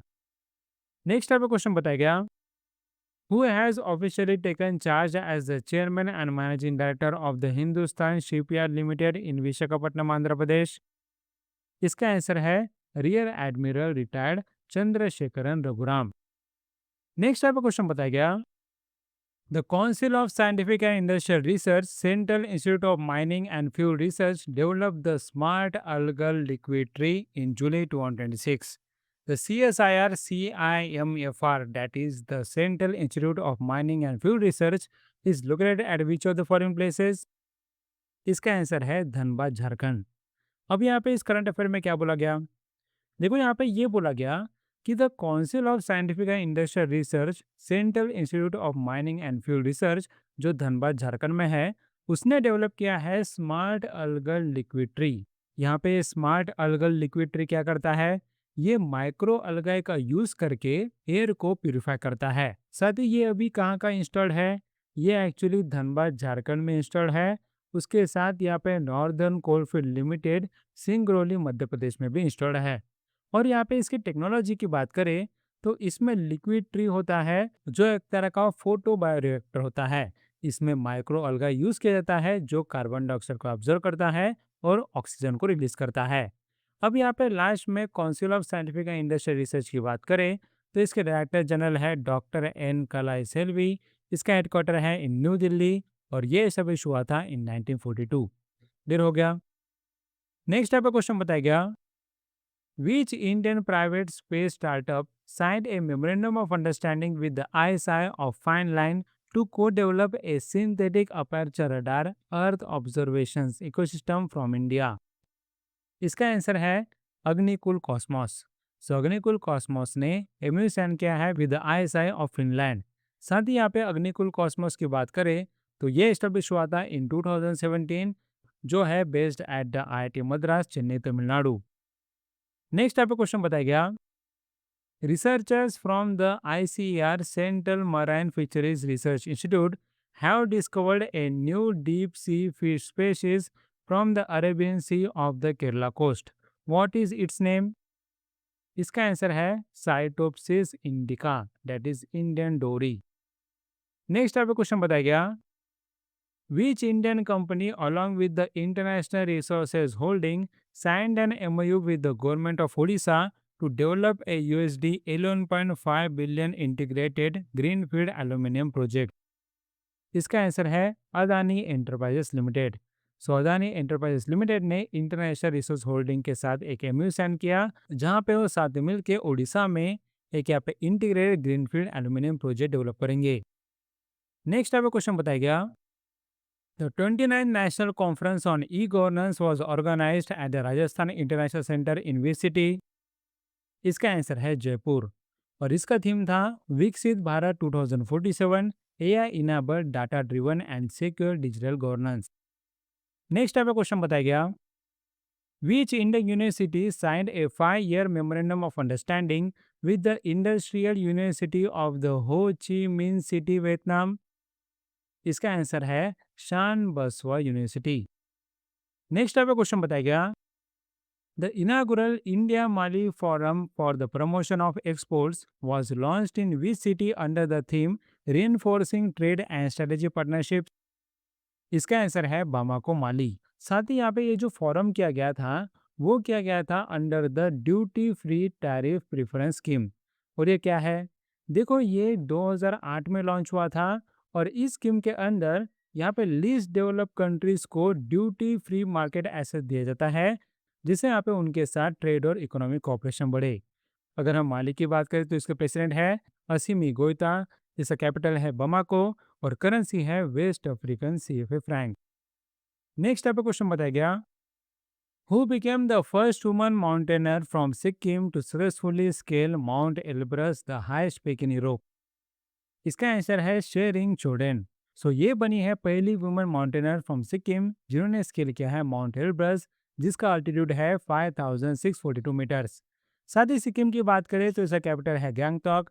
इसके सीएम है प्रेम सिंह तमंग, गवर्नर है ओम प्रकाश माथुर, और रामसर साइट है खा चोत पालरी वेटलैंड। नेक्स्ट आपको क्वेश्चन बताया गया, which public sector bank has acquired the National Housing Bank's 10% stake in the RMBS Development Company Limited? इसका आंसर है state bank of India. Next आपका क्वेश्चन बताया गया, which Indian space agency successfully conducted the first ground test of the suborbital launch vehicle for experiments at the Satish Dhawan Space Center, Sriharikota, which is in Andhra Pradesh?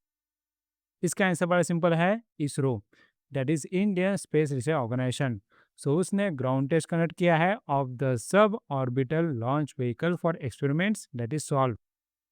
Next आपका question बताया गया, who among the following legendary Indian folk artist renowned for popularizing the traditional Pandavani style of storytelling and honored with the Padma Awards recently passed away?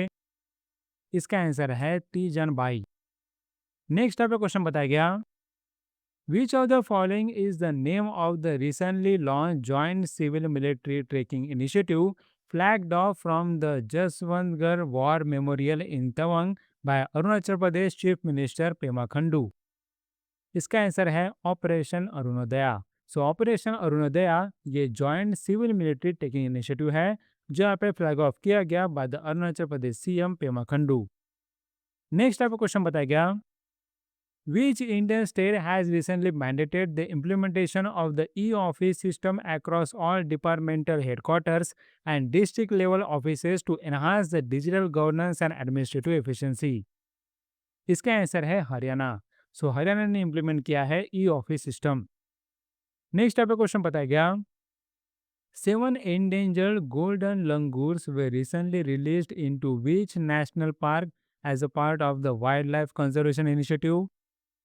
इसका answer है सिकना जोलाओ national park. साथ ही ये national park है कहाँ पे? ये है इन आसाम।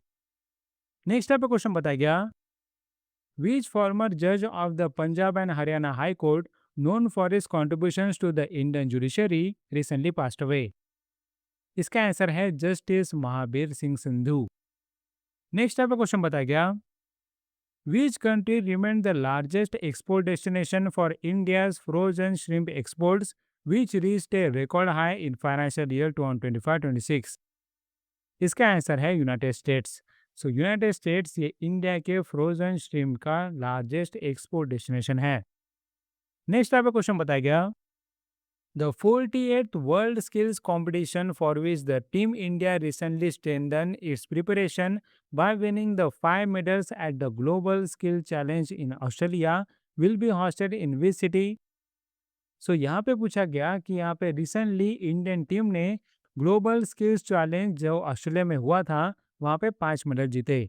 सो उन्होंने अच्छी प्रिपरेशन की है for the 48th world skill competition जो कहाँ पे होस्ट होने वाला है। सो ये होस्ट होने वाला है इन शंघाई। नेक्स्ट आपका क्वेश्चन बताया गया, विच of the following Indian public sector enterprises secured a Japanese yen 80 billion green loan from the Japan Bank for International Cooperation for a renewable energy transmission project? इसका answer है power grid corporation of India limited. So यहाँ पे इसे 80 billion Japanese yen का green loan मिला है from the Japan bank for international corporation, और ये इस लोन की मदद से रिन्यूएबल एनर्जी ट्रांसमिशन प्रोजेक्ट में काम करेंगे। अगर हम पावर ग्रिड की बात करें तो ये 1989 में एस्टेब्लिश हुआ था और इसका हेडक्वार्टर है इन गुरुग्राम हरियाणा। नेक्स्ट आपका क्वेश्चन बताया गया, Which of the following historic Buddhist monasteries in Nepal received the UNESCO Asia Pacific Heritage Award 2025 for its outstanding conservation and restoration after the 2015 Gorkha earthquake? इसका आंसर है ज्येष्ठ वर्ण महावीर। सो यहाँ पे ये मोनेस्ट्री नेपाल में है और इसे UNESCO Asia Pacific heritage award मिला है, जहाँ पे उसने बहुत अच्छा काम किया था इन 2015 गोरखा अर्थक्वेक। उसके बाद यहाँ पे नेपाल की बात करें तो इसके पीएम है बायरेंद्र शाह, इसका कैपिटल है काठमांडू और करेंसी है नेपाली रुपी। नेक्स्ट आपको क्वेश्चन बताया गया, who has been appointed as the director general of the bureau of police research and development? इसका आंसर है आलोक कुमार मित्तल। उसके साथ यहाँ पे अमित गर्ग को अपॉइंट किया गया as a director of the national crimes record bureau और यहाँ पे सुजीत पांडे को अपॉइंट किया गया as a director of the Sardar Vallabhbhai Patel national police academy. Next आपको क्वेश्चन बताया गया, who has been appointed to the supervisory board of the society for world wide interbank financial telecommunication that is स्वीप? इसका answer है दिलीप हसबे। और दिलीप हसबे कौन है? ये है MD and CEO of the national payments corporation of India. और अगर हम national payment corporation of India की बात करें तो इसे 2008 में एस्टेब्लिश किया गया था, जिसे प्रमोट किया था आरबीआई और इंडियन बैंक एसोसिएशन ने। इसका हेडक्वार्टर है इन मुंबई महाराष्ट्र। नेक्स्ट आपको क्वेश्चन बताया गया, which of the following global alternative asset management firms signed definitive agreements to acquire a 100% stake in ASIM Infrastructure Finance Limited from the National Investment and Infrastructure Fund and other shareholders? इसका answer है TPG ink. सो यहाँ पे ये बोला गया कि TPG ink acquire करेगा 100% stake in Aseem infrastructure finance limited, जो था पहले of the national investment and infrastructure fund.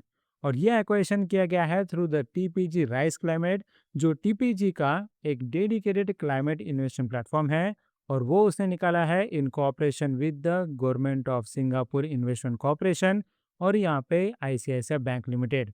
साथ ही यहाँ पे असीम इंफ्रास्ट्रक्चर फाइनेंस लिमिटेड की बात करें तो ये 2020 में एस्टेब्लिश हुआ था, जिसका हेडक्वार्टर है इन द मुंबई महाराष्ट्र। साथ ही ये एक सस्टेनेबल इंफ्रास्ट्रक्चर डेव फाइनेंसर है जो इंक्यूबेट किया था by the national investment and infrastructure fund.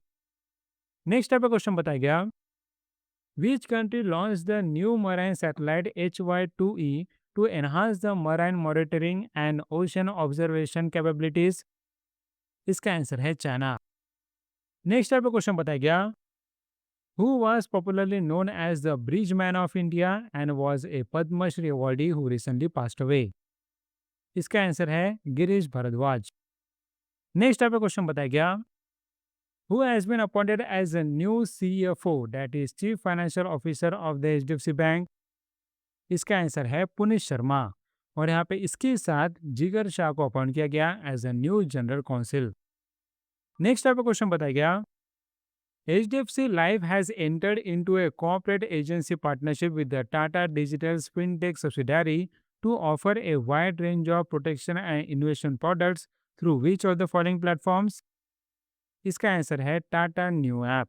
सो यहाँ पे ये बोला गया कि HDFC लाइफ ने एक कॉर्पोरेट एजेंसी पार्टनरशिप की है with the Tata digitals fintech subsidiary, जहाँ पे HDFC लाइफ अपने यहाँ पे इन्वेस्टमेंट प्रोडक्ट्स ऑफर करेगा through the Tata new app. Next आपका क्वेश्चन बताया गया, which institution has been notified by the Ministry of Environment, Forest and Climate Change as India's 21st designated repository under the Biological Diversity Act 2002? इसका answer है natural history museum, Mizoram university Aizawl. So इसे notify किया गया है as India's 21st designated repository. साथ ही अगर हम नेचुरल हिस्ट्री म्यूजियम की बात करें तो ये 2022 में एस्टेब्लिश हुआ था under the Mizoram university act. और अगर हम यहाँ पे नेशनल बायोडाइवर्सिटी अथॉरिटी की बात करें तो इसके चेयरपर्सन है वीरेंद्र आर तिवारी। इसका हेडक्वार्टर है इन चेन्नई तमिलनाडु और ये एस्टेब्लिश हुआ था इन 2003। नेक्स्ट टाइप का क्वेश्चन बताया गया, which company signed a letter of association with the Indian Coast Guard Kerala and Mahe under its Bottles for Change initiative to promote the plastic waste management and environmental sustainability? इसका answer है Bisleri international private limited. So अब Bisleri ने letter of association sign किया है with the Indian coast guard.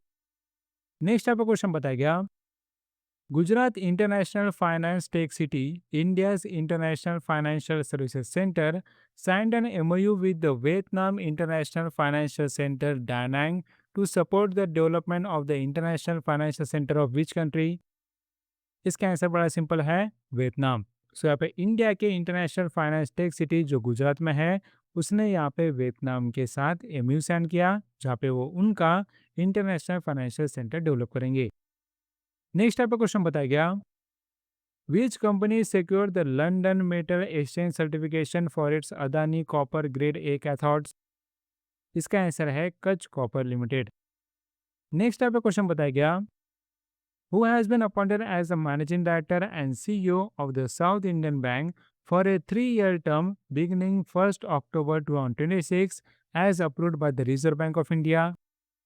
इसका answer है महेश मुरलीधर पाई। सो ये रहेंगे MD and CEO of south Indian bank.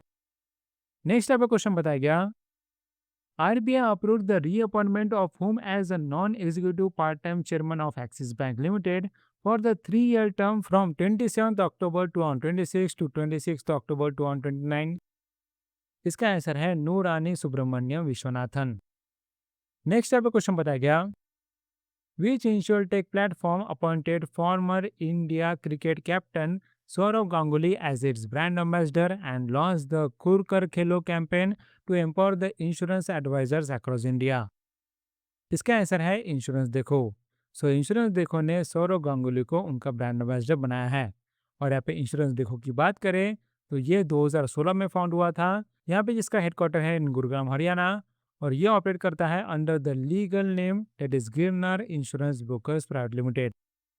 Next type का क्वेश्चन बताया गया, the Indian Space Research Organization recently conducted the flight test acceptance hot test of which cryogenic engine for the 7th operational mission of the launch vehicle Mark 3? इसका answer है CE-20 cryogenic engine. साथ ये test कहाँ किया गया? ये किया गया in the ISRO propulsion complex, Mahendragiri, Tamil Nadu. Next type question बताया गया, which former Afghanistan fast bowler who played a key role in the country's rise in international cricket recently passed away at the age of 38? इसका answer है Shahpur Jadran. Next type question बताया गया, the Uttar Pradesh cabinet approved the proposal to rename the Jalalabad town in the Shahjahanpur district as which of the following? इसका answer है परशुरामपुरी। सो उत्तर प्रदेश में जो Jalalabad town है उसका नाम चेंज करके अभी परशुरामपुरी कर दिया है। इसका रीजन है कि ये बिलीव किया जाता है कि वो है birth place of the lord Parshuram. Next आपको क्वेश्चन बताया गया, the governor's unit citation was presented to the 20th battalion Assam rifles during an investigation ceremony held in which Indian state? इसका आंसर है मिजोरम। नेक्स्ट आपको क्वेश्चन बताया गया, who has been appointed as an MD and CEO of the SBI cap securities? इसका answer है Baldev Prakash. Next आपका question बताया गया, who has recently assumed the command as the air officer commanding in chief of the southern air command of the Indian air force? इसका answer है air marshal Jasveer Singh मन।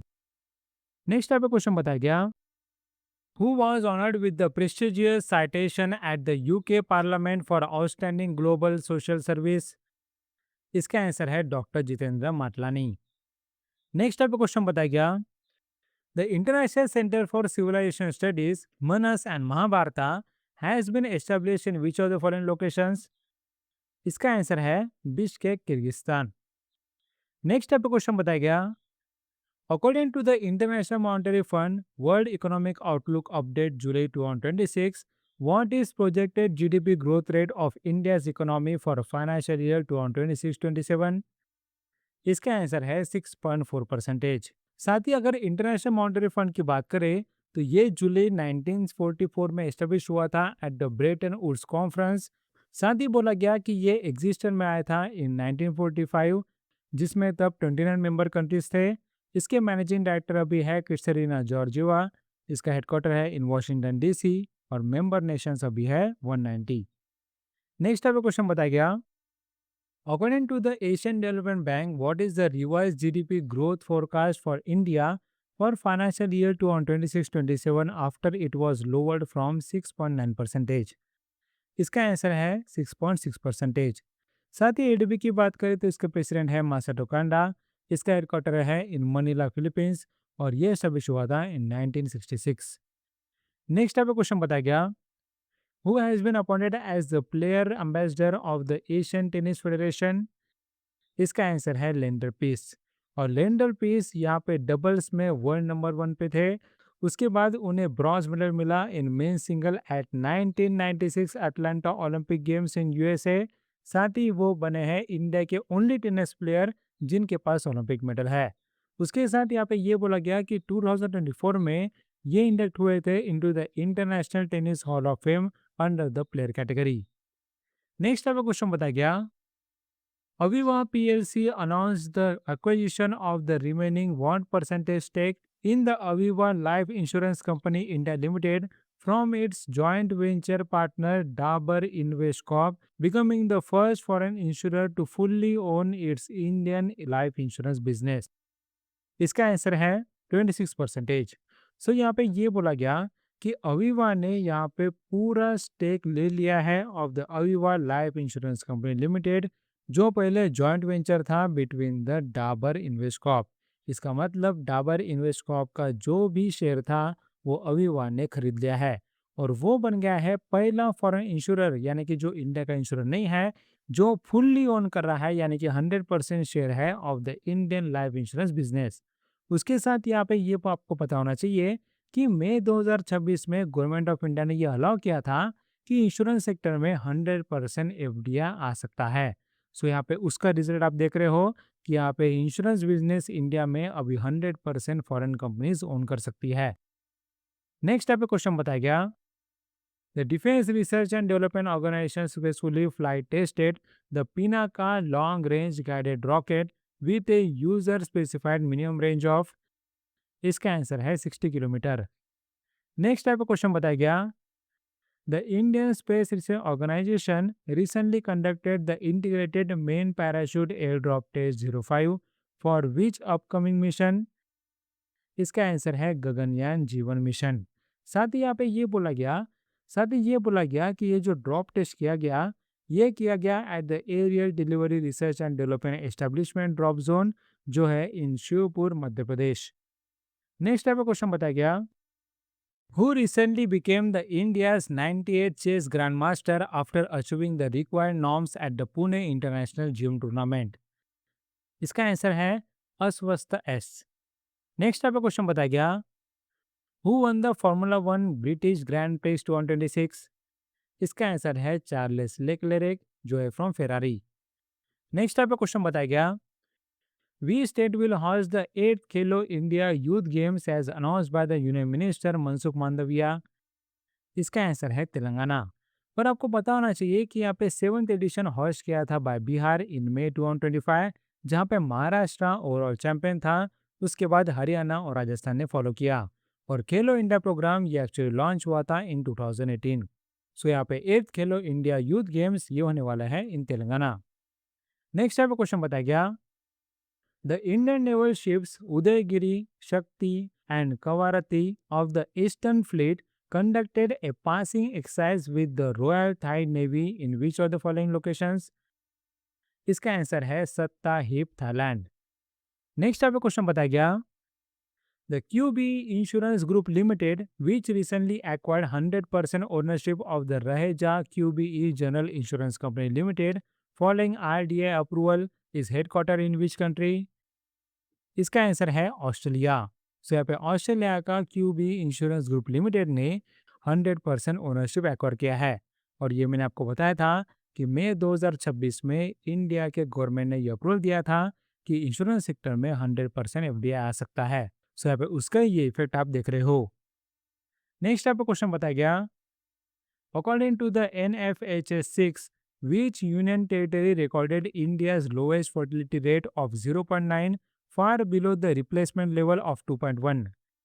इसका answer है अंडमान एंड निकोबार आइलैंड्स। सब Andaman and Nicobar islands का fertility rate 0.9 है, जो replacement level 2.1 से बहुत कम है। नेक्स्ट आपका क्वेश्चन बताया गया, India has secured continued market access beyond September 2026 for aquaculture products, honey, eggs, and animal casings to which of the following markets?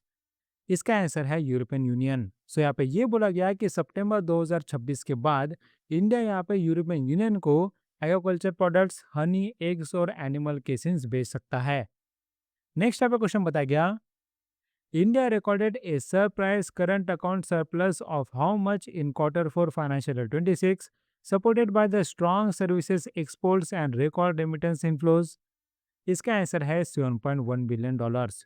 So actually services में ज़्यादा एक्सपोर्ट करने की वजह से सरप्राइजिंगली हमारा करंट अकाउंट जो डेफिसिट रहता था वो यहाँ पे क्वार्टर फोर फाइनेंशियल 26 में सरप्लस था और वो था एट 7.1 बिलियन डॉलर्स।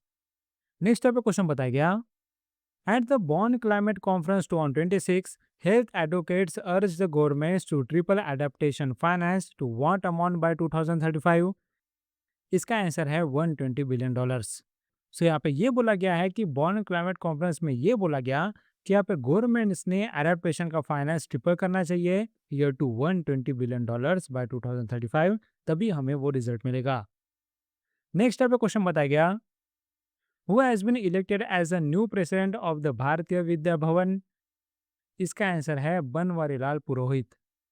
नेक्स्ट यहाँ पे क्वेश्चन बताया गया, who has been appointed as a new managing director of the Indraprastha Gas Limited। इसका आंसर है कुमार शंकर। नेक्स्ट टाइप का क्वेश्चन बताया गया, APEDA facilitated the first export of GI tag Tezpur litchi to Dubai from which Indian state. इसका answer है आसाम। सो आसाम का GI tag product Tezpur लीची को दुबई में एक्सपोर्ट किया गया है। नेक्स्ट टाइप का क्वेश्चन बताया गया, the Meteorological Agency of which country officially declared the onset of the El Nino event, marking its first occurrence since 2023। इसका आंसर है जापान। सो जापान ने ये बोला गया कि एल नीनो आ गया है और ये इसका पहला ऑकरेंस है सिंस 2023। और आपको ये पता होना चाहिए कि अगर एल नीनो की वजह से 2 डिग्री सेल्सियस से ज़्यादा टेम्परेचर बढ़ गया तो फिर इसे क्लासीफाई किया जाता है as a super El Nino. Next type का क्वेश्चन बताया गया, the successful breakthrough of the main tunnel at the Minamarg in Ladakh Kargil district is part of which major infrastructure project that will provide year round connectivity between the Jammu and Kashmir and Ladakh. इसका answer है Zoji La tunnel project. सो यहाँ पे बोला गया कि Zoji La tunnel project में यहाँ पे काम हुआ है जिसमें मेन टनल बनाया गया और इसकी वजह से जम्मू कश्मीर और लद्दाख के बीच में कनेक्टिविटी बढ़ेगी। नेक्स्ट टाइप का क्वेश्चन बताया गया, which renowned filmmaker celebrated for revolutionizing Tamil cinema with realistic rural storytelling recently passed away। इसका आंसर है भारती राजा। नेक्स्ट टाइप का क्वेश्चन बताया गया, which Indian state police launched the Operation Milap, a month-long statewide campaign that successfully traced 1,470 missing persons। इसका answer है गुजरात। सो गुजरात ने launch किया है ऑपरेशन मिलाप जिसने सक्सेसफुली ट्रेस किया है 1,470 मिसिंग पर्सन्स। नेक्स्ट आपका क्वेश्चन बताया गया, who led the Indian delegation at the 114th international labour conference held in Geneva Switzerland. इसका आंसर है शोभा करंदलाजे। नेक्स्ट आपका क्वेश्चन बताया गया, how much financial contribution has India announce for the United Nations relief and works agency for Palestine refugees in the near east. इसका answer है 2.5 million dollars. Next type का question बताया गया, which Indian city has introduced QR codes for street food vendors to enable the customers to verify registrations and report hygiene issues। इसका answer है अहमदाबाद।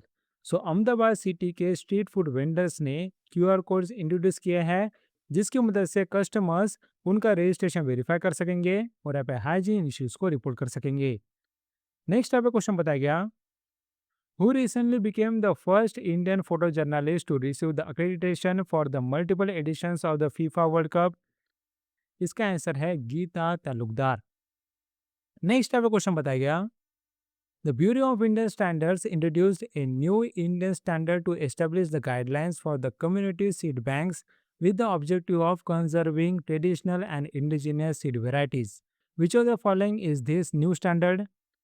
इसका answer है IS 20201-2026। Next type का question बताया गया, which Indian port has been ranked as India's top container port and 22nd globally in the world bank's container port performance index 2025? इसका answer है Jawaharlal Nehru port authority. So यहाँ पे world bank का container port performance index निकाला गया है for 2025, जिसमें India का टॉप कंटेनर पोर्ट है जवाहरलाल नेहरू पोर्ट अथॉरिटी, जिसका ग्लोबली रैंक है 22nd। साथ ही यहाँ पे ग्लोबली फर्स्ट था फ्यूजो ऑफ चाइना। नेक्स्ट टाइप का क्वेश्चन बताया गया, researchers from which Indian institute have developed ArsenSafe, a portable device for rapidly detecting arsenic contamination in drinking water without laboratory infrastructure? इसका आंसर है IIT Bhubaneswar. So IIT Bhubaneswar ने अर्सन safe develop किया है, जिससे आप आर्सेनिक कंटामिनेशन को डिटेक्ट कर सकते हैं in drinking water. Next type question बताया गया, which organization has partnered with the Invest UP to attract foreign investment and support Uttar Pradesh goal of becoming $1 trillion economy? इसका आंसर है invest India. So invest India ने invest UP के साथ partnership की है। Next type question बताया गया, which country emerged as world's largest digital wallet market in 2025, recording over 440 million app downloads? इसका आंसर है इंडिया। इंडिया यहाँ पे वर्ल्ड का लार्जेस्ट डिजिटल वॉलेट मार्केट है। साथ ही आपको पता होना चाहिए कि फोन पे बन गया है most downloaded wallet globally. Next type का क्वेश्चन बताया गया, we state government has approved the restoration of the original names for 64 places across 26 districts? इसका आंसर है ओडिशा। सो ओडिशा ने यहाँ पे 64 प्लेसेस के नए नाम दिए हैं। इसमें से कुछ इंपॉर्टेंट नाम की बात करें तो बालासोर को बोला गया है बालेश्वर, देन ओल को आली, देन अंगुल को अनुगोला, देन बरगा को बारागाड़ा, देन कटक को कटाका, उसके बाद देवगढ़ को देवागढ़ा, देन नयागढ़ को नयागढ़ा, उसके बाद सोनेपुर को सोनपुर, देन सुंदरगढ़ को सुंदरागढ़ा, साथ ही यहाँ बरहानपुर को ब्रह्मापुर। क्लियर हो गया। नेक्स्ट टाइप का क्वेश्चन बताया गया, India has set a roadmap to achieve 100 gigawatt of installed wind energy capacity by which year? इसका आंसर है 2030। सो 2030 तक हमें 100 gigawatt of installed wind energy capacity achieve करना है। नेक्स्ट टाइप का क्वेश्चन बताया गया, what is the name of the India's first approved radio ligand therapy for the treatment of advance prostate cancer? इसका आंसर है प्लूविक्टो। सब बताया गया कि प्लूविक्टो ये काम करेगा for the prostate cancer. Next type का क्वेश्चन बताया गया, in which district will the foundation stone of the integrated aqua park be laid by the Union Minister Rajiv Ranjan Singh and Chief Minister Samrat Chaudhary? इसका answer है भोजपुर, और भोजपुर है इन बिहार। साथ ही इसके साथ नेशनल फिशरीज डेवलपमेंट बोर्ड का regional centre भी इनॉग्रेट किया गया इन पटना। नेक्स्ट टाइप का क्वेश्चन बताया गया, with the addition of the 3 new chicks under the project Great Indian Bustard Conservation Breeding Program, the captive population of the Great Indian Bustard has reached what number? इसका answer है 94। सो यहाँ पे 3 नए चीज का एडिशन होने के बाद project great Indian bustard conservation breeding programme के अंदर अभी इनका नंबर 94 हो गया है। और आपको पता होना चाहिए कि प्रोजेक्ट ग्रेट इंडियन बस्टार्ड ये एक्चुअली गवर्नमेंट ऑफ राजस्थान ने पहले लॉन्च किया था इन 2013, और उसके बाद उसे यूनियन गवर्नमेंट ने लॉन्च किया था। नेक्स्ट टाइप का क्वेश्चन बताया गया, India has deployed is first tunnel hoods of which high speed rail corridor to reduce the tunnel boom and improve safety? इसका आंसर है Mumbai Ahmedabad bullet train corridor. So इस corridor के लिए पहला टनल हुड्स डिप्लॉय किया गया। नेक्स्ट टाइप का question बताया गया, which country has announced the plans to ban social media access for users under the age of 16, affecting platform such as TikTok, Instagram, Facebook, X and YouTube? इसका answer है United kingdom. So यहाँ पे United kingdom ने ये plan किया है कि वो बैन करेंगे social media access for users जिनकी एज है बिलो 16। उसके साथ आपको पता होना चाहिए कि 2025 में ऑस्ट्रेलिया ऐसा पहला कंट्री बना था जिसने nation wide social media ban किया था फॉर चिल्ड्रन अंडर 16, और उसी तरह के मेजर्स यहाँ पे मलेशिया और टर्की में लिए गए। साथ ही आपको बताना चाहिए कि इंडिया में भी कर्नाटका यहाँ पे प्रपोज कर रहा है कि यहाँ पे सोशल मीडिया का यूसेज में रेस्ट्रिक्शन किया जाए टू द चिल्ड्रन अंडर 16। सो ये था हमारा based on MCQ video for July part 1। I hope इससे आपको जुलाई पार्ट 1 में कॉन्फिडेंस आ गया होगा। लेकिन आपको इसका पीडीएफ कहाँ मिलेगा? देखो, एक तो हमारे अफेयर्स माइंड के ऐप और वेबसाइट में आपको करंट अफेयर का पैकेज मिलेगा। वहाँ पे आप इस पीडीएफ को डाउनलोड कर सकते हो। उसके साथ अफेयर्स माइंड के यूट्यूब चैनल में आपको सब्सक्राइब के बाजू में एक जॉइन बटन मिलेगा। उस जॉइन बटन में आपको RBI monthly current affair and SIT का ग्रुप मिलेगा। उस ग्रुप में भी आप इस पीडीएफ को डाउनलोड कर सकते हो। उसके साथ मैं आपको बताना चाहता हूँ कि इस ग्रुप में आपको बस 1 मंथ का ही पीडीएफ मिलता है। So thanks for watching and meet you in next video.